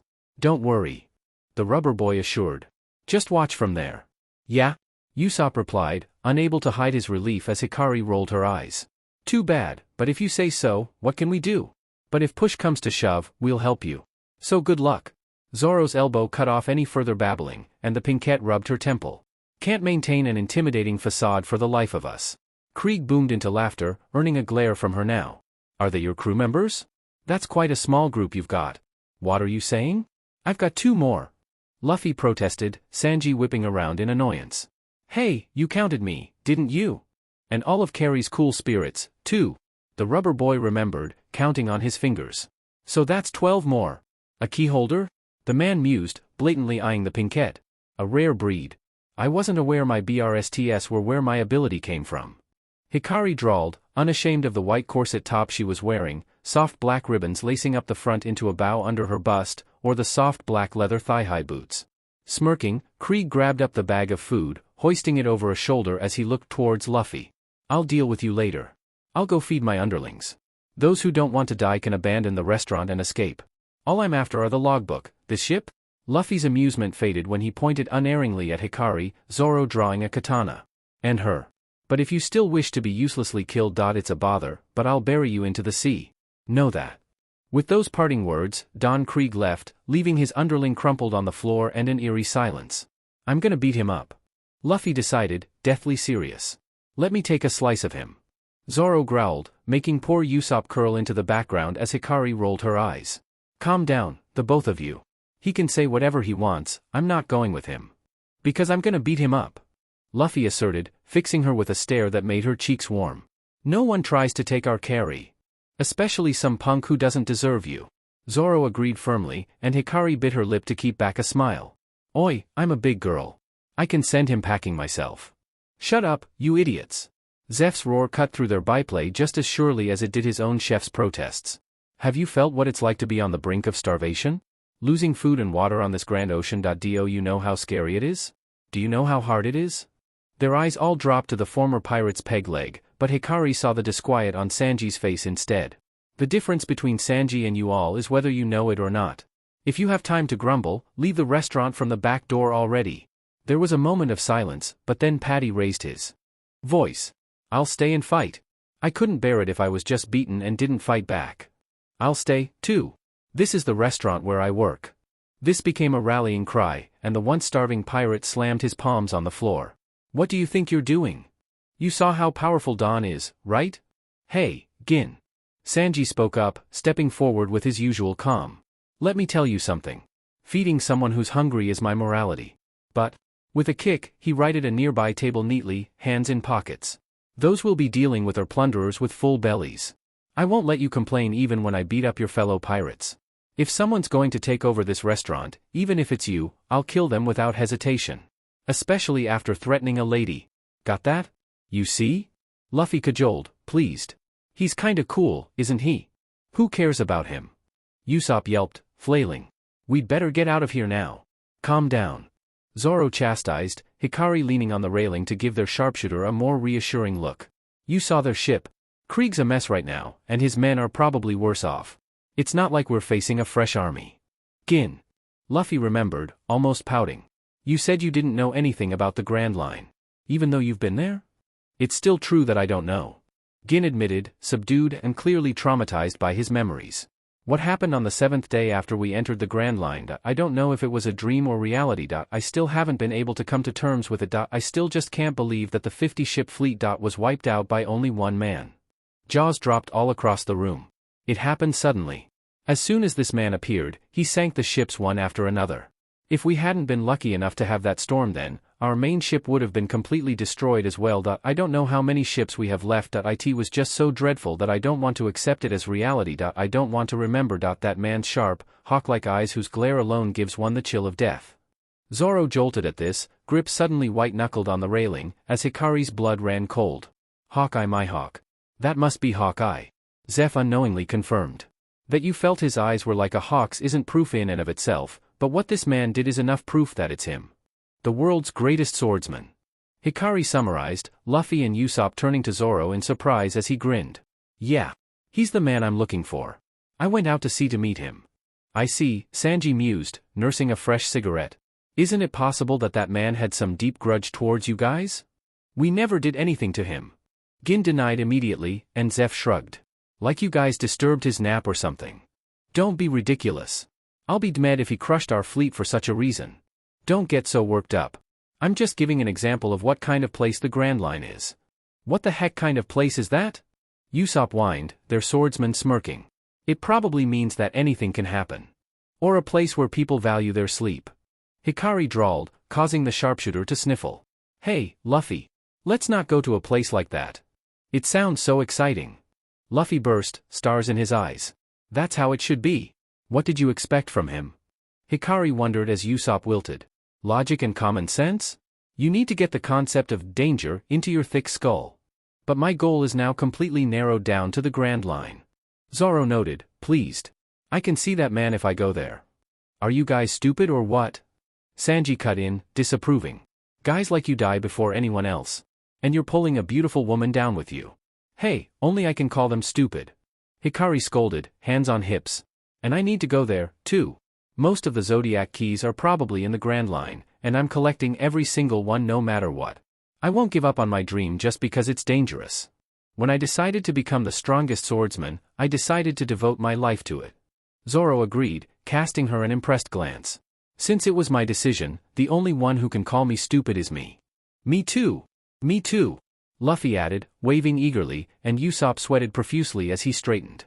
Me too. That's just natural as a man of the sea. A battle cry came through the open door, and everyone readied themselves to meet the onslaught. Then, suddenly, there was screaming.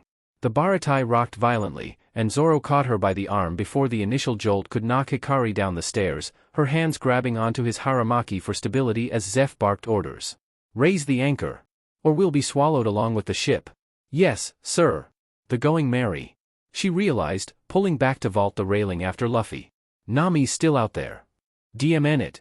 Usopp cursed, nursing a banged head as he scrambled after his faster, stronger crewmates. It might be too late.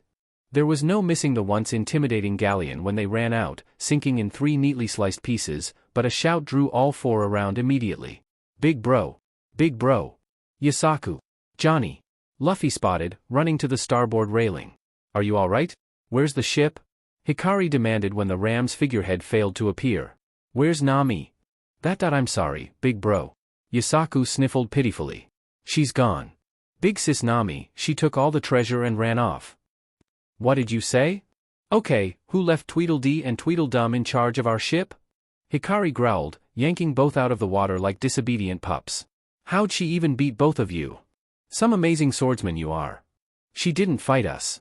Johnny protested, yelping when they were dropped on the deck. Yeah, she tricked us. She pretended to change her shirt, and when we turned our backs to give her privacy, she shoved us overboard. Bam! The deck caved under their faces. As Hikari seethed. Morons. Damn it. Zoro cursed, almost starting to pace. She's making this crisis worse for us. Kaya gave that ship to us. Usopp howled, furious at this betrayal, as Luffy scanned the horizon. Wait! I can still see it. It's the Going Merry. Where's your ship? We still have it here, Yasaku answered once free of his crater. Carry. Zoro. Usopp. Leave right away. Take that ship and follow Nami. Forget about it. Zoro brushed off, arms crossing. Just give that ship to her. No need to go after that woman. I won't accept anyone but her as our navigator. Luffy swore, serious, and the swordsman eventually conceded with a sigh. All right, what a high-maintenance captain. What are you two waiting for, a formal invitation? Hikari snarled, frightening Johnny and Yasaku to their feet. Go get your ship? Yes, ma'am.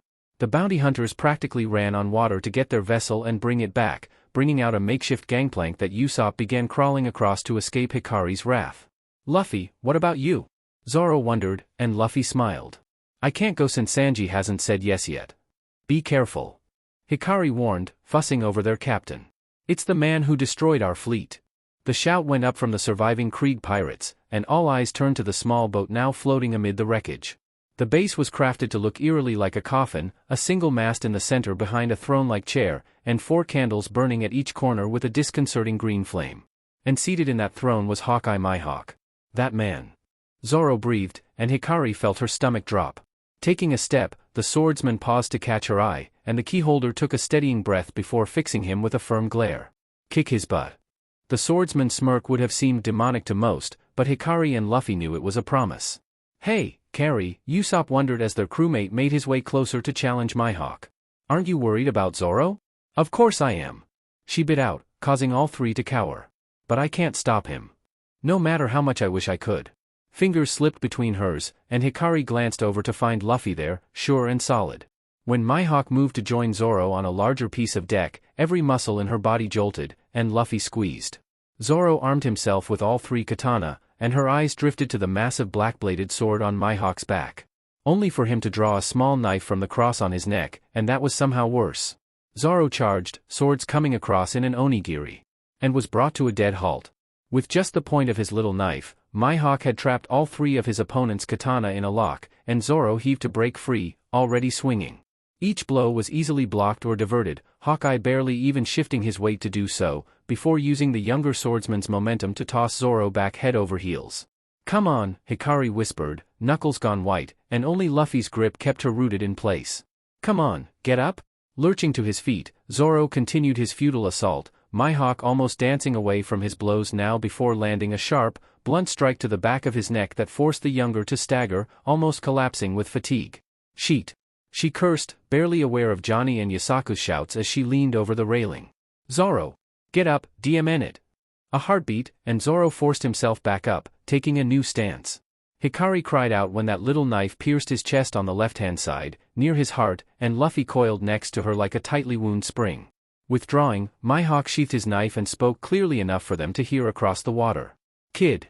State your name. Roronoa Zoro. I'll remember it. Hawkeye decided, unsheathing his true sword. I haven't seen anyone like you in a while, strong one. Thus, as a swordsman's courtesy, I'll sink you using the world's strongest black blade. I appreciate it. Hikari whispered, heart dropping like a stone. 3 sword-style secret technique, 3,000 worlds. A split second. That was all it took, and Zoro's 2 black-hilted katana shattered like glass as blood burst from his chest. Hikari and Luffy watched, unable to blink or breathe or feel, as he sheathed the white katana and stood to face Mihawk unarmed. Scars on the back are a swordsman's shame. Admirable. The black sword came down. Zoro. Open, gate of the water-bearer. Aquarius. The ocean roiled, exploding outward like a geyser, but Mihawk did not so much as bat an eye when faced with the mermaid spirit's glare, a bloodied Zoro safely cradled against her chest as a rubbery snap filled the air. Get away from him! Hikari and Luffy's joined roar rang off the wreckage as they flew across the gap, wood exploding where her tonfa and his fists connected rather than bone. A snarl rippled from her chest in frustration, and the nearest pirates almost toppled over in paralyzed fear as Luffy yanked himself free, facing a mildly impressed Mihawk with fists raised. Are you that young swordsman's comrades? You also impressed me for watching it to the very end. Don't worry, I didn't kill that man. Hikari jolted, eyes shimmering gold as she whipped around to see Zoro taking a bloody breath, rushing to his side while Luffy stood firmly between them and Mihawk. Idiot swordsman, Aquarius breathed, one hand dripping red as the Pinkette tried to staunch the flow with a choked gasp. "It's still too early for you to die," Hawkeye declared, with all the formality of a great master. "My name is Dracul Myhawk. Learn about yourself. Learn about the world. And become strong. No matter how many years it takes, I will hold the seat of the strongest and wait for you. Surpass this sword. Try to surpass me, Roronoa Zoro." "DM it," Hikari choked out, tears wavering in her eyes as Aquarius reclined on her tail to hold the injured swordsman in a more comfortable position. "DM it." Silver eyes flickered open, hazy with pain, and caught on the wavering rainbows that hung precariously from her lashes. A shining blade pointed towards the sky, and she froze in place, golden black locked on silver, as Luffy turned to them. "Did I worry you?" Zoro forced out, voice gone gravelly and shaky. "You need no less than the world's greatest swordsman, right? I doubt I will not be defeated ever again. Until the day I defeat him and become a master swordsman, I'll never be defeated." A single tear fell, washing away just a touch of the blood spattered on his face, and Hikari gave a shaky smile. "You'd better not. Got any problems with that, Pirate King?" "Nope." Luffy burst with relief, head jerking around as Myhawk began walking back to his boat. "You're a good team. I want to see you guys again." A heavy thump reminded all of them what had started this entire fiasco as Don Krieg stepped onto the battlefield. "Hey, Hawkeye. Didn't you come to take my life, the life of the East Blue's ruler, Don Krieg?" "I was going to, but I had enough fun," the swordsman replied, not even turning to acknowledge him. "So I'm going home to get some rest." "You may have had enough, but I'm tired of getting beaten. Die before you leave." All the hidden latches on Krieg's armor swung open, and Aquarius pulled her 2 charges away in a rush of water before that entire section of already downed ship exploded. "Big sis." Johnny and Yasaku blubbered, helping lift Zoro from the mermaid spirit's arms onto the deck of their boat as Luffy landed on the Baratai. "Carry. Usopp. Go. I'll leave Nami to you." Accepting the first aid kit that was provided, Hikari dropped next to Zoro and started trying to clean up the blood with Aquarius' help as Usopp waved. "Got it. Carry and Zoro and I will bring Nami back for sure. Make sure you get that cook to join us. When all 6 of us are reunited, let's go to the Grand Line." "Yeah. Let's do that." Luffy agreed, turning that blinding smile onto the Pinkette. "So take care of them and stay alive." "Okay, Carrie." Hands dripping pink from diluted blood, she swallowed past the sudden lump in her throat and nodded. "You too, Captain." With a wave of the hand, Aquarius propelled their little vessel away from the coming battle and after the dot that was the Going Merry on the horizon, and the Pinkette shook away that knot of emotion away to get down to business. "Does this look like a vacation?" "Usopp, keep an eye on the Going Merry. Johnny, keep us on course. Yasaku, get me a lighter to sterilize this needle." "G got it." "Yes, ma'am. Right away." With his katana set safely aside, Zoro smirked hazily as his comrades scrambled about like startled chickens while Aquarius carefully held his split chest together for Hikari to work. "Appreciating those sewing skill?" The keyholder released a short, watery laugh, threading the needle with steadying hands. "I just wish you didn't need them so often. Now hold still." To say that Hikari had her work cut out for her would be an understatement. Usopp was in an endless cycle of frantic panic, working himself up to exhaustion before regaining the energy to start all over again, which only worsened Johnny's own outbursts, tears pouring behind his sunglasses as he ranted about their situation to the heavens. Zoro was no help at all, stubborn as he was that being nearly sliced in half was not a serious injury, and so that left Hikari as the only sane person left to keep everything together. Studying in the island before them, eyeing the monstrous gate that sat right on the shoreline to her left-hand side, the keyholder took in a steadying breath at all the nervous energy building behind her. "We're going to check the docks and ports for the Merry before approaching," she decided, glaring at the grumble Zoro made at this. "Usopp, that's your job. I don't want to get any closer than we have to." "Yes, ma'am." As their sniper scrambled up the mast to scan the island, Hikari gestured to the rigging. "Johnny, you're in charge of keeping us on a steady course around." "Yes, ma'am. Training's paying off." Zoro noted, amused, and she rolled her eyes. "Smartass. Just sit still and don't stress those stitches. If I have to redo them, neither of us is gonna be happy." "Bossy. Carry," Usopp shouted, pointing. "There's the Going Merry." Following his gesture, she rifled around for the map that had been left aboard, finding their position and direction with some deliberation. Kokoyashi village is around here, a bit further inland, and there's a port town a bit closer, Gosa. But why isn't the Merry docked there? Usopp, keep an eye out for fishmen. Johnny, bring us in further east, near those rocks. Slowly. Yes, ma'am. Better than Heim, at least, she acknowledged, glaring at Zoro's low snicker. Hush, you. Commentary isn't for idiots who nearly get cut in half. Tensions mounted as they neared, Usopp and Johnny fidgeting while glancing towards her for reassurance, and Hikari breathed out the nerves fluttering in her stomach. Luffy had entrusted her with the safety of their crew, with getting Nami back, and she was not about to fail. Dropping anchor behind a rocky outcropping, Hikari made sure they were safely camouflaged from the shore as Johnny and Usopp moored them, the latter shaking like a leaf already. No one saw us approach, right? Of course not. The sharpshooter replied, puffing up. I'm the great Captain Usopp? I can spot a tuna from leagues away. Good. She drawled, helping Zoro gain his feet without busting a stitch. Now come on.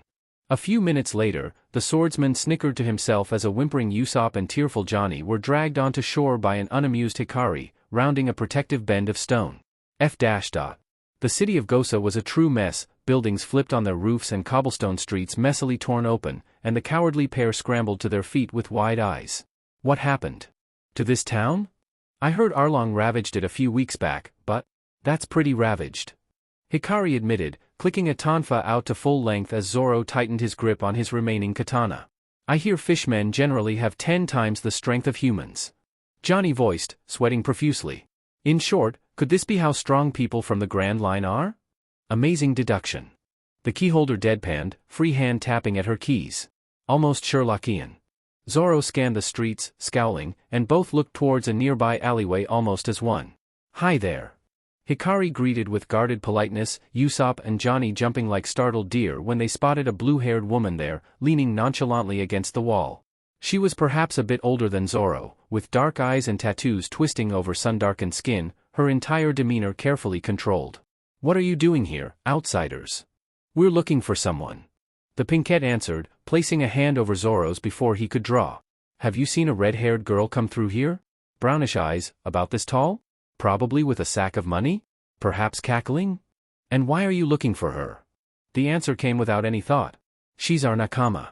This declaration jolted the older woman, mask cracking, and she nodded after a few moments. Follow me, before one of the fishmen spots you. Nojiko's home, at the outskirts of Kokoyashi, was a single-room affair surrounded by groves of tangerine trees, little better than a shack and nowhere near large enough to comfortably house more than one person for any length of time.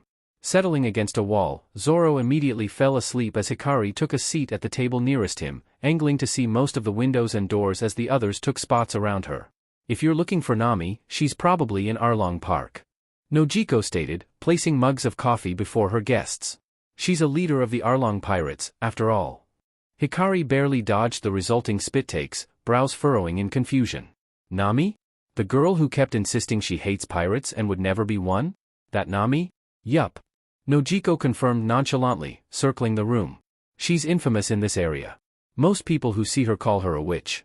Even more surprising, that witch grew up in this very house. Fingers lingered over the frame of an old photograph, wistful. Me and Nami are adopted sisters. So this is Nami's house? Usopp clarified, taking in their surroundings with fresh eyes. Me and Nami are both orphans. We were brought up in this house. Our foster parent is dead too, but the three of us used to live happily here in Kokoyashi village. Rolling this information around in her mind, Hikari sat back with a frown as Usopp lamented this betrayal after all they had been through together. It doesn't make sense, she thought slowly, gaze drifting across the cracks that marked the ceiling. After everything, fishmen are highly adverse to humans. When Arlong came here, Nami couldn't have been older than 10. We came here to bring her back with us, but I guess there's no need dash. Johnny yelped when the point of a tonfa slammed into the table inches from his hand, frozen like a mouse in the face of a cat at the molten eyes that flashed across the meager gap between them. Since when were you in charge, glasses? Never. He squeaked out in a tiny voice as Zoro slid an eye open to study the key holder. Because we're not done here.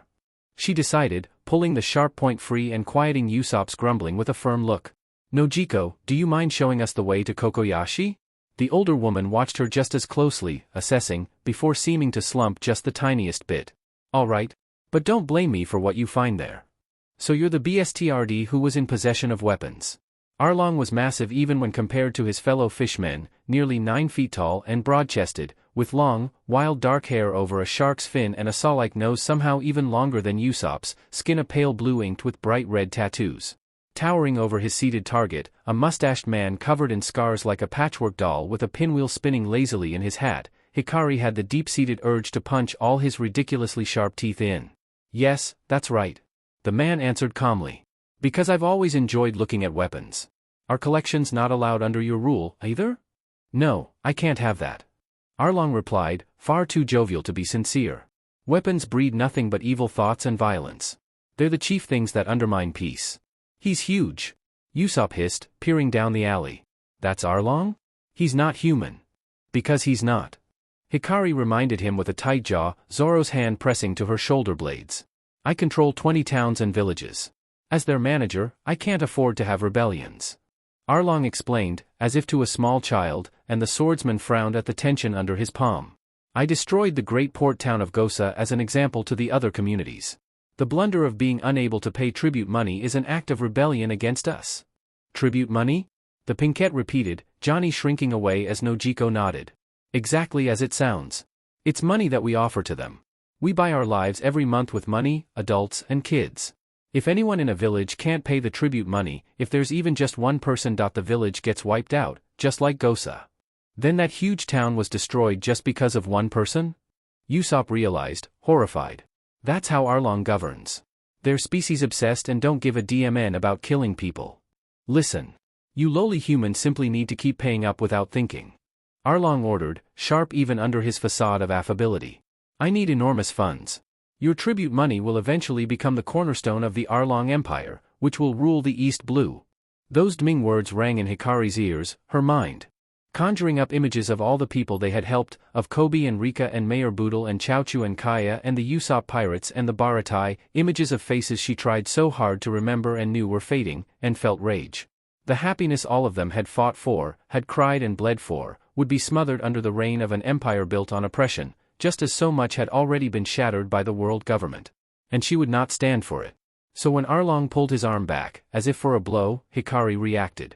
There was a startled yelp, and Johnny's jaw dropped like an anchor as a fishman soared over his fellow crew members' heads to smack against Arlong's back hard enough for the Sharkman to nearly faceplant before catching himself. Pathetic. The fishmen pirates blinked down at the petite, pink-haired woman glaring back at them, truly stumped. Had this human, who was smaller even than most of her own kind, just thrown a fishman? How about you fight someone who can hit back? Eyes widened when Hikari drew her tonfa back and slammed the nearest fishman into the air, and the only thing stopping Zoro from unsheathing his sword was Nojiko, who slapped a hand against his bandaged chest so Johnny could tackle him in a moment of distraction. Exploding star.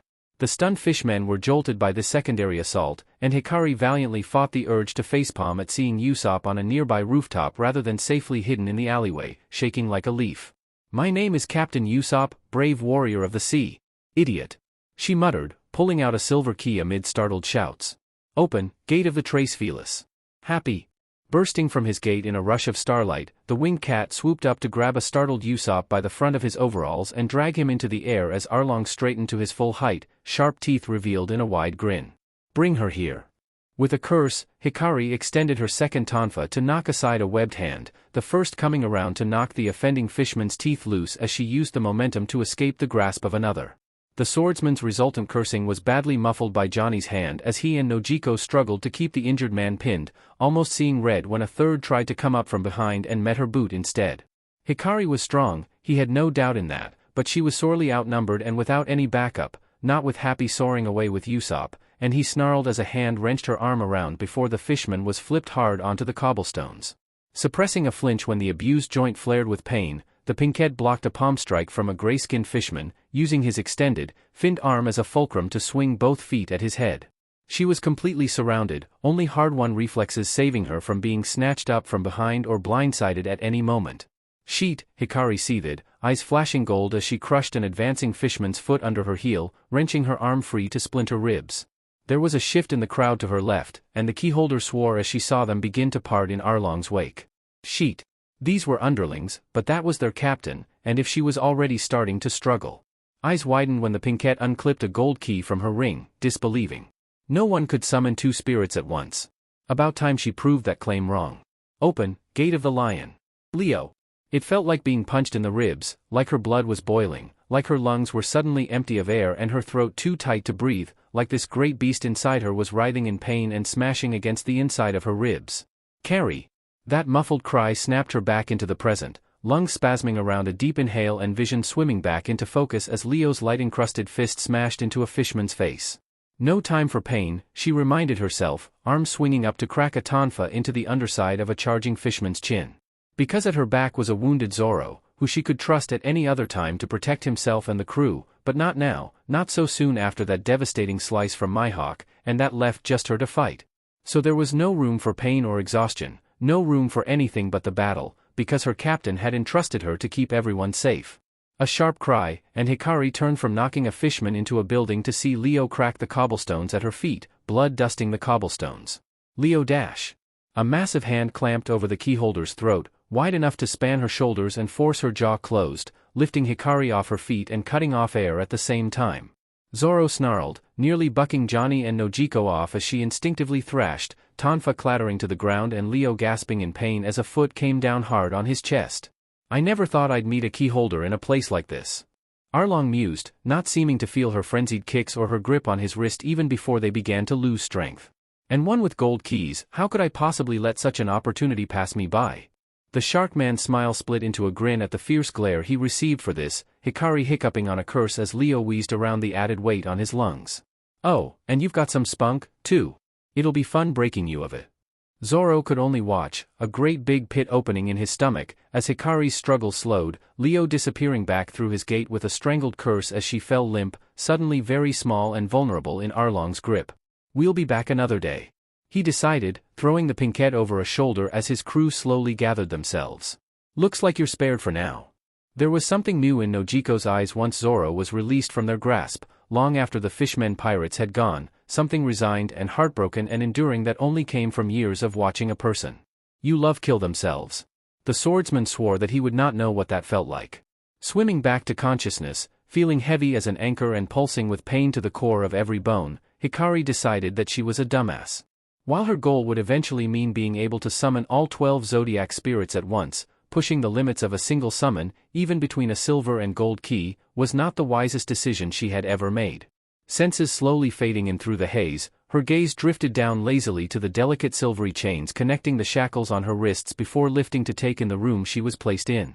While a modest size, the furnishings were clearly well made, a thick cream carpet softening the floor and contrasting with the dark purple walls and the dark wood furniture. She had been laid out on a black leather couch against one such wall, devoid of pillows, and across from her was a grand, simply carved wardrobe, almost overflowing with silks and lace and soft cotton, next to a wide canopied bed, a filmy curtain doing nothing to hide the fine sheets that were revealed by a fold in the downy comforter, all done in soft shades of creams and whites while the mountain of pillows were done in purples and blacks and grays. A wide window let in sunlight, and Hikari snorted as she took in the bars that spanned its length. Just like any other gilded cage. The click of a lock barely preceded the only door opening, and she forced herself upright to face a stern-faced gray fishman, the same one that had nearly knocked her head off, with a glare. You're awake. Where are my keys? Hikari shot back, voice hoarse from mistreatment, not bothering to dignify such an obvious observation with a response. Not here. He answered simply, earning a scowl. Arlong-san wants to see you. Sorry, my schedule's kinda full at the moment. She snarked, making no move to rise. I can probably squeeze him in sometime next week, I just need to check my calendar. Gaze narrowing, he moved, fast as a striking snake, and Hikari hissed like an enraged cat as the shackles on her wrists were pulled sharply by the chain now in his grip, forcing both arms up and nearly lifting her off the couch.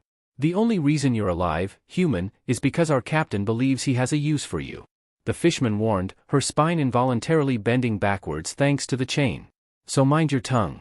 Jaw clenching against the discomfort, the pinkette glared right back, eyes flashing gold. Make me. He reared back, fist clenched. Kurobi? The fishman froze at the call of his name, slowly reining in his temper, and Hikari yelped as she was yanked onto her feet abruptly, boot heels scrambling on the thick carpet. Come. Forced to follow thanks to the shackles biting into her wrists, the keyholder cursed rather colorfully as he dragged her out into a hallway, a few of his crew members watching almost warily. Ah, there's our guest. Almost stumbling out into open air, she squinted for a moment against the sudden onrush of sunlight before taking in the deep ocean-fed pools, the large concrete barrier walls, and then Arlong on his DMN throne, affable as before. "Are your accommodations to your liking?" "Oh, they're great," the pinkette drawled, chain taut as she fought Kurobi's steady approach. "The bars are a nice touch. Feels very homey." The fishman captain laughed, echoed by a few of his cronies, while she was effectively thrown before him, barely keeping her feet. "I'm glad, little bird, since you'll be staying with us for a long time," he replied, smile sharp. "After all, it's not every day a keyholder walks onto my island. This is a golden opportunity." "A golden opportunity, huh?" she echoed back, unimpressed. "For what?" "For conquest." The Sharkman answered easily, as if such a thing were the same as going for groceries. "There's a reason that the greatest pirates in history have had a keyholder among their lieutenants, and none of them had 4 golden keys." Hikari growled as she was dragged closer by the chain now in his grip, jamming a foot against the raised dais to stop, and Arlong quirked a brow, smile firmly in place. "And you're not a normal human, are you?" "What, can't accept that a human could fight back?" The pinkette growled, biting back a yelp when he suddenly grabbed her shoulder and yanked, her knees smacking into the concrete base as Arlong held her between his spread legs with bruising force. "We fishmen are superior to humans in every way. That you could stand against us at all means you're not human." "Sorry to disappoint," she replied lowly, dark eyes shimmering gold. A door to her right opened before Arlong could reply, and the pinkette cursed softly as one of his lieutenants walked through, dragging Usopp by the nose. "DMN it, didn't they get far enough?" "I caught him, Arlong-san." "Took you long enough, chew. Hikari." The sharpshooter yelped as he was tossed face-first at Arlong's feet, and she growled at being manhandled around to face him, the chain holding both hands tight against her belly and unable to move. "You know this scum, little bird? Do I have to know someone to save them?" Hikari deflected, expression stony. "Besides, he's a coward. No point in hurting him." "He defied Arlong-san," Kurobi stated, and she slid him a deadpan stare. "So did I, and I'm alive. He's just a human." Usopp began to babble when a knife was stabbed into the concrete just below his nose, and her fingers flexed in desire to grab her tonfa. "Why yeah, huh? So you should let me go. I was just saying hello earlier. That's how we do it in my village. Get it through your head that fishmen are the lord of all things." Arlong cut in, tilting the blade with his foot and causing the sniper to go very still when it came closer to his nose. "Humans defying fishmen is basically defying the laws of nature. I'm sick of those ridiculous opinions of yours, Arlong." Even knowing that Nami was a lieutenant of the Arlong pirates did not completely mute Hikari's surprise at the sight of her, expression serious and dark blue tattoo on display, inked starkly on the skin of her upper arm. "Don't look so stern, Nami. You may be human, but you're an exception. You're a skilled surveyor and prized member of the Arlong pirates." The fishman captain replied jovially. "You make truly accurate sea charts for us. I have far more smarts than you guys. It's only natural." "Nami," Usopp squeaked, curling into himself, and Hikari saw the flicker in the other woman's eyes between them. "Oh? He's an acquaintance of yours? Don't be ridiculous." The redhead brushed off coldly, walking forward confidently. "He was just my prey. I swiped a whole load of treasure from this guy this time around. To think he'd follow me here, without any idea he'd been tricked, talk about unbelievably stupid. Or perhaps that was the plan all along." Kurobi challenged, arms folded solidly over his chest. "After all, Arlong-san, a keyholder with 4 zodiac keys would be a great threat." "Now that you mention it, Kurobi-san, Nami has been acting strangely lately." A rush of similar murmurs swept through the crew, and Hikari saw the flash of fear crack through Nami's mask and knew. Betrayal is her specialty. "That's enough of that." The navigator snapped. "Quit discussing stuff based on a bunch of conjecture. Me, a traitor? I swore I was a member of this group 8 years ago, with this tattoo." Sorry. Arlong placated, waving the entire debacle off. "It's only natural for you to be upset, but rest easy. I don't suspect you one bit. You and Meve known each other for 8 years now. We were just a little on edge, that's all. The ones we do need to get rid of are this human and his group." Usopp immediately began to blubber at this, and Hikari clenched her jaw to keep a flood of expletives at bay, gaze fixed on Nami's face and noting every subtle shift in expression. Hey, Nami. Say something. Nami. What's wrong, Nami?" Kurobi prodded as he retrieved his knife. "You seem a little pale. How long are you going to suspect me?" The navigator retorted, clearly growing frustrated. "You're too smart, you see. I'll have the amount Arlong and I agreed to soon. Why would I betray you now? Hikari's gaze flickered pure gold for a moment, understanding morphing into a contained, icy fury. That's it. I know. Kurobi acknowledged, testing the blade's sharp edge with his thumb. You agreed 8 years ago to buy Kokoyashi Village from Arlong-san for 100 million belly.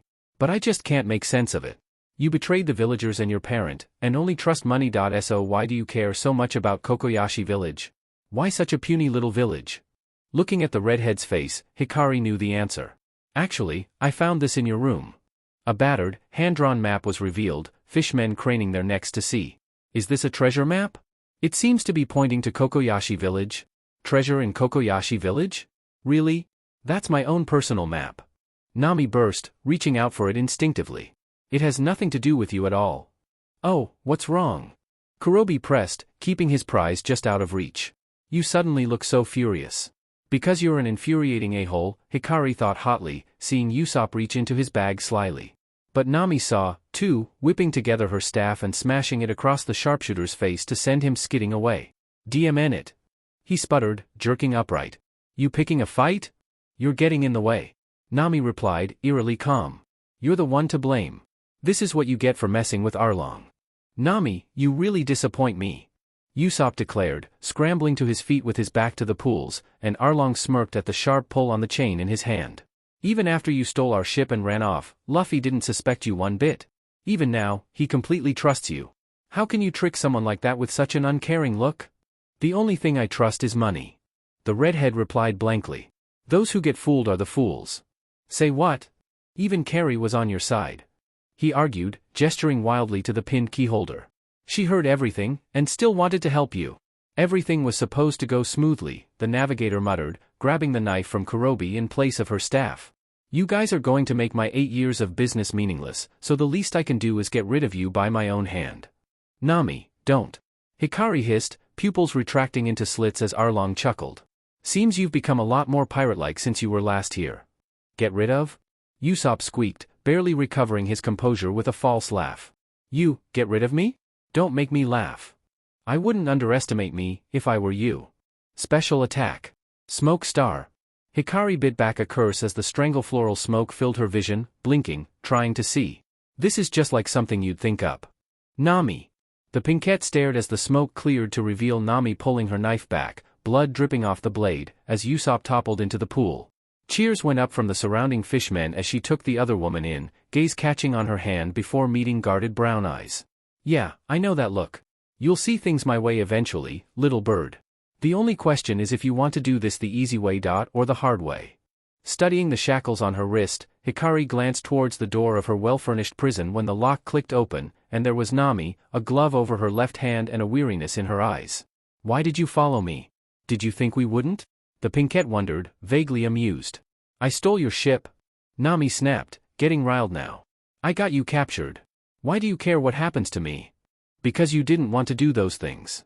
Hikari explained calmly, brow quirking just so as the redhead froze. Did you? I have no choice. She admitted quietly, an old, rankled pain making her voice as hoarse as the keyholder's own. I almost have the money Arlong and I agreed on.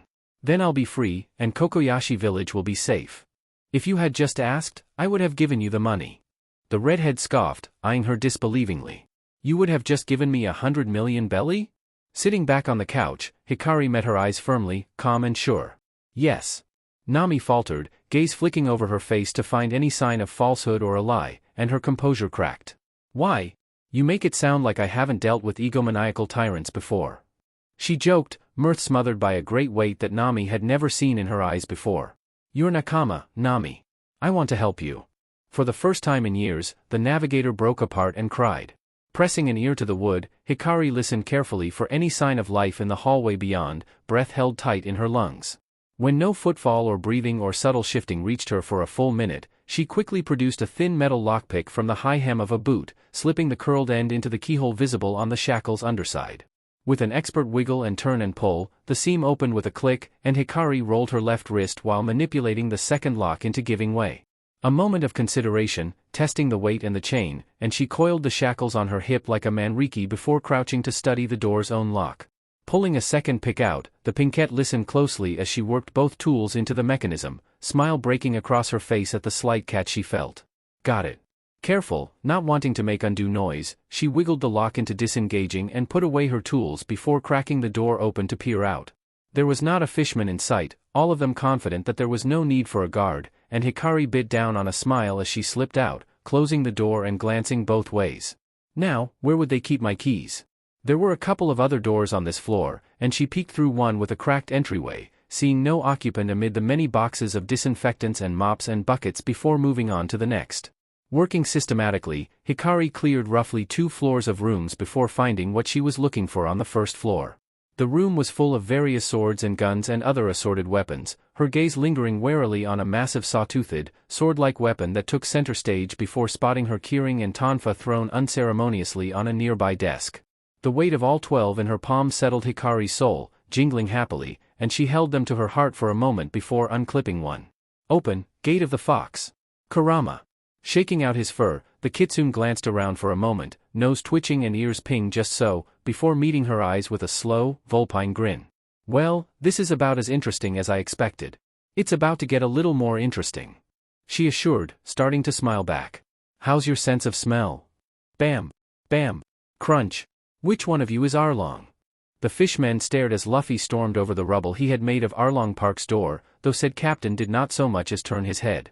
My name happens to be Arlong. I'm Luffy. The hatless captain stated firmly. I'm a pirate. And I want my carry back. Ah, that's sweet. All eyes snapped up to the lowest curved section of rooftop overhead where Hikari lounged, one foot swinging freely while her elbow rested on a bent knee, smile sly. Hasn't even been a day, and you missed me that much? Grabbing the roof's edge, she flipped herself over to land in a crouch before him, keys jangling merrily in greeting.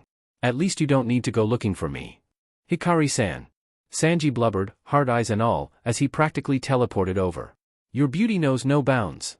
Oi, shut up, will you? Zoro grouched, knuckles going white on his katana's hilt at the sight of a darkening bruise engulfing her throat. Pull any stitches doing something stupid while I was gone? Hikari teased, gaze lingering on the bandages covering his chest in search of any seeping red, and the swordsman scoffed. Look who's talking. Carry. Usopp wailed, throwing himself on the pinkette with tears streaming down his face. You're alive. Course I'm alive. She grumbled, patting his back in comfort. Are you okay? You fell pretty hard. Your heart shines like true gold, Hikari-san. Sanji swooned, and Zoro smirked at the thoroughly unimpressed expression on her face as Luffy marched towards a seated Arlong. Do you come up with this sheet on the spot, or do think it up ahead of time? Bam. The crew turned, intrigued, as a solid punch sent the fishman captain crashing through a solid wall, the watching mob of Kokoyashi villagers staring on in stunned silence. Don't make our navigator cry. Yeesh, Sanji complained, stepping up to join him as the fishmen visibly rallied. You just had to run ahead by yourself. It's not like I'd lose on my own. Idiot. The cook sputtered, cigarette nearly falling from his lips. When did I say I was worried about you? I just don't want you hogging all the prey. How else would Hikari-san see me valiantly rescuing her? Do you live in a romance novel? The pinkette drawled, Zoro snickering as Usopp joined their captain, shaking like a leaf. I don't mind if you hog them all, though. You sure got some guts. The swordsman approved, and she rolled her eyes. Pull your weight this time, at least. A pirate, huh? Arlong mused, not moving from his slump against the debris.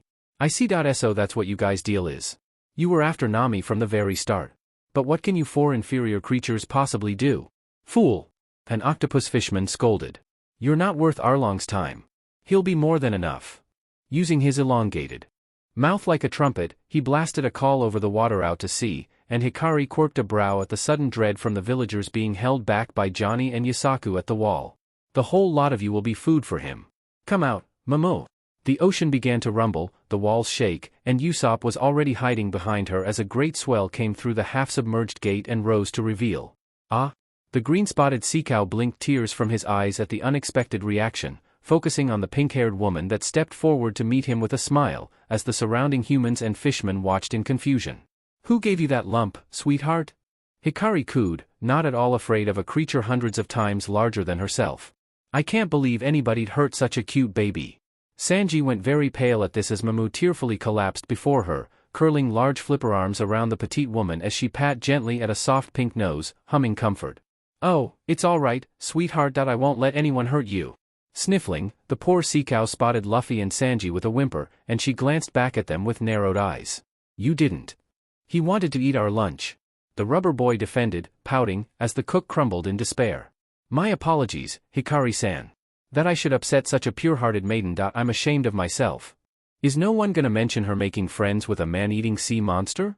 Usopp blustered, looking around for support, and Zoro shrugged. Mamu. Arlong's voice caused said sea cow to freeze up in terror, and Hikari's attention swung his way with a glare. What are you doing? Feeling the violent tremors under her hands, her repressed anger bubbled up, dark eyes bleeding gold. He's done being used by you. She bit back, a gold key in hand and pressed against Mamu's damp flesh. And I'm done letting you think you can use me, too. Open, Gate of the Water-bearer. Aquarius. The fishmen went slack-jawed as the mermaid spirit rose from her gate, expression like thunder. You dare harm my Heim? Torrent. Water roared from her urn with the force of a tsunami, more than even a fishman could withstand, and the Straw Hats watched, wide-eyed, as most of the opposing crew were swept up in a great tornado of raging water and thrown out to sea so far it was impossible to see where they landed. Mamu, who had covered his head during this, peeked out in surprise at the relative quiet, and Aquarius smirked, patting his forehead. Cute.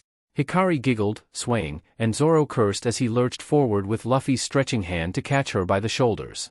Okay, that was too soon, she slurred, sagging into their grip, and Luffy carefully reeled her in as Aquarius faded through her gate with a guilty frown.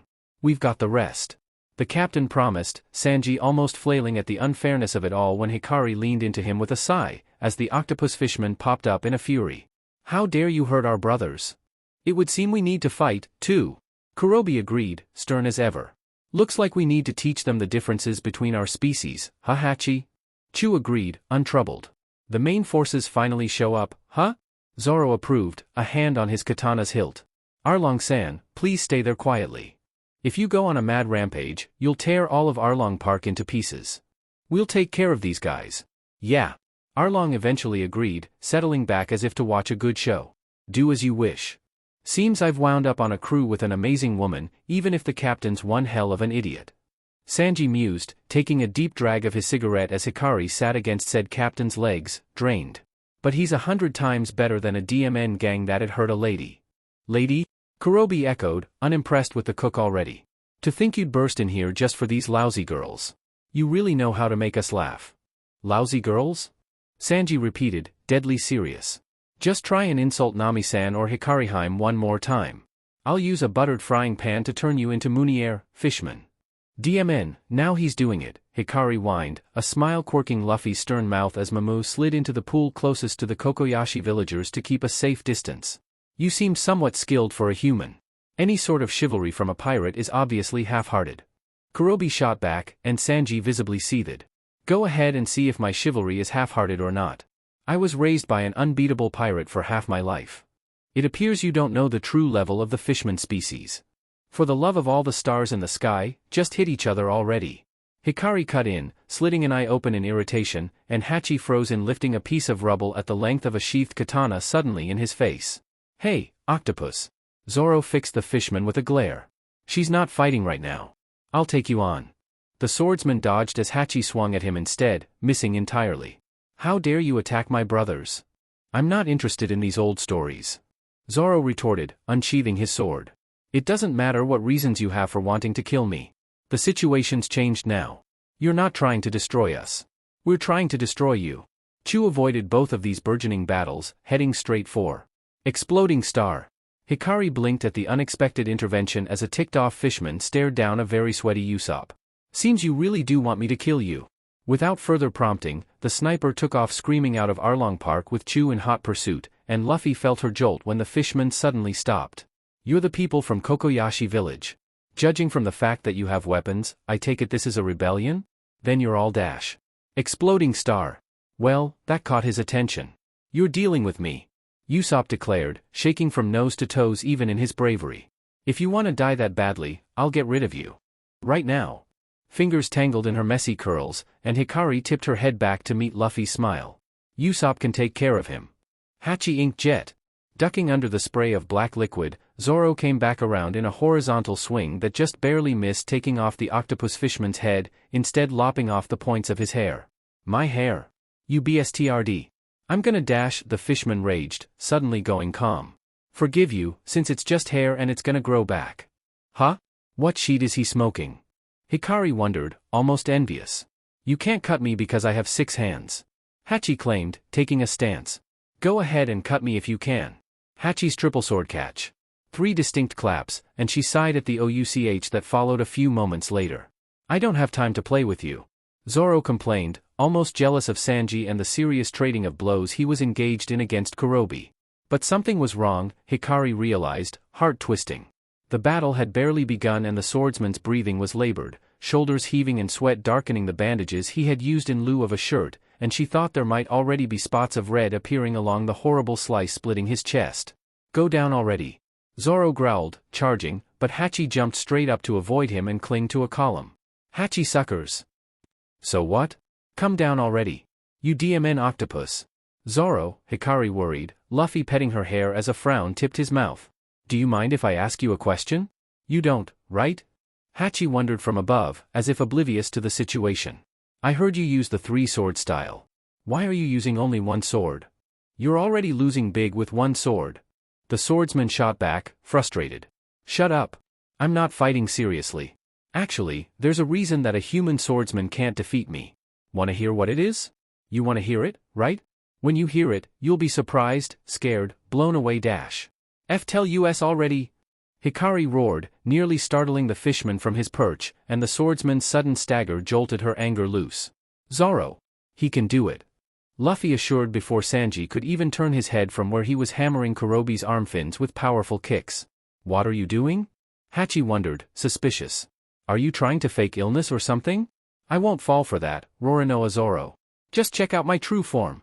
The fishman scuttled up to a higher window as Zoro slumped, breathing ragged when Hachi returned with a sword in each of his 6 hands. Look! This is my true form. Here comes Hachi, user of the 6-sword style. And Zoro fell. Sheet! Ignoring the very loud protests of her muscles, and Hachi's complaints, the pinkette lurched forward to press a hand to Zoro's back. His skin burned under her palm, feverish, proving Hikari's earlier worries about his wound well-founded as she glanced back towards Luffy. You need to get up. The keyholder voiced, arms starting to shake as Hachi hopped down, swords flailing. Because if I have to fight this a-hole, nobody's gonna be happy. Biting out a growl, Zoro started to rise, a flicker of his eyes enough to reassure her as Luffy's arms stretched to catch the exhausted pinkette before every muscle gave out and reel her back in. The 6-sword style, huh? Zoro muttered, cutting through his opponent's rant as he rose. What a joke. I'll tell you one thing, Octopus.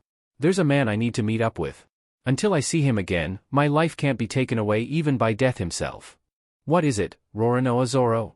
Hachi wondered as the human swordsman placed his katana between clenched teeth, tying on his bandana. I'm not sure what's going on, but you look like you're in pain. You think you can defeat my 6-sword style in that condition? Everyone in the whole world thinks the same way. That's none of your business. I'll show you the 3-sword style. Yasaku.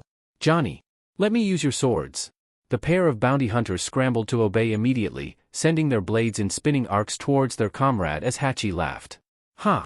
I'll show you the wall that you humans with 2 arms can't surpass. 6-sword style, tentacle sword overload.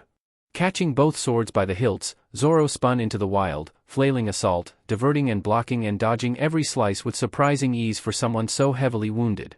3-sword style, Toro Nagashi.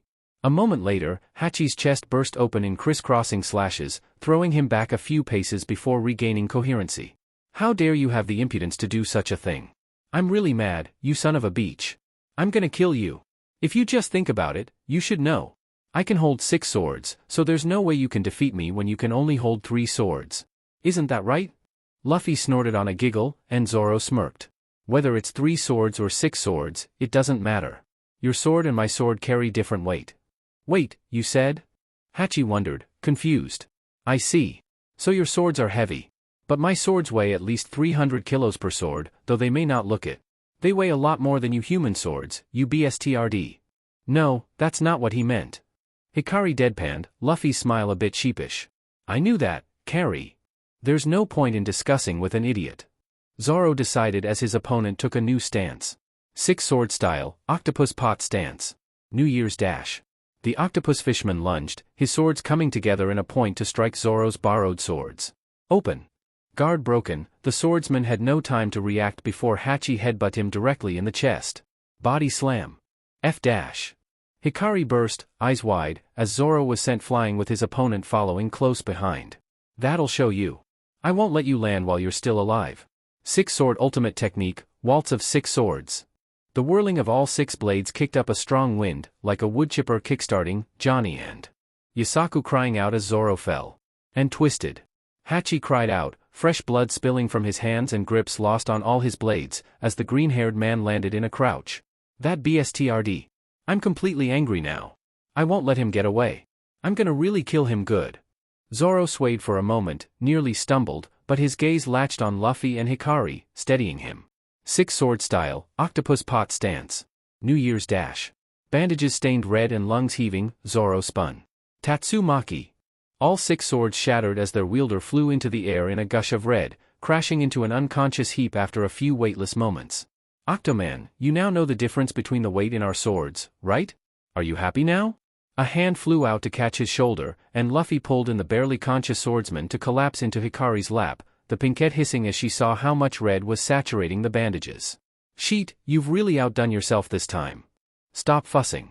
He muttered, collapsing between her straightened legs with his head cushioned by soft BRSTS. Worry more about the pervert cook. Said pervert cook nearly got his head knocked off from almost blowing his top at the sight of Zoro's position, and Hikari sighed. Oi, aren't you done yet? I'll be just a moment, Hikari Heim. Sanji cooed, hard eye popping through for a moment before he refocused to dodge a palm strike. Pathetic. Kurobe stated, unimpressed. Know that your inevitable failure here means the girl will be Arlong-san's pet, just like Nami. The blonde cook almost lit up in flames at this, startling Hikari, and moved. Collier. The blow snapped Kurobe into the concrete hard. My chivalry is naive? Epal. The fishman's face met the ground this time, and Luffy grinned proudly. I can't protect anyone, you said? Codelet. Cell. Poitrine. Jigget. Struggling upright, Kurobe lost his focus in a flood of rage. Son of a beach. Ultimate fist, 1000 brick dash. Mouton shot. Arlong Park rumbled as Sanji's blow struck, sending his opponent flying through the building's walls and out the other side. I guess he doesn't want dessert. Arlong. Everyone turned at the unexpected shout to find Nami, straw hat tipped back on her head and left arm almost completely bandaged up to the shoulder, glaring at the Sharkman with 8 years' worth of rage. Hey, Nami. Arlong greeted, veneer of politeness worn thin with the defeat of his lieutenants. I was about to crush some pirates just now. What did you come here for? To kill you. The navigator replied coldly, grip tight around her staff. To kill me? Laughter burst from the gargantuan captain, and Sanji shifted as if to grab up Nami while Zoro's hand came up to hold tight onto Hikari's wrist. You never learn, do you? How many times did you try to kill me during the 8 years you were with us? You tried assassination, poison, sneak attacks, were you able to actually kill me? You must be completely aware that you mere humans can't kill me. Now, listen. I won't kill you, and you can't escape from me. Nami, you'll be our surveyor forever. And the little bird will be our key to conquering the East Blue. Luffy's face darkened at this, blank as the sea before a storm. But, as you know, I'm a good-natured man. If possible, I want you to be here of your own free will. So, how about this? I'll be killing everyone here except you too. Hikari growled, eyes flooding gold, as Nami froze. But if you happily come back to the Arlong pirates, I don't mind letting those people from Kokoyashi village live. But I can't let these guys live. They went too far. The question is who you'll be with. You either take my side now and get saved along with the villagers, or be on these weaklings' side and try fighting against me with everyone. Are you my friend or their friend? I'll rip you apart before you ever so much as look at Nami again. Hikari snarled, voice almost a demonic rasp from abuse, and the navigator nodded, gripping Luffy's hat as she turned to the villagers with a watery smile. Everyone, I'm sorry. Please die with me. The villagers roared in agreement, and Luffy pouted. Hey! I'm gonna beat up Arlong. Then hop to it, Captain. The pinkette snarked as Usopp popped over the wall, waving his slingshot. I've got your back, Luffy. At least he's alive. She noted dryly, amused at their sniper's giddy excitement. Listen. I beat one of the leaders. I beat one of the leaders. I beat one of the leaders. The guy with a face like this. Usopp crowed, pulling on his mouth to mimic chews. Fishmen are a piece of cake. Serves you right. With my arrival, the fight comes to a climax at once. With a nod, Luffy stepped onto the battlefield as Momo curled a green-spotted flipper around Hikari and Zoro, immediately going on the offensive. Gum Gum Whip. Gum Gum Pistol. Luffy's fists blurred as each blow struck dead on. Gum Gum Gatling. The half-demolished wall gave way fully under the assault, before a massive shadow rose from the dust. Did you do something? Yep. Luffy answered, unfazed that his opening barrage had so little effect. That was my warm-up. What a bunch of scum, nobly hanging on, can you understand my anger? It's the anger of seeing my dear brothers crushed by worms. The rubber boy hardly seemed to hear this tirade, stretching for the battle to come as Arlong seethed. You'll realize soon enough that you should have died without fighting. What's the terrifying difference between you and me? Nose. Hikari facepalmed at this answer as Zoro sagged on a defeated sigh, Sanji shielding his face with a hand. Jaw? Webs. Species. The fishman exploded, lunging to take a bite out of his quickly retreating opponent. Suddenly, Luffy was on the defensive, jumping back to avoid those razor-sharp fangs before being pinned to a column by one hand. The rubber captain was able to pull his head and neck out of the way just in time so that Jaw clamped on stone. Instead, and Usopp cheered. Such a fool. He hurt himself by biting on a rock. Now his teeth redash. Cracks spiderwebbed up the entire construct, crumbling to dust, and Hikari blinked slowly. You were saying? Ah, that's scary. Luffy yelped, scrambling to make some distance as Arlong straightened. You see? This is the inherent power of a fishman. Heaven discriminated against you humans and made you powerless creatures that bow before fishmen. You humans are inferior creatures. We were on a different level from the moment we were born. I'll show you the real difference between you and me. Yeah? Luffy challenged, grinning. Why don't you? No way I'll lose against a fish. I'm the man who'll be Pirate King. Pirate King. Arlong echoed, crushing a hunk of stone under his webbed hand. Don't make me laugh. Can you inferior humans do something like crush a pillar with your teeth? So what? He retorted, fist smashing through a hunk of rubble with equal ease. Stop bragging over stuff like that. It's not like biting is the only way to break stone. That's beside the point. A stupid and weak species, that's what humans are. What can you do when you can't even pull yourself out of the water? Luffy dodged the next lunge, rubbery arms snapping out to grab Johnny and Yasaku's abandoned swords to swing them back around. Nothing. That's why I need help. Take that. And that. And that. What are you doing? Arlong wondered, easily avoiding the sharp edges. It looks like you're just swinging swords around. That's pretty much what he's doing, yeah. Hikari deadpanned, running a hand through Zoro's damp hair as the swordsman grumbled. The Sharkman cracked one blade with his nose, the other shattering between his teeth. If you're just playing around, I'm not going to join your little game. Enough of this nonsense dash. Clench your teeth. Whipping around, he landed a punch squarely in Arlong's pearly whites and shattered them. I don't know how to use swords, you bstrd. I can't use keys or tonfa. I don't know how to sail the oceans. I can't cook. I can't lie, either. I'm confident that I can't live without help. Fully admitting how pathetic you are, Arlong muttered, one hand over his mouth. You sure are honest. I bet your crew is bothered by having such an incompetent captain like you. Someone like you, without any pride, has the caliber to be a captain? What on earth can you do? Luffy fixed him with a fierce look. I can defeat you. Of course, you DMN idiot. Sanji agreed, leaning against Momo's flipper while he lit a fresh cigarette. If he dies, I'm gonna kill him. Zoro grumbled, slitting an eye open. Stupid's hard to beat. Hikari noted, amused, as Momo hummed hopefully. I've got your back. Usopp assured, grinning. Go on, Gum Gum. The villagers cheered, waving their weapons like banners. Go on and babble, you inferior species. Arlong snapped, his broken teeth falling away as fresh ones slid into place. I hate sharks. The keyholder muttered as Luffy flailed in surprise. As if to prove his point, Arlong ripped out that entire set of teeth, and then the ones that grew in after that, holding them like deadly castanets in each hand while grinning to reveal the pearly whites that had replaced them. This is a distinctive quality that heaven gave us. Are you starting to realize what a superior species the fishmen are? If he says that sheet one more time, he's going to need a new skull. Hikari hissed, Momo whining pitifully as the fishman captain struck. Tooth attack. Luffy jerked back, falling over his own feet to avoid every snap, grabbing onto Arlong's arm as he was forced into the rubble. Luffy! The crew cried out, horrified as those teeth tore in. Until Arlong froze.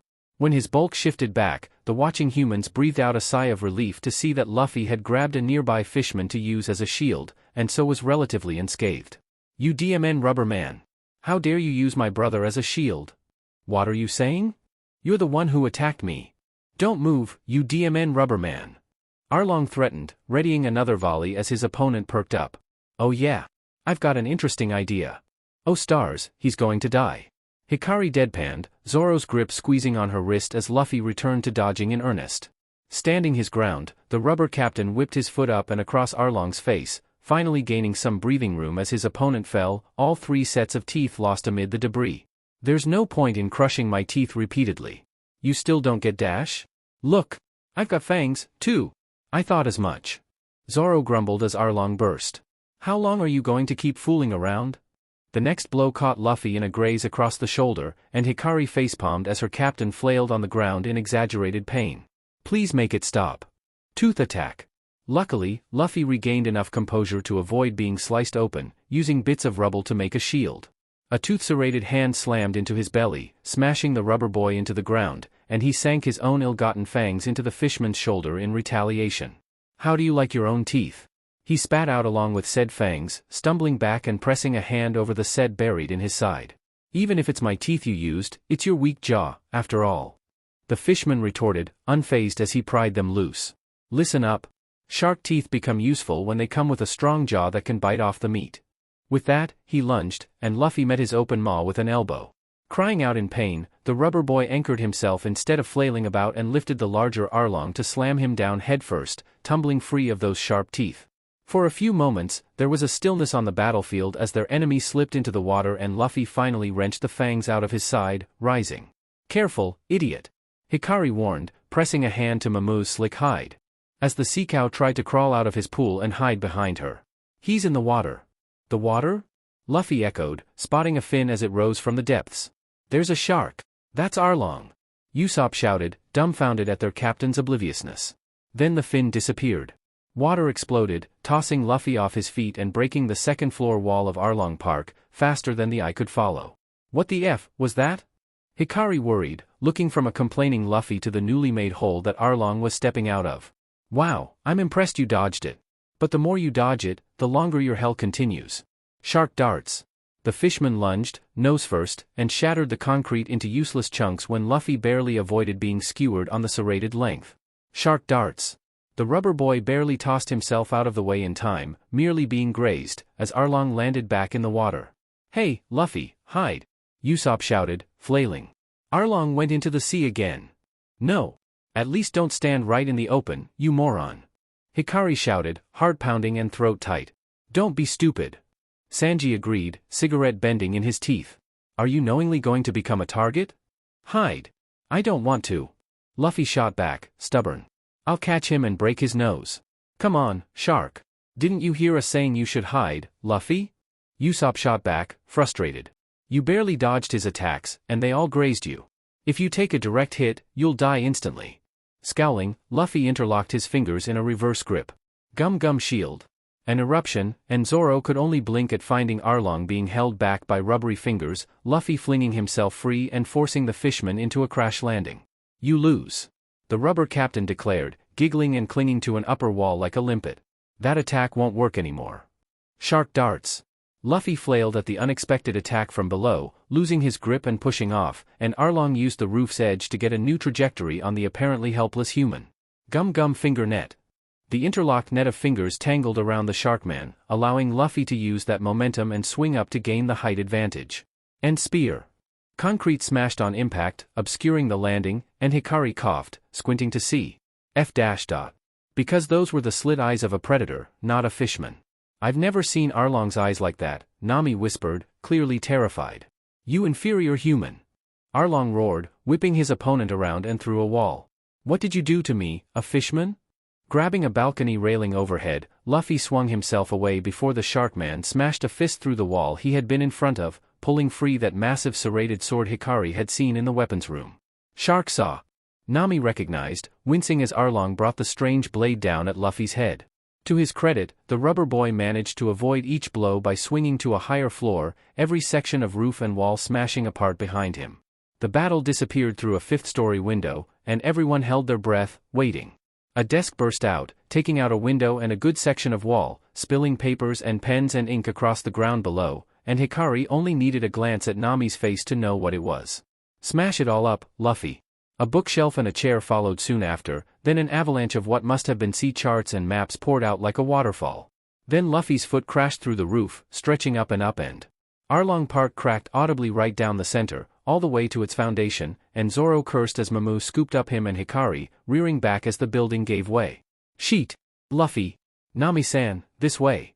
Sanji urged, almost bodily lifting the navigator when she hesitated to follow.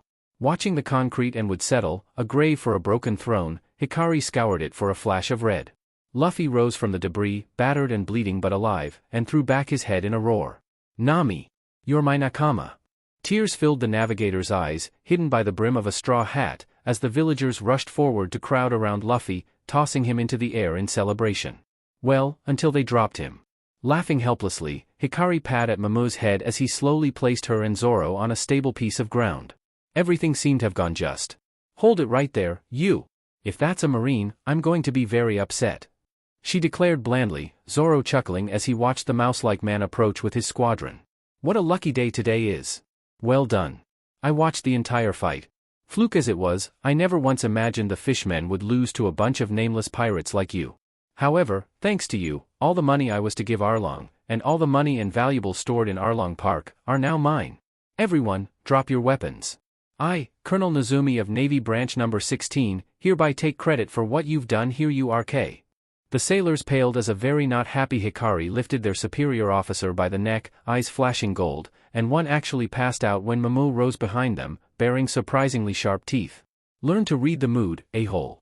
Usopp winced, covering his eyes, and Nojiko gave an impressed whistle as the colonel was dropped in a twisted, battered heap. You should be ashamed of yourselves, trying to take advantage of people who needed your help. Hikari scolded, tone frigid, as the surrounding marines trembled in terror in Momo's shadow. Which is why you're going to make up for it by cleaning up this sheet pile, rebuilding Gosa, and returning Nami's money. But dash. Luffy blinked at the choked, squeaking sound that escaped instead of words as her boot pressed into very sensitive flesh, getting strangely jittery. And if I hear even a rumor that you touched any of the villagers' valuables, I'm going to be upset. Hikari added, smile. All sharp edges, and it made Zoro's heartbeat kick up a notch. And you wouldn't want me to be upset, would you? Colonel Nozumi could only nod frantically, starting to turn green from the pain, and scrambled away at supersonic speed once she let up pressure. I'll get you, you rotten pirates. I'm absolutely terrified. Hikari drawled, reaching back to lean against Momo's slick hide as his marines swiftly followed. Trembling in my boots, hey, Nami? You mind if I keep him? Plopping Luffy's hat back on his head, the redhead blinked up at a sheepish Momo before sighing. Only for you, Carrie. A grunt of pain, and Hikari blinked through the blurriness of thick dreams to see Dr. Neko still working on Zoro's torso with a sharp needle, disapproving. You fool. Trying to take care of such a big injury on your own. Honestly. Are you folks really pirates? Do you even have a ship doctor? We're working on it, Hikari croaked, voice a bit less raw now thanks to a chilled herb blend and a paste that had been spread over her bruised throat. A doctor? That sounds good, too. Their eyes all turned to a window that stood open between the two medical cots, Luffy grinning as the festivities floated in from behind him and swinging a hank of meat in one hand. But a musician comes first. Right, Zoro?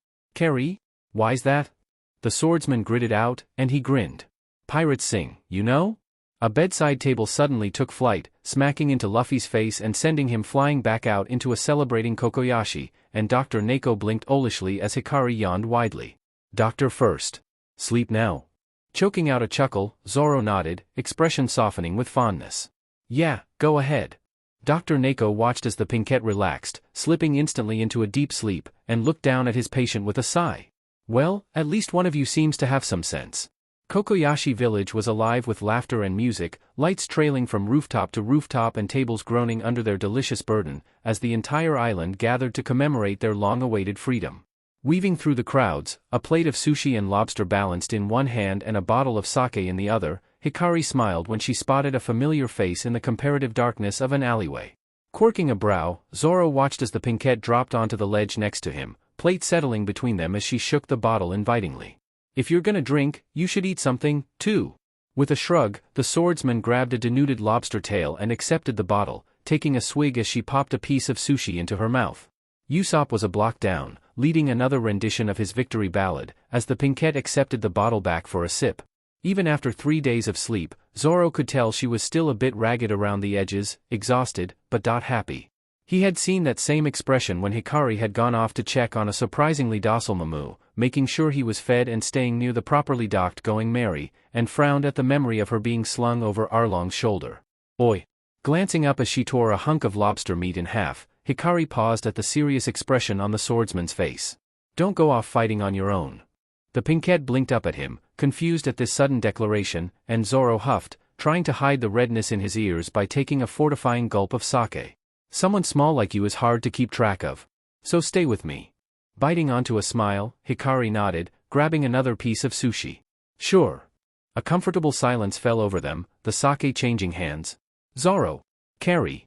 Luffy at least had the wherewithal to gum rocket into Hikari rather than a still-healing Zoro, though the keyholder cursed the air blue when she was wrapped up in a rubbery ballistic missile.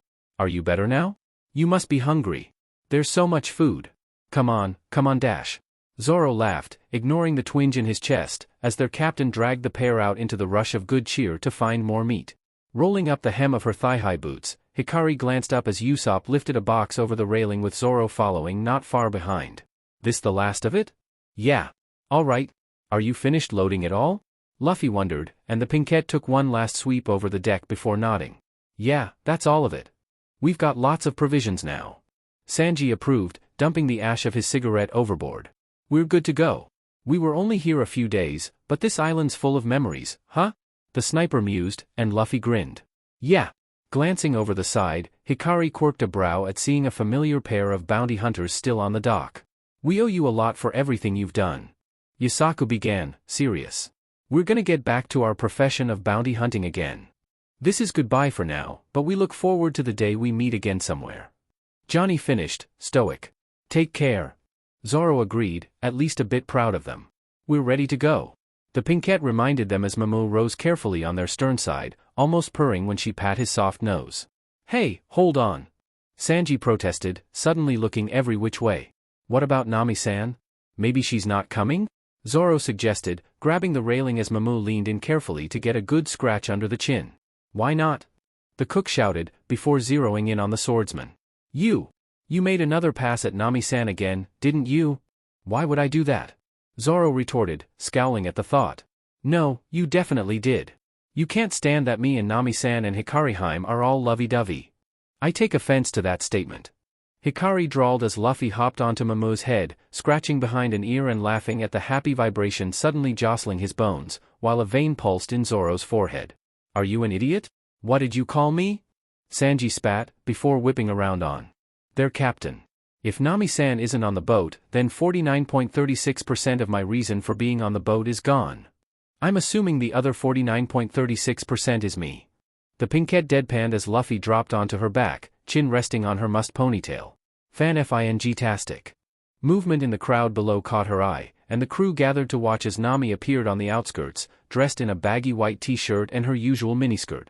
Get the ship moving, she ordered, taking off at a dead run, and Hikari glared at the hesitation. Did that sound like a suggestion? Get the ship moving. Why yes, ma'am. Usopp stammered as he rushed off, Sanji noodling after. Anything for you and Nami-san, Hikari-heim. For star's sake, stop calling me that. While Zoro lifted the anchor, the pinkette grumbled and unrolled their sails, a strong breeze pulling the Going Merry away from shore. Hey, is it okay to leave her like this? Sanji worried, and Luffy shrugged, smiling.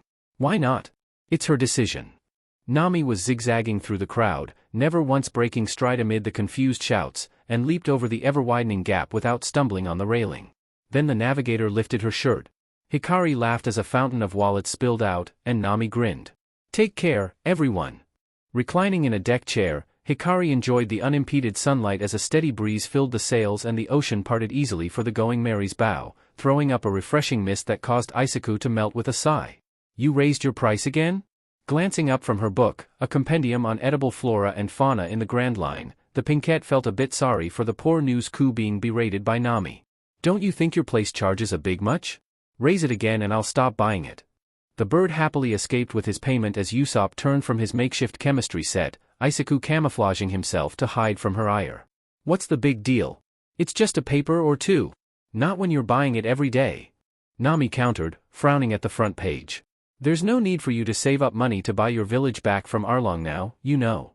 The sniper pointed out, carefully pouring what looked like Tabasco sauce into a hollow pellet. Or to be so obsessive about money. You're so dumb. The redhead snapped, nearly startling him into dropping both. Now that everything's over, I'm going to earn money for me now. I don't want to be some poor pirate who can't even dress up. Whoa, calm down. I'm in the middle of developing my special Tabasco star. You don't have to worry about being a poor pirate, Nami. Hikari voiced, patting Isaku's head with a smile as the other woman frowned at her. What do you mean, Carrie? I mean that I didn't end up down for the count just from summoning Aquarius. She explained, holding up a silver and gold key in one hand. And there wasn't anything there but the villagers' valuables when Colonel Nezumi showed up. After a moment, Nami's eyes went wide with stars, and the pinkette grunted when she was suddenly tackled in a hug. You stole all of it? Oh, I knew you were my favorite, Carrie-chan. Yeah, you're welcome. Hikari chuckled, patting her crewmate's back. Virgo will keep it safe for you. The pair blinked as Luffy flew into an unsuspecting Usopp, sweat dropping as the sniper took a moment to register the Tabasco in his eyes. Come on, just one. The Straw Hat Boy pleaded as Hikari grabbed Usopp by the wrist on his way past and tossed him overboard with a splash, Isaku peeking out after him. No. Sanji refused, standing protectively in front of the tangerine trees that Nami had brought on board from Kokoyashi. This is Nami-san's tangerine orchard. I won't let anyone lay a finger on it. The pinkette rolled her eyes as Momo rose on their starboard side, carefully depositing a dazed, soaking Usopp on the deck while Sanji immediately switched to hard eyes. Nami-san, your love security is infallible. Yeah. Nami agreed, settling into her own lounge chair with newspaper in hand. Thanks, Sanji-kun. Sanji's letting himself be used. Zoro noted from where he was reclined against the railing on the stairs, and Hikari bit back a smile as Isaku scrambled to join him for some peace while she turned to the redhead. Hey, what's the news? Here, you can have the international section. Nami offered, separating the pages, and both blinked as a smaller sheet slid free. A flyer? Luffy realized, rubber hand snapping out to grab it, and froze at what was printed there. Oh, me.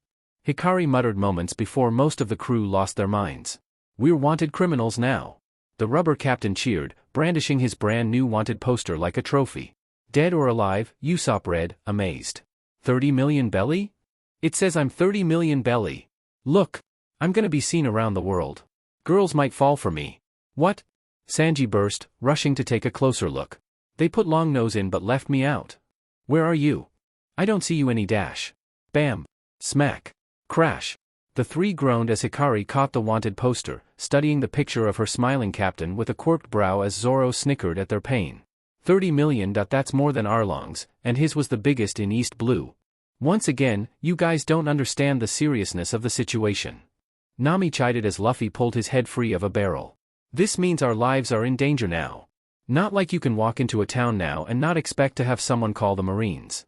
Zoro agreed, Isaku peeking over his shoulder, and Hikari grinned, untroubled. Sounds like good target practice. Alright, Momo, how's that feel? Shifting in the leather straps looped around his shoulders and testing the ones attached to his horns, the sea cow nodded in approval, and Hikari smiled. Good? Alright. Happy, unbuckled at their first. Hey, Carrie! Luffy called, hanging upside down from the mast and holding onto his hat with one hand to watch Happy pull a section of leather off the sea creature's curved horn. What are you doing? I'm fitting a HRNSS. She replied distractedly, marking the notch as she unbuckled a section on Momo's chest. If we ever need to, Momo can pull the Mary out of danger if he's hooked up with this. Then I won't need to call Aquarius as often, right boy? The sea cow nodded proudly, and Zoro slid an eye open from where he was napping on the bowside stairs as Happy used all his might to push a strap off his shoulder. Won't the leather rot? Not this leather. Hikari explained with a smile, freeing Momo from the last buckle and showing the blue sheen to the dark material. I got it from Aquarius. This stuff won't get worn down by salt or bloat or rot, and it's strong enough to take abuse from sea kings.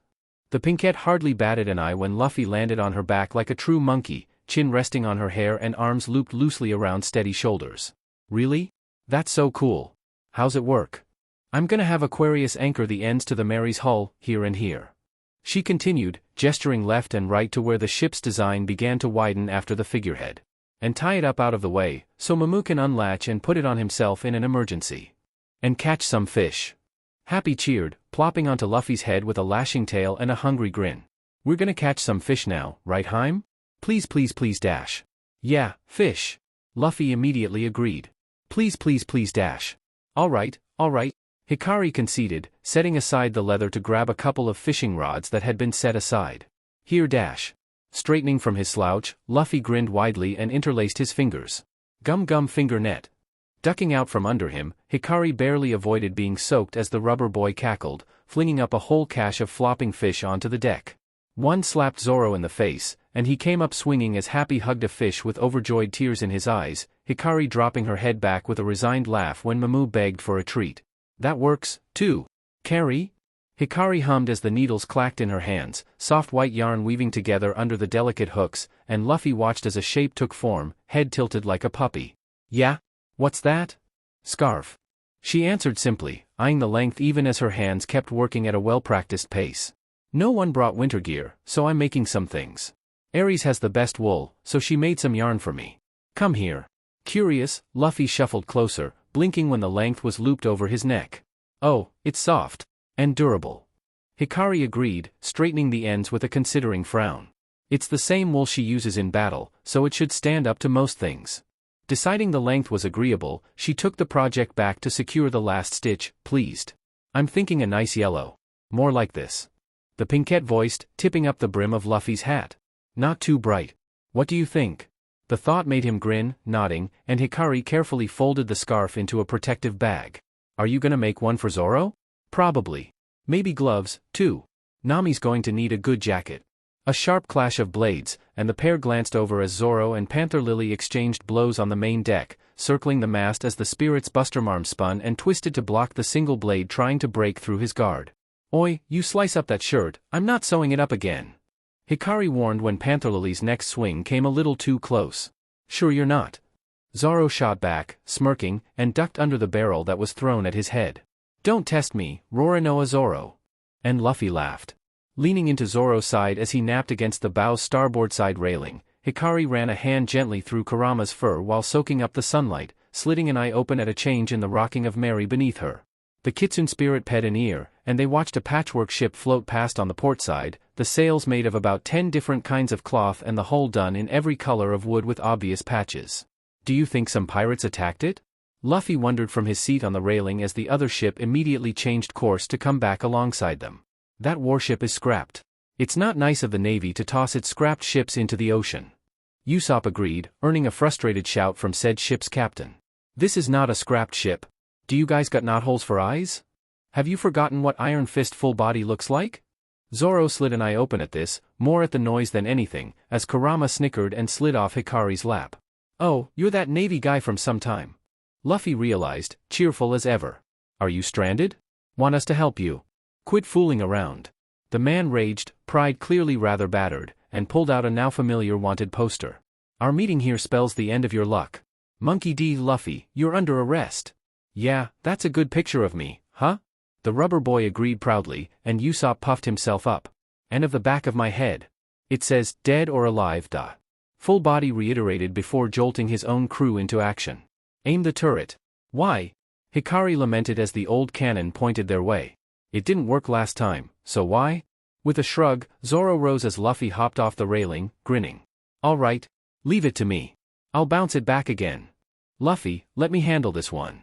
The swordsman suggested, and their captain pouted. How come? Because you're a walking disaster, and I don't want to drown today. Hikari drawled as Zoro stepped up moments before the cannon boomed.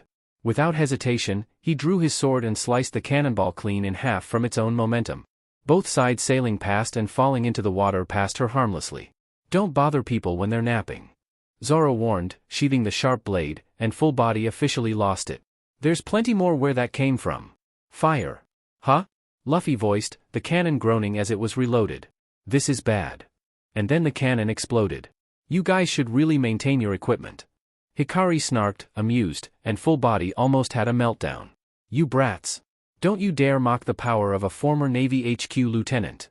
His ship closed the distance with a crunch, the lieutenant pointing dramatically. We'll just have to fight you hand to hand.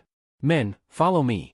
All of them froze as a great shadow fell over the Navy warship, slowly turning to see a very grumpy sea cow towering over them, instantly displeased at his own disturbed nap hanging from the Mary's hull and the implied threat to his favorite person. "Do you mind taking out the trash, Momo?" Hikari asked sweetly, and every marine visibly evacuated his bowels.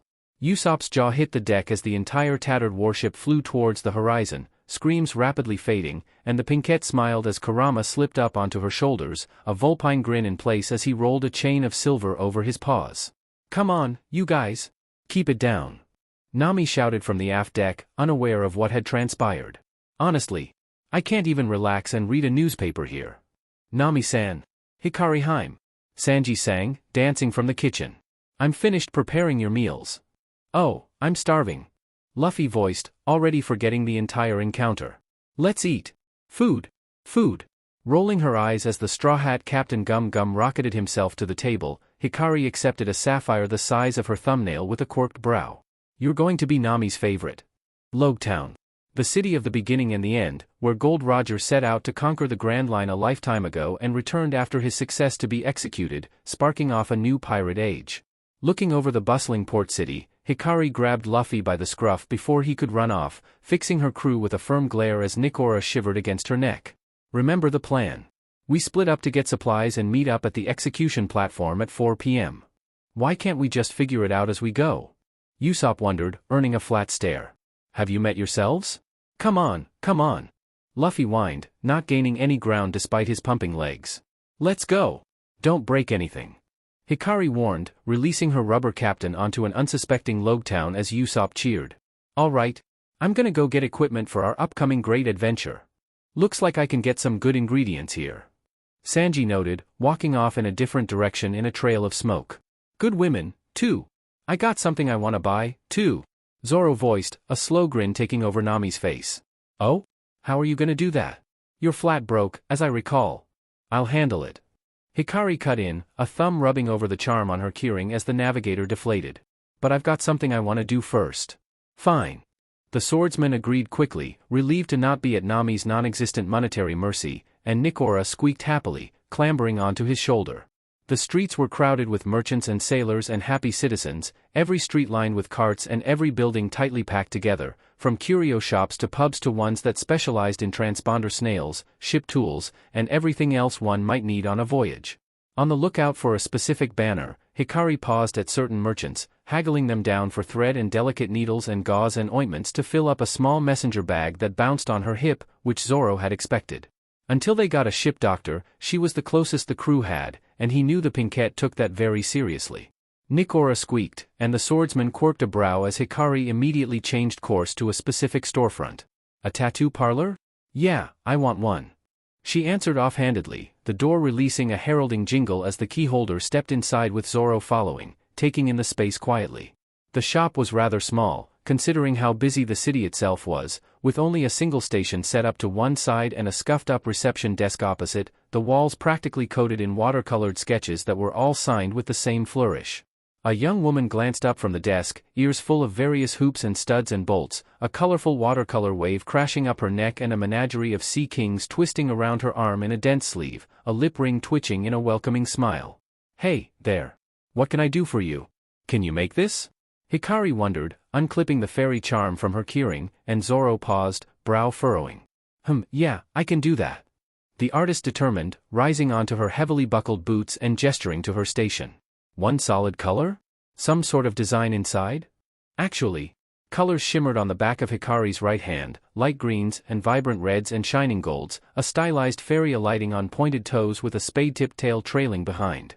Zoro considered this as they entered a weapons district, the keyholder looking through each window to silently compare prices and quality before moving on, rubbing a thumb over her fresh tattoo like she did the charm. "What's it mean?" Pausing in front of a store that had a rack of swords front and center, Hikari glanced back at him with a quirked brow, Nikora humming curiously. "You play with that charm when you're nervous." He explained gruffly, arms crossed and eyes narrowing. "And now you've got it on your hand. What's it mean?" Blinking rapidly, Hikari glanced away, mouth twisting with an old pain as she debated whether to answer or not, Nikora whining softly.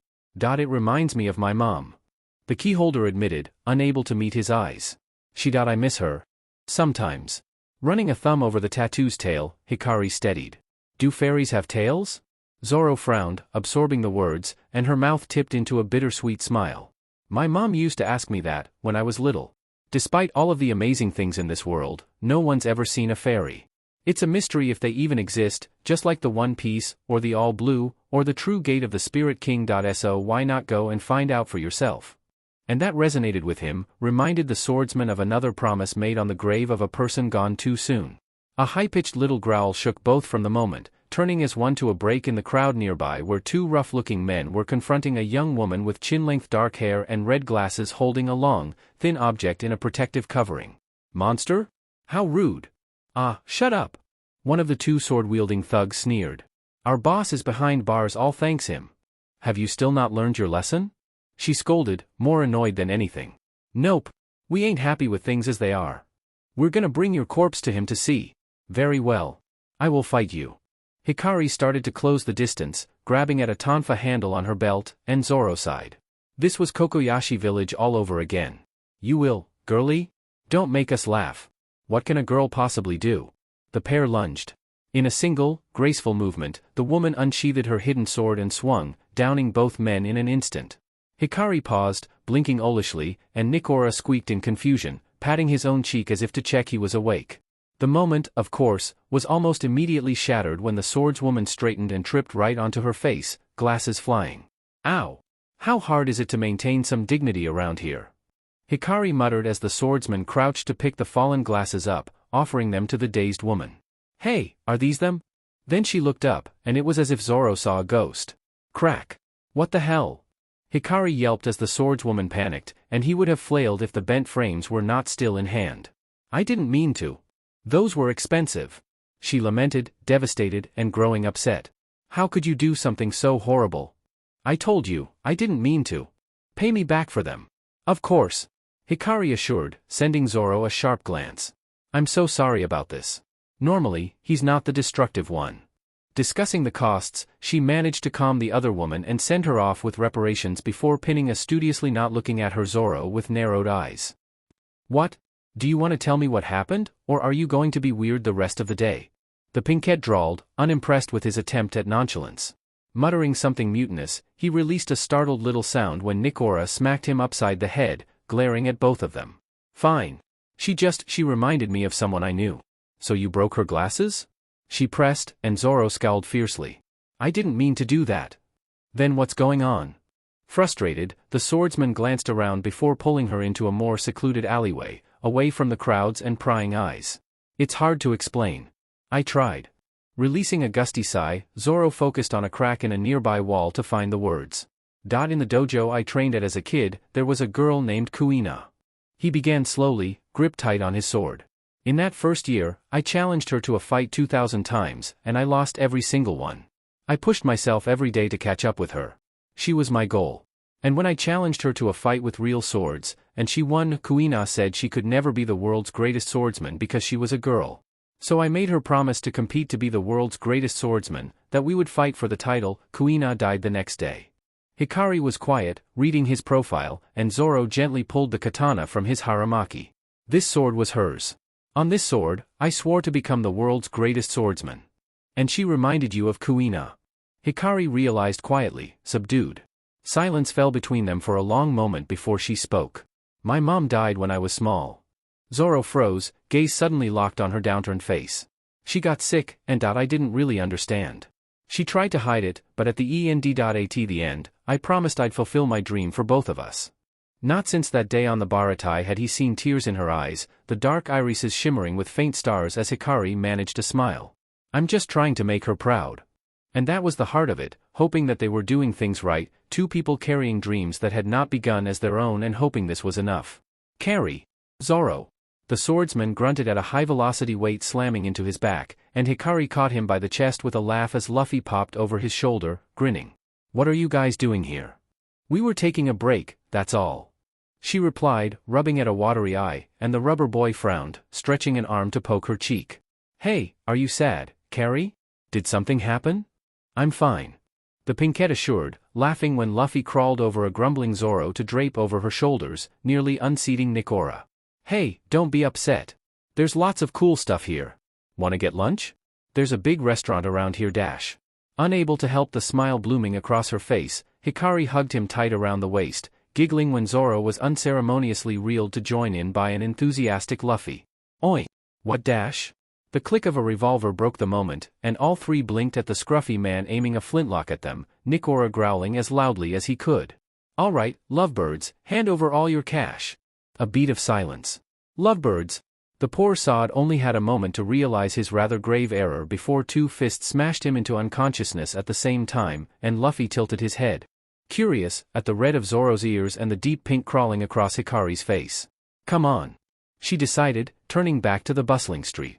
We still need to find you swords, right? Oh, right. Zoro needs swords. Luffy remembered, rushing after her as Zoro grunted, trailing behind with Nikora giggling knowingly. Hikari managed to wrangle their excitable captain to a few shops, continuing to compare prices as she had been, and ruled out 4 establishments that Zoro noted were asking thousands of belly for katana that would sooner shatter than last through a single battle, no matter their decorative hilts and extravagant scabbards. Handing Luffy a ball of yarn that he started batting at rather like a clumsy cat, the Pinkette settled on a shop off the beaten path, which the swordsman silently approved of. This place was fairly simple and bright, with all manner of weapons hanging from the walls and sitting in various cases, with a few barrels of katana off to one side with hilts poking out invitingly. With the owner fast asleep at the counter, Zoro headed for the nearest barrel while Luffy took off with a laugh, Hikari not far behind. Hey, be careful. That's heavier than you are. The door opening suddenly pulled her attention around from prying Luffy out of a decorative suit of armor, and Zoro tensed as the swordswoman swept through, waking the owner rather abruptly. Did you finish polishing my shigure? Catching on that she was far from alone in the store, she turned and graced a noticeably uncomfortable Zoro and a somewhat concerned Hikari with a smile. Oh, hello again. I managed to buy new glasses, thanks to you. Her eyes, aided by said glasses, latched onto the white-handled katana hanging from Zoro's haramaki in surprise. Is that the sword Wado Ikemanji? The resulting squeal had Hikari's ears ringing and Luffy knocking his head against the armor's chestplate as the swordswoman whipped out a small, well-worn book.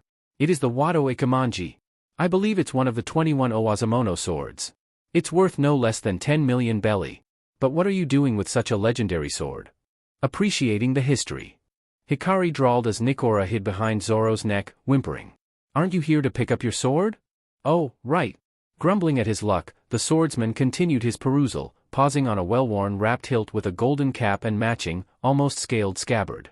Pulling it free, he studied the covered blade as the swordswoman pulled off a rather impressive display of clumsiness in surprise. That sword. I think it's.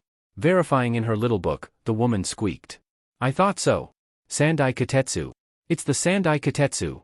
This declaration had the owner freeze up, and Hikari frowned as she tried to free a whining Luffy without damaging the armor he was currently stuck in.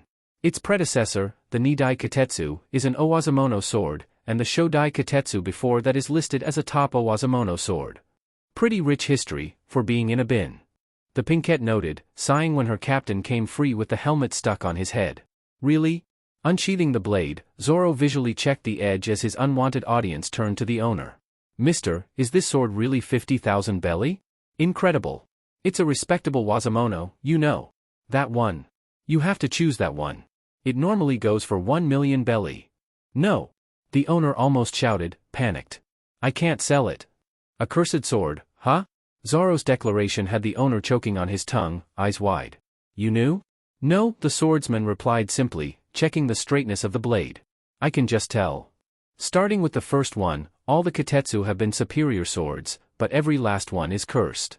The man warned, Nikora shivering noticeably as Luffy paused in removing the helmet with his feet. Many famous master swordsmen have met tragic deaths after taking up Katetsu swords. These days, there ain't a single person who uses a Katetsu, because you'll leave this world even if you use them unknowingly. Even I want to get rid of that thing, but I'm afraid it'll curse me. Spinning the hilt in his hand, Zoro smirked. I like it. I'll take it. Are you a fool? The owner sputtered in disbelief. I can't sell it. If you die because of it, then it'd be like I killed you myself. Then let's do this. My luck, and this thing's cursed. Let's see which one's stronger. What? Hikari voiced, eyes going wide when he tossed up this cursed blade in a lazy end-over-end spin. Zoro. Luffy caught her by the waist as the swordsman calmly extended his arm into the now falling sword's path, and she could only watch as that razor-sharp edge came far too close.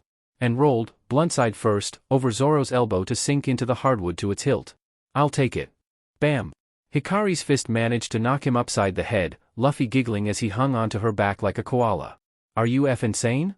She raged, visibly refraining from strangling Zoro with her bare hands as Nikora clung to his head for stability. "You could have lost your arm, you fing moron. What would you've done then?" "I didn't." "That's not the point, Roronoa Zoro, and you know it." Nikora squeaked as a special stand slammed onto the front counter, all eyes turning to the sword being presented. The make is black lacquer, and the blade's temper uneven. The Ryo Wazamono Yubashiri. "My shop may not be much, but this is the finest sword I have. Forget the money, and I don't need any for the Kitetsu, either. They say the sword chooses the owner. I pray for your good fortune." Grumbling as Zoro went to accept his new sword, three once more hanging from his haramaki, the pinkette did not register his pause at something in a little display on the counter that made Nikora squeak excitedly, too busy trying to reassemble the armor Luffy had deconstructed. "How much for that?" "This? It's just a decorative piece," the owner explained, peeking. Hikari's curiosity as Luffy popped himself free with a laugh. "I want it," the swordsman decided, and the man shrugged easily enough. "Well, all right. Here you go. Don't even think about it," the keyholder warned, and Luffy retracted his rubbery arm from a flail with his best sheepish grin as Zoro approached. "Here." Surprised, Hikari glanced down and froze at the silver key being offered to her on his palm. Figured it might not be gold, but dash. The rubber boy blinked when Zoro was abruptly grabbed by the collar and yanked down into a sudden kiss, visibly poleaxed as Hikari accepted the key with a giddy smile. "Oh stars, this is Canis Major. Thank you." "Ah, that looked like a good carry kiss," Luffy muttered, a bit disappointed that it was over and wishing he had joined in. Pausing, Hikari flushed a bright red, and Zoro grunted at a solid smack to the chest. "Don't think this makes up for your stunt, idiot." "Oi, it worked out, didn't it? You could have been walking out of here with a stump. But I'm not." "Not the point." Luffy giggled the whole way out of the store, legs wrapping tight around Hikari's waist as Nikora dropped onto his hat with a shivery squeak. "Hey, can we have lunch now? Please, Carrie? Please please please dash." Smack. "Could you think without your stomach for 10 seconds? Luffy has the attention span of a gnat with dementia." Hikari grumbled as she scanned the street for their wayward captain, Panther Lily's reduced form trotting on her heels with Zoro. "I'm sure he went looking for more food once he caught up to his hat," the Catman assured, his deep voice contrasting with his currently miniature form. "Shouldn't have run off in the first place," Zoro muttered, scowling down alleyways as they passed. "Could get lost in a place like this." "Zoro? Carrie? Hey, guys." Hikari greeted when she spotted Nami, Usopp and Sanji, the former weighed down by her own purchases and the latter pair by a massive elephant bluefin tuna. "Have you seen Luffy? He ran off after his hat." "Pirates here." This cry went up through the street like a wave, and Panther Lily gripped the hilt of his shrunken busterarm as more followed. "Pirates here. Run. It's Buggy the Clown. An execution. An execution will start. Buggy the Clown will be executing Straw Hat Luffy." "Luffy's gonna be executed?" Usopp yelped, and Hikari's eyes flashed a molten gold. "Not if I have anything to say about it. Come on. Let's go." Zoro barked, Sanji throwing his burden fully onto Usopp as he followed. "Gate close." Hikari bit out, Panther Lily dissolving in her wake as she took a hard right, weaving through the panicked crowd before bursting into the courtyard. "Hey, fuckwad!" There was a sound rather like a cat being strangled as she whipped out a golden key. "Get the F away from our captain." "Carrie!" Luffy cheered from where he was pinned by a stockade to the execution platform, grin widening. "Zoro! Sanji! Holy crap, stop her!" Buggy shrieked, like he was reliving a nightmare, though his crew seemed equally petrified. "Open, Gate of the Ram. Ares. Wool bomb." The foremost pirates were knocked off their feet and enveloped by the soft wool, immediately relaxing, and the next wave wished they met such a benign fate when faced with Hikari's tonfa, Zoro's 3 swords, and Sanji's vicious kicks. "You!" Smacking a charging pirate upside the chin, the pinkette quirked a brow as a familiar purple-haired woman stormed her way, fury coloring her face a deep red. "I'm not going to lose to you again. I'm going to beat you into the ground, little girl, and take all of your dash." Slam! Zoro snickered to himself as knees flew overhead, landing in the already decimated remains of a fountain, out cold. Storm clouds filled the sky, rumbling with thunder, and Buggy chortled hysterically while raising his weapon. "Not even you can stop me now. This is the end of your captain." Cursing, Hikari smashed a poor buggy pirate into the cobblestones, pivoting. Zoro! Throw me! Twisting to meet her, the swordsman caught her jump on the flat of Yubashiri's blade, completing the swing as the keyholder pushed off, Ares fading with one last wool shot. Open, Gate of the Trace Felis. Carry.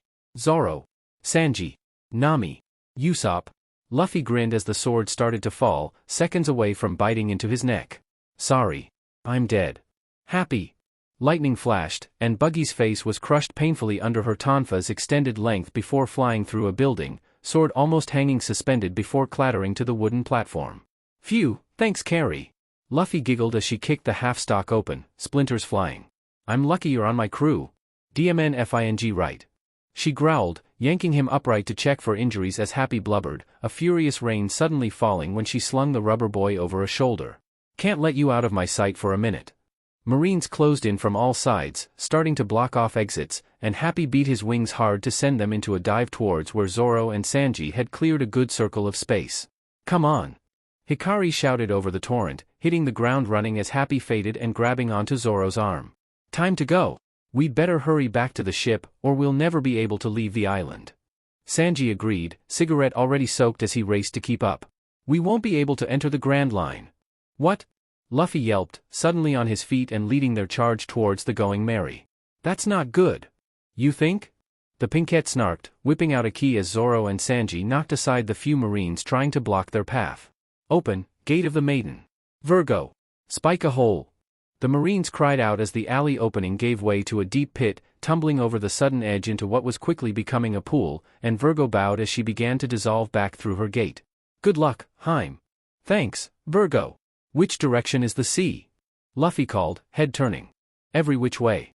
I can't tell where we're going because of this heavy rain. Who's that lady? Sanji swooned instead, and Hikari whipped around with a swear to see a familiar swordswoman standing in their path. I didn't realize you're Roronoa Zoro, and a pirate to boot. You lied to me. What? Sanji shouted, turning on his crewmate. What did you do to her? Cool it. Hikari hissed, yanking the cook back a step as Zoro approached. You didn't ask my name. That's all. It's not that I lied to you. A rogue like you can't be allowed to own a renowned sword. She claimed with a righteous fury that was, honestly, rather baffling. I'll collect your sword, the legendary Wado Ikemanji. Try it. Drawing her shigure, the swordswoman lunged, blade clashing against Wado with a clear note, Zoro not even straining to hold her back. You JRK. Sanji wailed, almost devastated. How dare you attack a lady? That lady attacked him first. Hikari drawled, unimpressed with the entire situation, as said swordswoman scowled. Please don't interfere. This is the fight between Roronoa and me. There's no need to step in. You heard her. Zoro agreed calmly. Go on ahead. And let you get lost in this storm? Hikari retorted, collapsing her tonfa and hooking the handles to her belt. Not happening. You guys go. But Hikari Heim dash. Sanji arcade when Luffy hooked an arm around his neck and yanked, grinning. Got it. Let's go. Hey, Zoro. The cook strangled out as they passed, waving a fist. If you hurt the lady, I won't forgive you. Rolling her eyes, Hikari turned as a squadron of Marines caught up, brow quirking. Sergeant Major Tashiji. That's as far as you go. She warned, a gold key flashing in her hand. Open, Gate of the Water Bearer. Aquarius. Water Pillar. The sailors gurgled out a cry as the slick cobblestones suddenly burst into a geyser beneath their feet, and Aquarius smirked at the ones left behind, knees rattling in her shadow. Leaving her spirit to take care of any incoming Marines, Hikari refocused on the duel as Zoro drew Yubashiri to go on the offensive. Almost immediately, even with a handicap, she knew there was no way Tashiji could win. Yes, she was quick on her feet and smart enough to keep moving, but she had no real counter for Zoro's superior reach or strength, and was far too angry to play to her own strengths. Hikari would have used her smaller size and greater speed for a series of quick, distracting strikes to vulnerable points, wear him down, but Tashiji instead tried to force her way through with brute force. It was no wonder that she was easily knocked back, hitting a wall and losing her sword in a single clash. I can't let you have this sword no matter what. Zoro informed her, sheathing Wado and Yubashiri. Well then, we're in a hurry, so. Aquarius glanced back, amused, and pat Hikari's sodden ponytail as she disappeared. Careful, brat. With a nod, the Pinkette trotted after as Zoro continued down the street, boots sloshing through the half-drowned stones as water flooded from overflowing grates. Why aren't you finishing me off? Tashigi demanded, outraged and pride clearly wounded at what she saw as a dismissal. Is it because I'm a woman? This brought Zoro up short, and Hikari's gaze slid back, annoyed. It's humiliating that you won't fight seriously in a game played in earnest just because men are physically stronger than women. I'm sure you don't understand the feeling that I wish I was born a boy. I don't carry a sword for pleasure. I don't like your very being. Zoro snapped, whirling to face this infuriating woman. Listen. Your face, it looks exactly like my close friends who died long ago. On top of that, you started saying the same thing she used to say. Don't imitate, you copycat woman. Yeah, this is a mature way to handle the situation, Hikari muttered, rubbing the bridge of her nose with a sigh. What? Stop talking like a child. You're rude. Tashigi squeaked when her tirade was cut off by a firm shove to the shoulder, scrambling back a few steps at the fierce glare in Hikari's molten eyes. Excuse you. The keyholder bit out, startling Zoro with her sudden aggression. Who are you calling a child? You're the one running around deciding who's good and who's bad, as if the world is black and white. And what makes you in the right, trying to steal other people's property? Tashigi sputtered, caught off guard, as Hikari pressed her back a few more paces. And don't go blaming your weakness on being a woman. You want to be taken seriously as a warrior? Then you bleed for it. You train until you can't even stand, and then you keep going. What kind of FING excuse is that, being born a woman? The difference between you and me is FING conviction. Do you want to be strong or not? An eerie stillness fell over the street, storm suddenly silent, and Hikari felt a prickle all the way down her spine. A sudden onrush of air crashed into them like a tidal wave, sending everyone flying off their feet, the pair of pirates tumbling to a stop at the docks, a storefront shattered under their landing. What just happened? Luffy wondered as he sat up from a nearby pile of rubble, Usopp flopping over from his precarious balancing act on some displaced sacks of grain. We'd better hurry up, or the ship will be swept away. Sanji warned, pointing out to sea where the Going Merry bobbed dangerously in furious waters with only Nami on deck, Momu appearing under the hull in flashes as he attempted to steady the caravel. Okay. When Luffy began to run in the opposite direction, Hikari knew exactly what was going to happen and pulled out a silver key. Open, Gate of the Tracefelis. Gum Gum Dash. Panther Lily. Rocket. Zoro yelped when he was suddenly lifted by the waist, a heavy downward slide lifting him clear of their captain's ballistic path, and Panther Lily snickered as he followed in his wake with both keyholder and swordsman in tow to land. Much more gently on the deck. Carry. Zoro. Nami shouted, relieved, before pointing out to an amorphous beam barely visible in the tumultuous storm. Look at that light. It's a guiding light. The entrance to the Grand Line lies ahead of that light. The Grand Line is ahead of that light, Luffy realized, pressing a hand to his straw hat. What do you want to do? Hikari wondered, leaning against the railing as Panther Lily settled on her shoulder. Go now, or wait until the storm's over. Judging by his grin, she doubted the rubber boy could wait that long. Okay, then. Shall we hold a launching ceremony for setting sail on the great ocean? Sanji offered, agreement rising from the crew as he placed a foot on a nearby barrel. In order to find the All Blue. In order to be Pirate King. Luffy shouted, his own sandaled foot smacking into place. In order to collect all 12 Zodiac keys. Hikari added, her boot landing next to his as Panther Lily cheered. In order to become a master swordsman. Zoro voiced, joining them, and Nami grinned before following their example. In order to draw a world map. In order. Gathering his courage, Usopp slammed his foot onto the barrel, trembling. To become a brave warrior of the sea. In that moment, unspoken as it was, all of them vowed to fulfill their dreams. And Luffy grinned. We're going to the Grand Line. I call upon thee, in the world of the celestial spirits. And now, I beckon you to my side at once. Pass through the gate. Open, Gate of Canis Major. Moro. Usopp went very pale, pupils shrinking to pinpricks, as a massive beast of a wolf stepped onto the Going Merry's deck, at least 12 feet tall at the shoulder and covered from black nose to twin tails in shaggy white fur, eyes a deep gold and amused at the high-pitched keen the sniper released. Dog.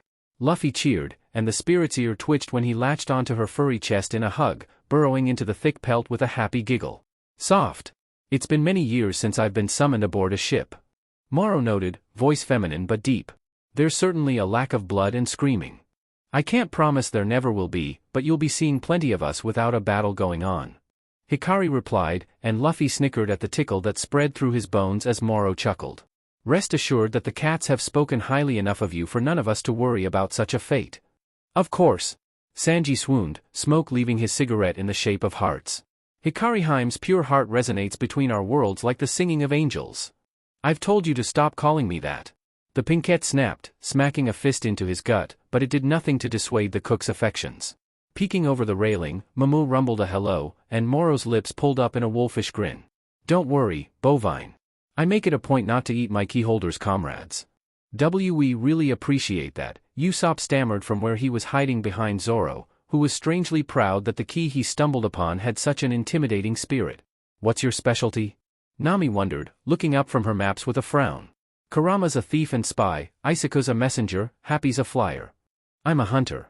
Moro answered simply, just a hint of fangs visible in her smile. Whether I'm hunting deer or humans is up to my Heim. Usopp squealed in a note only audible to canines as Hikari sighed, resignedly annoyed. Please don't call me that. The two-tailed wolf spirit snickered, ears twitching before her golden eyes turned to the horizon. There's a storm coming. All eyes turned to see a gathering of dark clouds on the edge of a blue sky, and Nami nodded, rechecking the map in her hands. We should be seeing the red line at any time now. What's up, Nami? Hikari wondered, running a hand over Moro's thick fur as their navigator sighed, leading them into the kitchen. Look at this. Map spread over the table, she pointed as the crew settled at the table, Luffy still clinging to Moro as she carefully wiggled through the doorway, much to Usopp's horror while he clung to the ram-headed rudder. I'd heard the rumors about it, and it's drawn on this map, too. If it really is true, then the entrance to the Grand Line is a mountain. A mountain? Sanji echoed, ignoring Usopp's yelp as he was whipped around by the rudder. We gotta crash into a mountain? Luffy wondered, half hidden against Moro's chest as the spirit laid down across the floor. You can't be serious. Zoro muttered, leaning on an elbow. I didn't believe it myself, but the map has canals that lead to the mountain. That might mean we have to go up it. Neat. The rubber captain decreed, though Zoro was less accepting. What are you talking about? Even if there are canals or whatever, a ship can't climb up a mountain. Just like devil's fruits are stories and keyholders are a myth? Hikari wondered innocently, leaning against Moro's side as the wolf spirit snickered. That's not the same. But that's what the map says. Nami insisted, frustrated. Yeah. Sanji agreed vehemently, glaring at the swordsman. Nami-san would never say anything that's wrong. You stole that map from Buggy, right? Zoro pointed out, unconvinced. Can we really trust it? Hey! Usopp shouted, straining hard. Someone help with the rudder. Oi, chill out. Hikari assured, grabbing onto the mini-Mary head and pulling. The Pinkette paused at a genuine resistance against her palm, fingers curling in tight to budge the rudder from its tight position, and Moro lifted her head from liking a giggling Luffy's face. Huh? Doesn't this current seem a bit strong? The sniper asked, red-faced from exertion, and Nami snapped upright. Usopp, what did you just say? Doesn't this current seem a bit strong? Current. That's it. That's what? Luffy wondered, glancing over from where he was splaying his palm against the pad of Moro's paw. They really do go up a mountain. See? The guiding light was definitely pointing to here on the red line. Reverse mountain. The navigator explained, gesturing to her map excitedly. See these canals here? If major currents from the four oceans all flow towards this mountain, then the four currents would go up these canals, collide at the top, and then flow into the Grand Line. Reverse Mountain is a winter island, so any currents that collide into the red line will plummet from the surface into the depths. If we screw up and miss the entrance to the canal, the Going Merry will run smack into the red line's rock face and get wrecked, and then we'd be at the bottom of the ocean. Understand? So, basically, it's a mystery mountain. Luffy concluded, Moro snickering as Hikari fixed him with a deadpan stare. I'd hit you if that wasn't technically accurate. Anyway, now that we're on this current, as long as we don't mess up with the rudder, we should be able to go straight to the summit of Reverse Mountain. Nami concluded, pleased, and the Pinkette nodded in agreement. We have Mamu to help with steering, too, and if anything goes wrong, I can get Aquarius here. Nami-san. Hikari Heim. Sanji praised, heart-eye pulsing and smoke rings turning into hearts. You're so amazing. Moro smirked at the annoyed expression on her keyholder's face as Zoro grumbled. I've never heard of ships going over mountains before. I've heard some stuff before. Sanji admitted, tapping his ash into a nearby tray. I heard that half of everyone who heads to the Grand Line dies before entering it. I knew getting in wouldn't be easy. Things that are worth doing hardly ever are. The wolf spirit agreed as Luffy played with her paw, ears twitching when rain began to patter outside. Sanji-kun, could you get the sail? Yes, Nami-san. Luffy, help out. And Kari-chan, you can let the rudder go. With a shrug, Hikari released the rudder and whipped Usopp into Moro's fluffy side. When it snapped back into place, the wolf spirit barely even feeling the impact. "Hey!" Luffy shouted from outside, excitement growing. "I see the mystery island." "What?" Rushing out, Hikari shielded her eyes from the downpour and took in the veritable wall of stone coming through the fog, gaze trailing up and unable to find a peak. "That's insanely huge!" Usopp wailed as Nami flipped up the hood of her raincoat to join them. "I can't see the top because of the clouds. There's no climbing that, even without a ship." The Pinkett agreed, stumbling as the Going Merry jerked under their feet.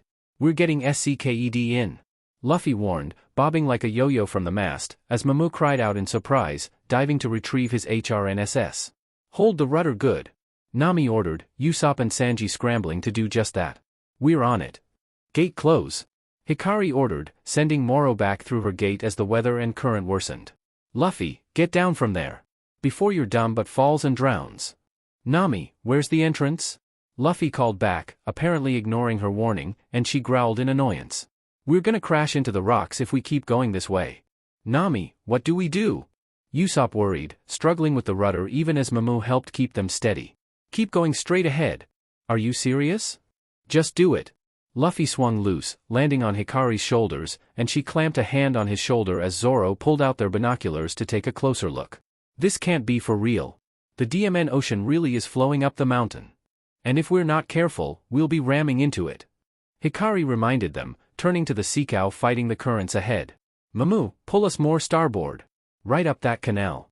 I know you can do it."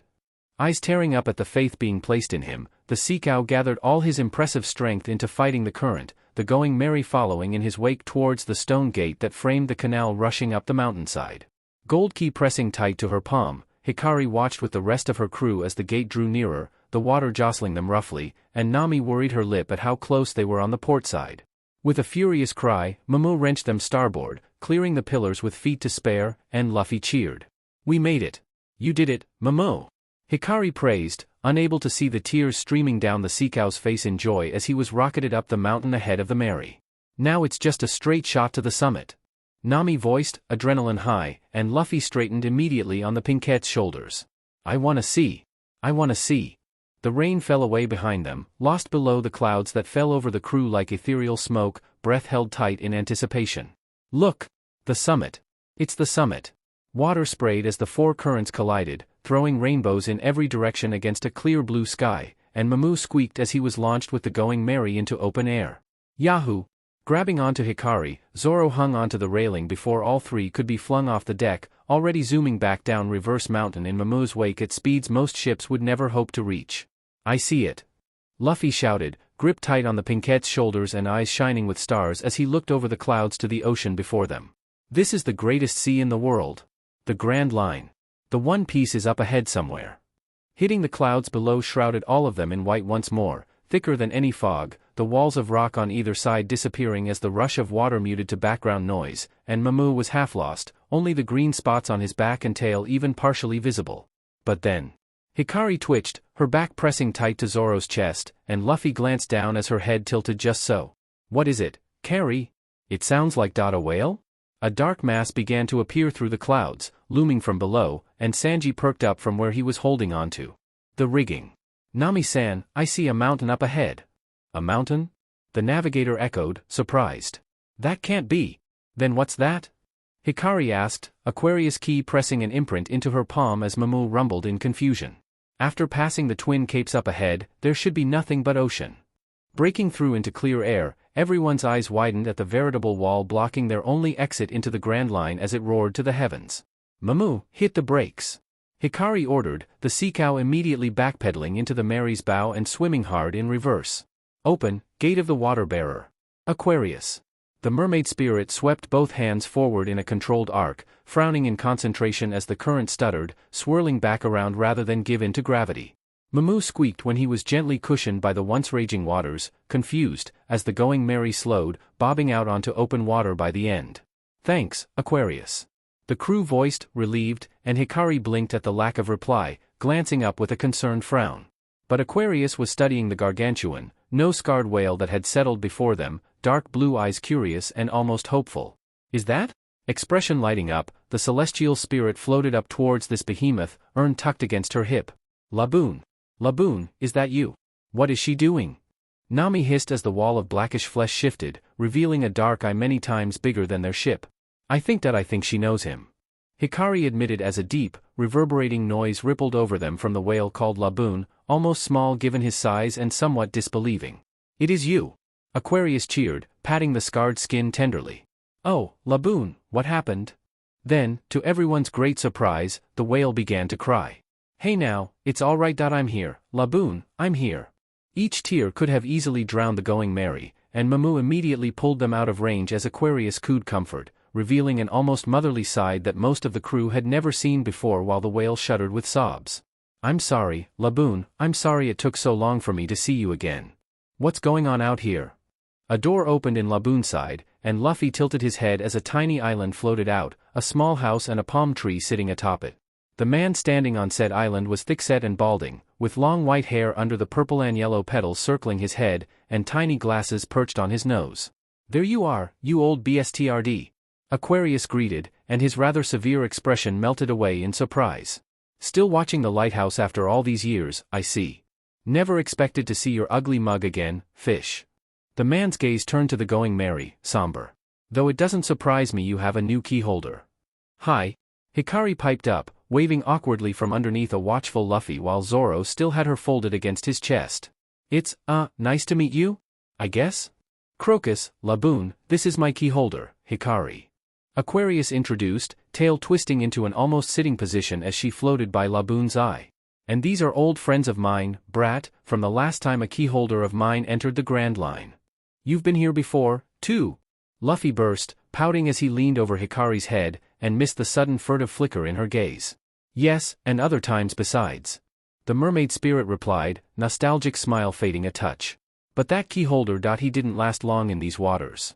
How about you start at the beginning? Zoro suggested, and Crocus sat heavily in his chair, preparing himself mentally. Laboon here is the world's largest whale, called the island whale, which live only in the West Blue. One day, while I was on duty as the lighthouse keeper as usual, some good-natured pirates came down Reverse Mountain and entered the Grand Line. And a small whale came in as well, as if following them. That was Laboon. My key holder was a crew member on that ship, the Rumbar Pirates. Aquarius elaborated, smoothing a hand over Laboon's snout. We traveled with him when he was a baby, and he followed us over Reverse Mountain despite being told to stay behind. We were his pod. Since their ship had broken down, they stayed at the Cape for several months, so we became quite good friends. Crocus continued, leaning back. Because of that, on the day of their departure, they asked me to care for Laboon for 2 or 3 years until they returned. That was 50 long years ago. Laboon has been waiting for those guys for 50 years?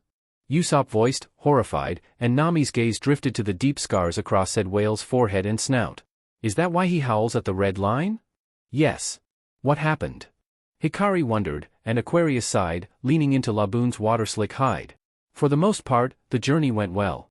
We were going island to island, exploring, until point one day, while returning to the ship, some of the men fell sick. To spare those that didn't, the sick crew split off and headed back so the others could continue to travel. Did they make it? Sanji wondered, frowning around his cigarette as Crocus glanced up, surprised. I never knew. My key holder was not one of the infected, so he stayed in the Grand Line. They tried to leave through the comm belt. Crocus informed them, expression grim, and Hikari jolted. What? The comm belt? Luffy parroted, noticing how horror-struck the spirit was at this revelation. It's the strips of ocean that border the Grand Line on either side. Nami explained, a bit pale. No one knows why, but there aren't any currents or winds there. And it's where sea kings live. Even Zoro got a chill down his spine at the thought. Sick as they were, they would have been killed almost instantly, Aquarius realized, pained. Why not come back here? Sanji wondered, and Hikari frowned. They might have been too far out, and the journey was too dangerous to try over what must have seemed a safer route, and the others. The others died as well. Aquarius admitted, tail twisting with agitation. They were ambushed by rival pirates, and I was injured badly enough to return to the celestial spirit world. I felt him pass not long after. You could feel that? Zoro realized, wondering if it might have been more merciful to not know. With a strong enough bond, celestial spirits can gain an almost telepathic bond with their key holders through their keys. Hikari explained, and Usopp blubbered inelegantly, accepting a handkerchief from the pinkette gratefully. That's so sad, he's been waiting here, and they're not coming back. Why haven't you told him? Nami hiccuped, dabbing at her own eyes as Mamu burst into tears. He can understand what people say, right? I did. Crocus acknowledged quietly. I told him everything. It's since then that he started howling at Reverse Mountain, and that he started slamming his body against the red line. It's as if he's insisting that they'll come back from the other side of that wall anytime now. What a whale. When there's no point in waiting, he refuses my words because if he accepts them, it means that there is no point in waiting. He's afraid of that more than anything. There was a squeaked out URK, and Zoro blinked as Hikari caught Luffy around the neck before he could jump off her back, unimpressed. Touch that mast, and I'll tie you into so many knots you'll sheet like a rabbit for weeks. Laughter bubbled up at their rubbery captain's antics, breaking through the melancholy mood. A pained cry rent the air like a cannon shot, Laboon jerking violently and making the ocean come alive in a furious frothing mess of waves, and Mamu yelped in surprise as he tried to steady the Mary with his flippers. What's happening? Nami shrieked, grabbing onto a panicking Usopp to keep from being thrown off her feet. The island whale gagged, coughing up smoke, and Aquarius focused all her considerable power while swinging the urn clutched in both hands. Spit it out? An echoing gurgle, a heavy swishing sound, and Laboon released an eruption of water from his blowhole like a geyser, sagging in relief. Did he get backed up or something? Zoro groused, sitting up from his sprawl on the deck with Hikari and Luffy on his lap. Blinking as two dark spots appeared in the blue sky overhead, the pinkette noticed the faintest sound of something like that. And then two people fell, screaming, into the ocean. That I'm not getting them. Rolling her eyes, Aquarius crooked a finger and sent the waterlogged humans flying with a splat onto the deck, and the keyholder held up a thumbs up without looking. You're the best, Aquarius. You thugs still around? Crocus bit out, standing to glare at the blue-haired young woman and red-haired, crown-wearing man as they staggered upright. Don't make me say this yet again. I won't let you lay a finger on Laboon as long as I'm alive. Sanji might have been pretty woman blind, but Zoro immediately sensed the change as Hikari's expression turned icy cold and Luffy went utterly blank, not even the hint of a smile visible. Even if you say so, we can't leave. The woman declared, rising with a frankly massive gun in hand, the mouth still smoking from a recent discharge. Taking down this whale is our mission. Her partner agreed, Pinky held out pompously as they took aim at Laboon's side door. We won't let you interfere with our whale hunting this time. Let's go, baby. Metal screeched, and the pair of would-be hunters blinked at the useless hunks of once guns in their hands as Hikari released the barrels, pupils flickering into slits in the molten gold of her eyes. If you so much as look at that poor whale wrong, I'll string you up on the mast by your intestines. Zoro quirked a brow when the pair fell over, stiff as boards, and could not help the thought of, yeah, that's our girl, that immediately has his ears burning and shoving it into a little box where such things seem to go nowadays. Pathetic. The pinkette scoffed, and Luffy snickered as he poked the man's 9-marked cheeks, leaving Sanji to fuss over the woman while Usopp tried to breath and Nami muttered about how scary she was. Laboon. Said whale turned a baleful eye on her, still teary, and Aquarius pressed a hand to his cheek in comfort. I know you've been waiting a long time, but I'm going to ask you to wait a little longer, because we're going to come back here once we've traveled the Grand Line. This caused a quiet to fall over the crew as Luffy straightened, gaze fixed on her back. You're Aquarius Nakama, right? Hikari continued, resolute. That means you're my Nakama, too, and I never abandon Nakama. The mermaid spirit pressed a hand to her mouth, eyes shining, as Laboon shifted carefully in the water to face her. So I'll bring Aquarius to you again.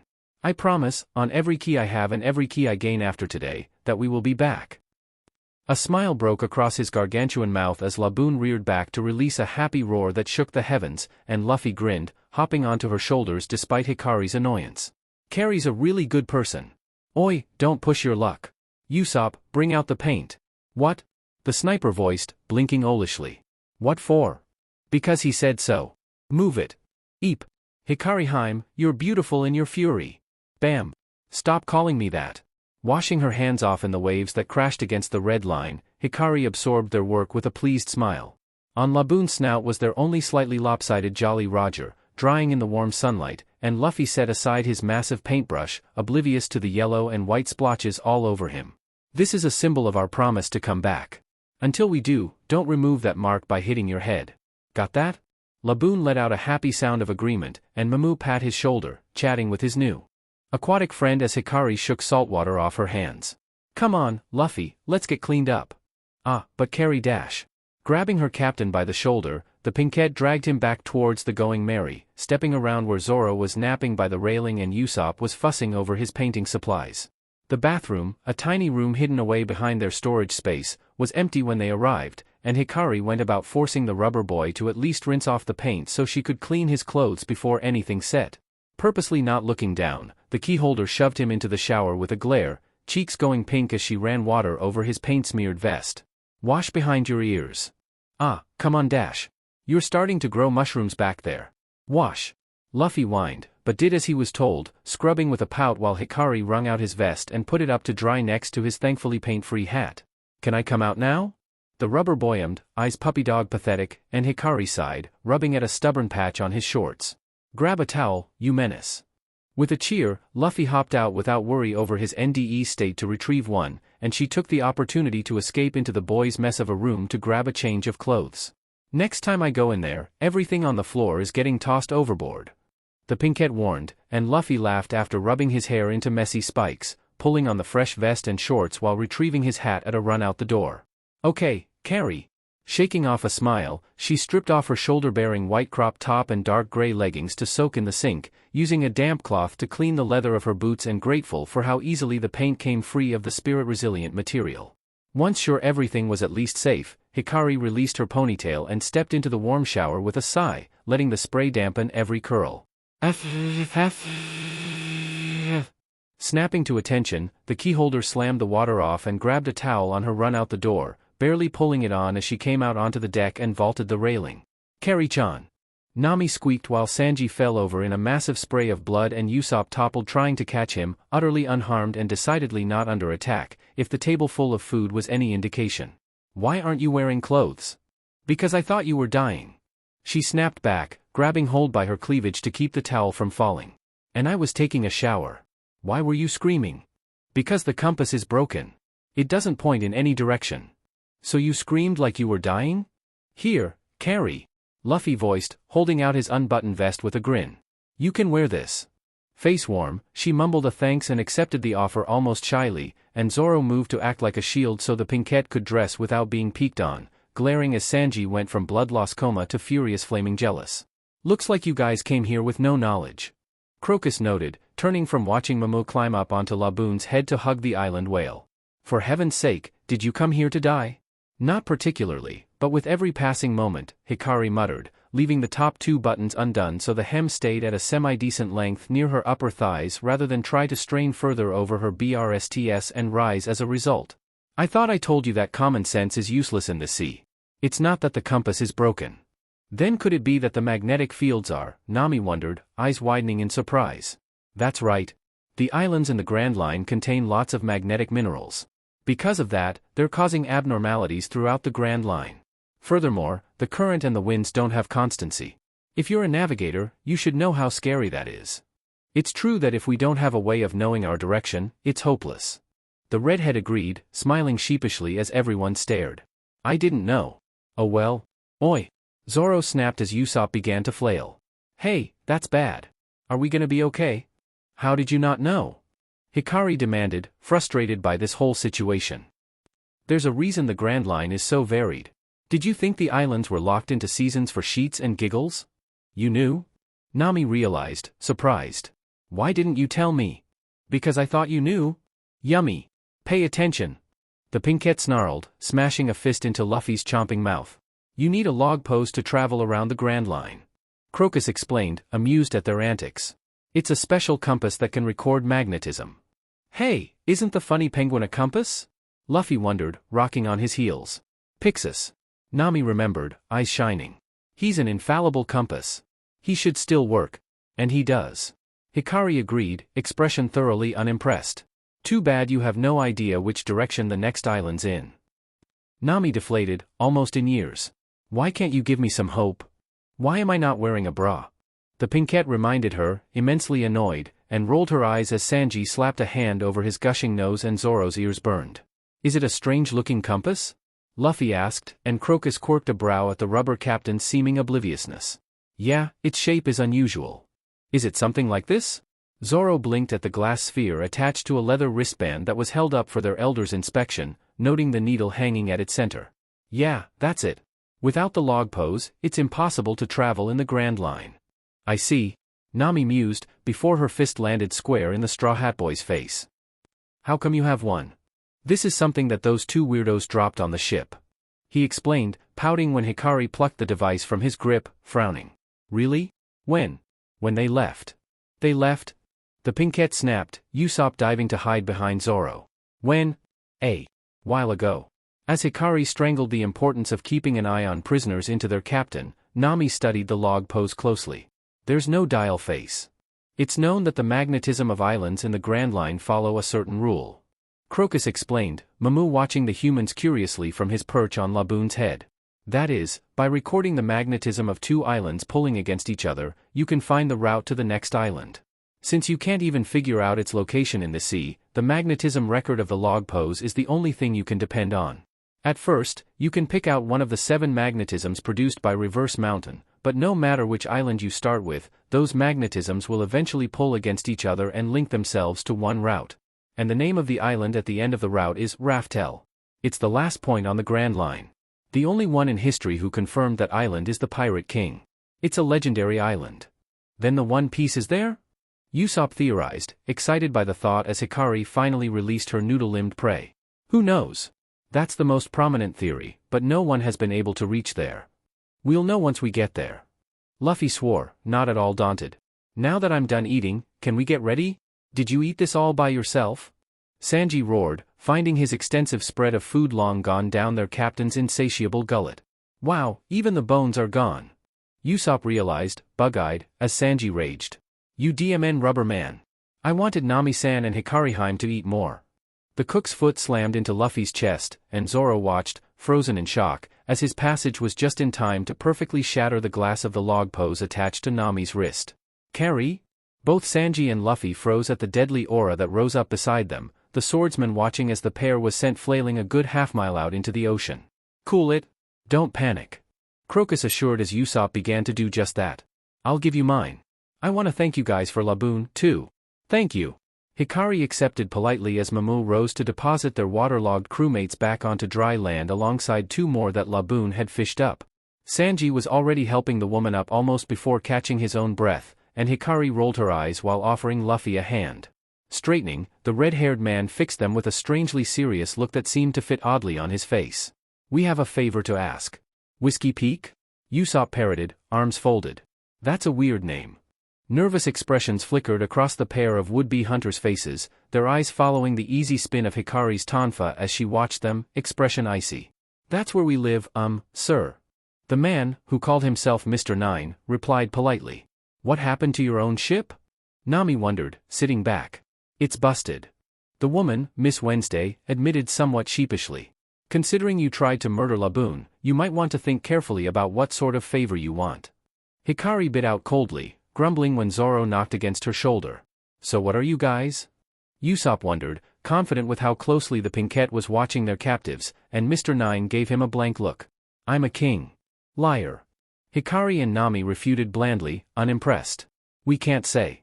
Miss Wednesday denied, growing more anxious. But we want to go back to the town. Mr. Nine continued.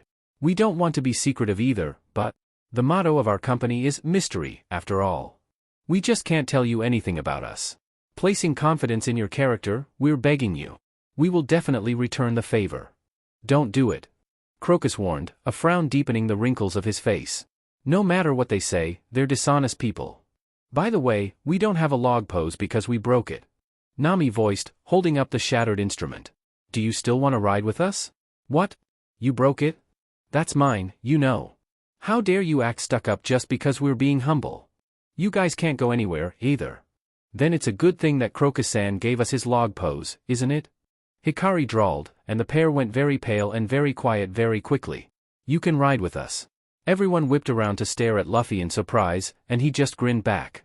Did you say Whiskey Peak? Let's go there. Hey, are you serious? Usopp protested, startled, and the rubber boy shrugged. What's the problem?